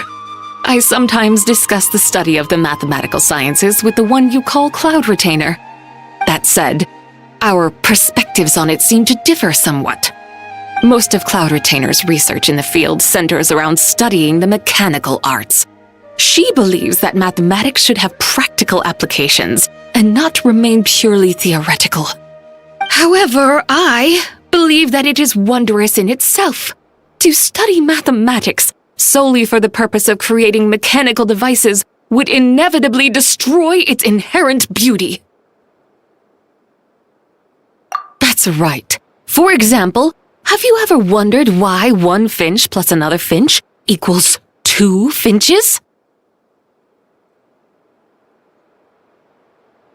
That's right. This is a natural law, one that everyone knows.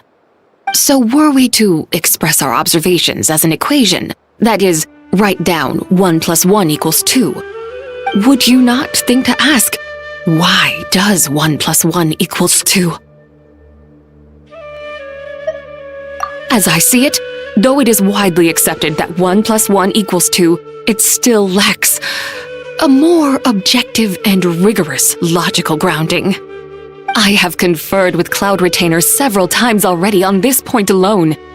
She initially thought that such discourse was nonsense, but after hearing my explanation, she too became interested in this type of theoretical research.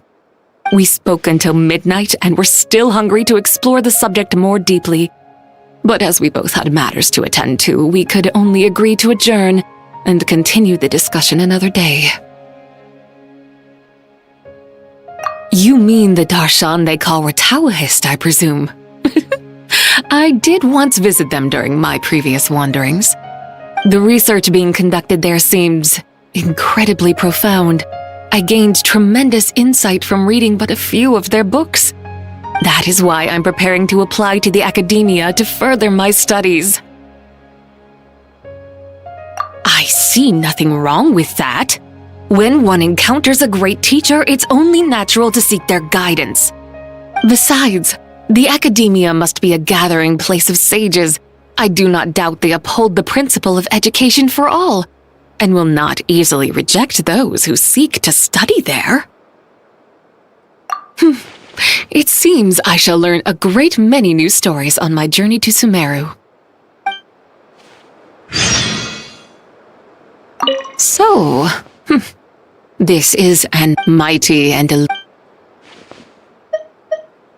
in a place so tranquil as this, the best thing to do is relax your body and mind and let your spirit wander freely. I believe that mortals would call this... Indeed, spacing out. Were I to force the issue through adeptal arts, it could hardly be called spacing out, now could it?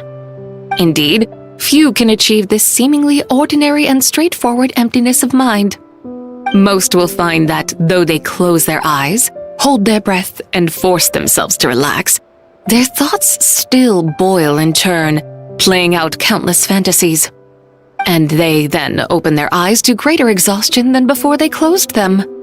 Perhaps this is why they say peace of mind is hard to find.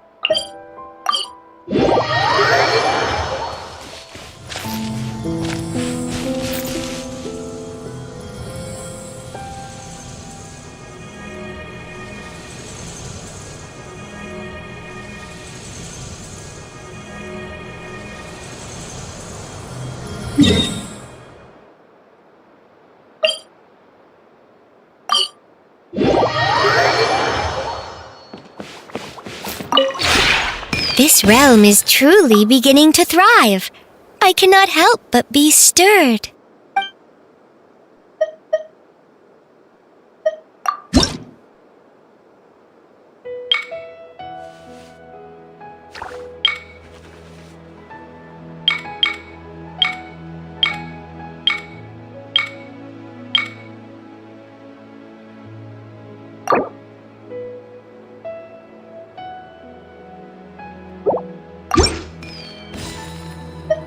If you ever have any questions about the realm within, you may ask me.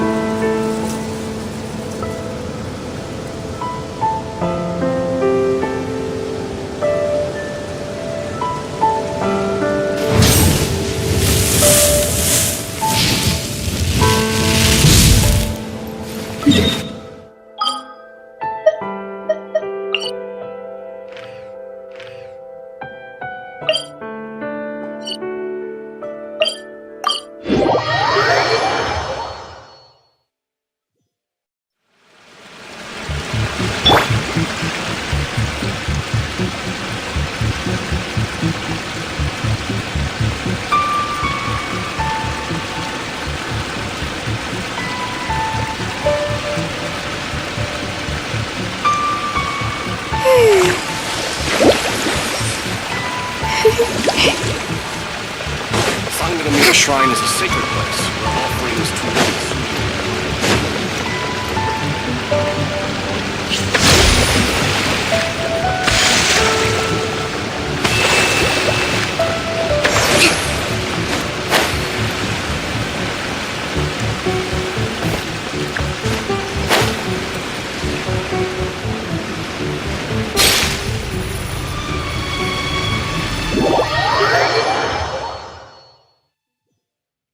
Breathtaking.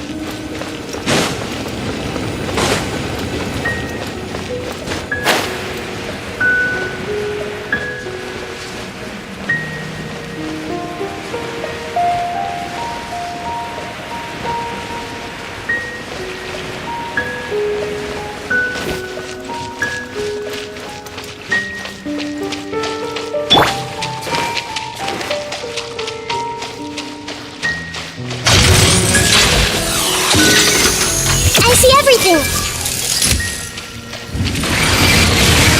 Allow me! There is no escape!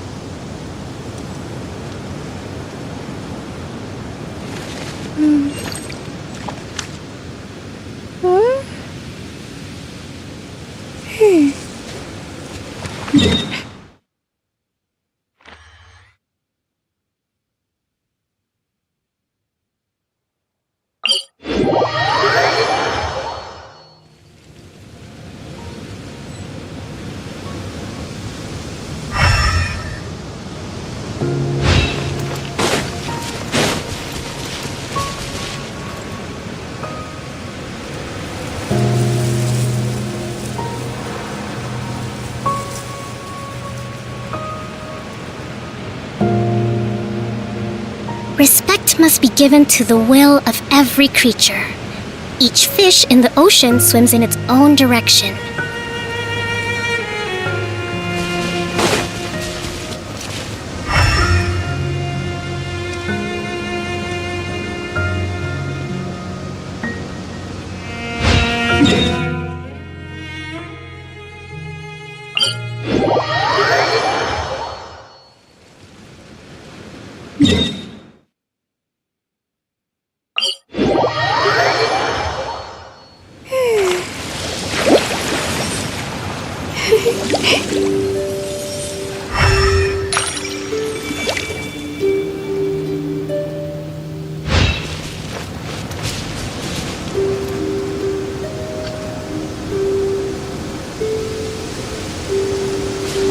Let's move out.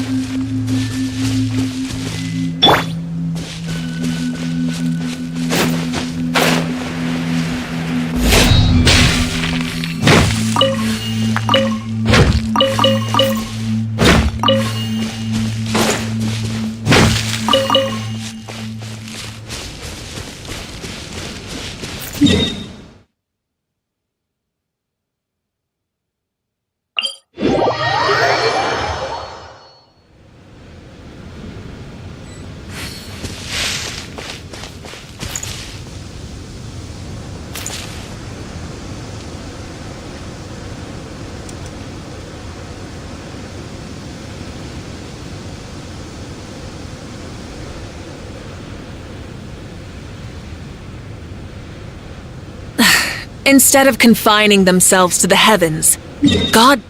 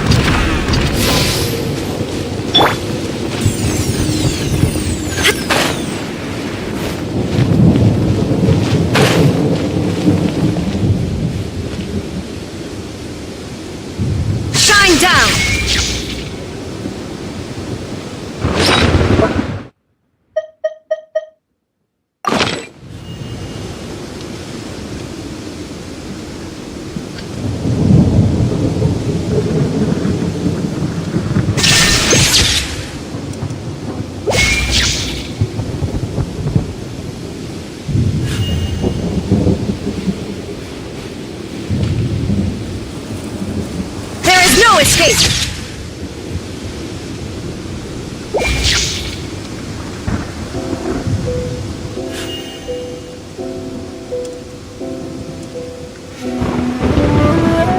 Illusion shattered!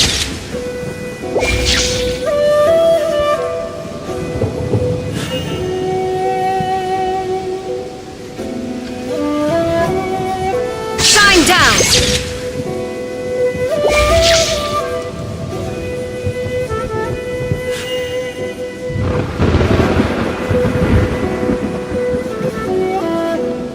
There is no escape!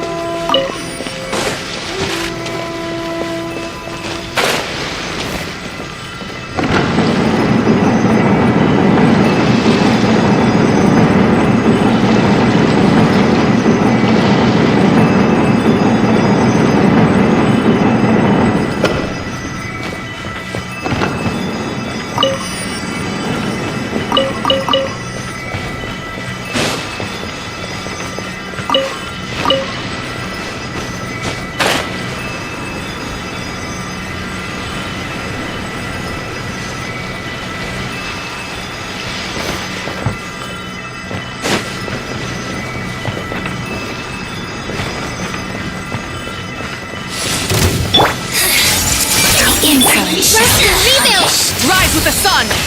Shine down! Killjoy! Like I went too far.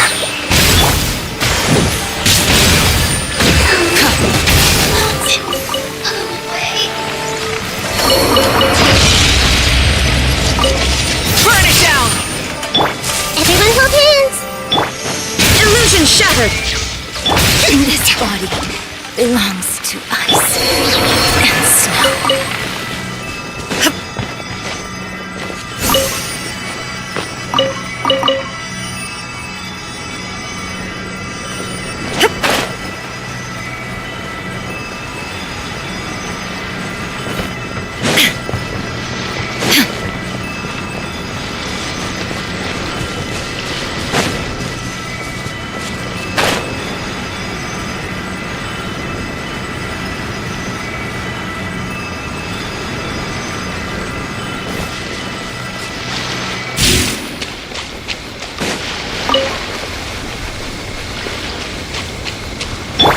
I see everything!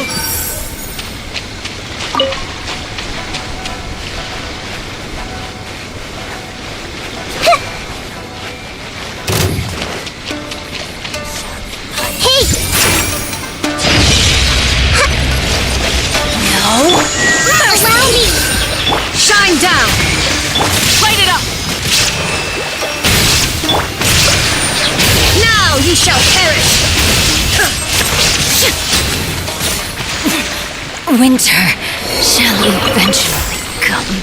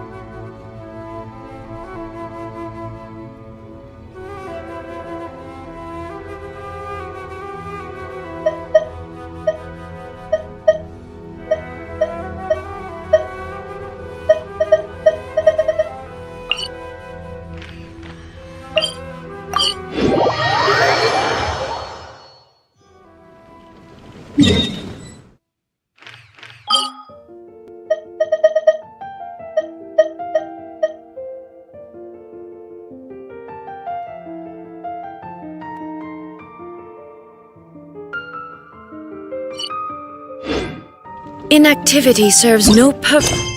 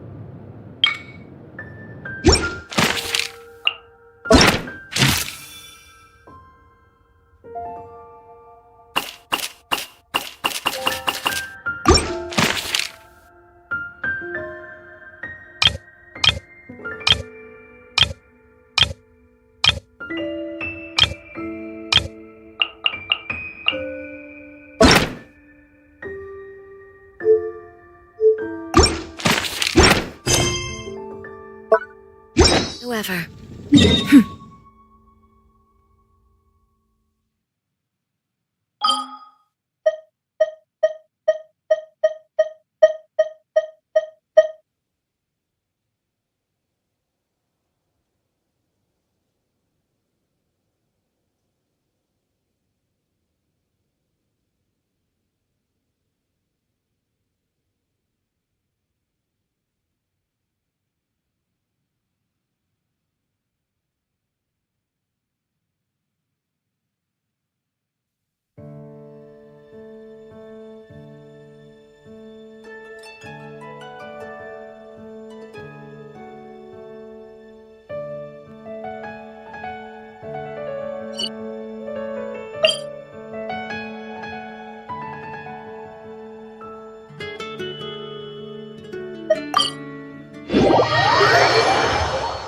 All the world holds dear.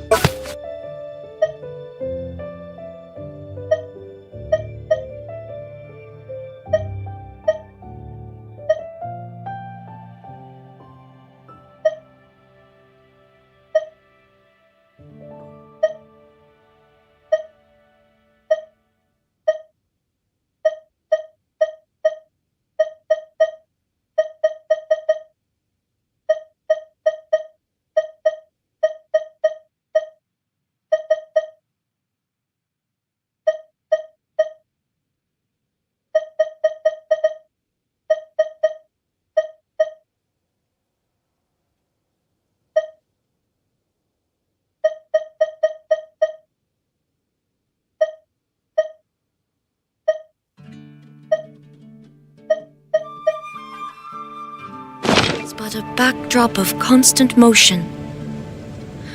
I stand before it, alone and unchanging.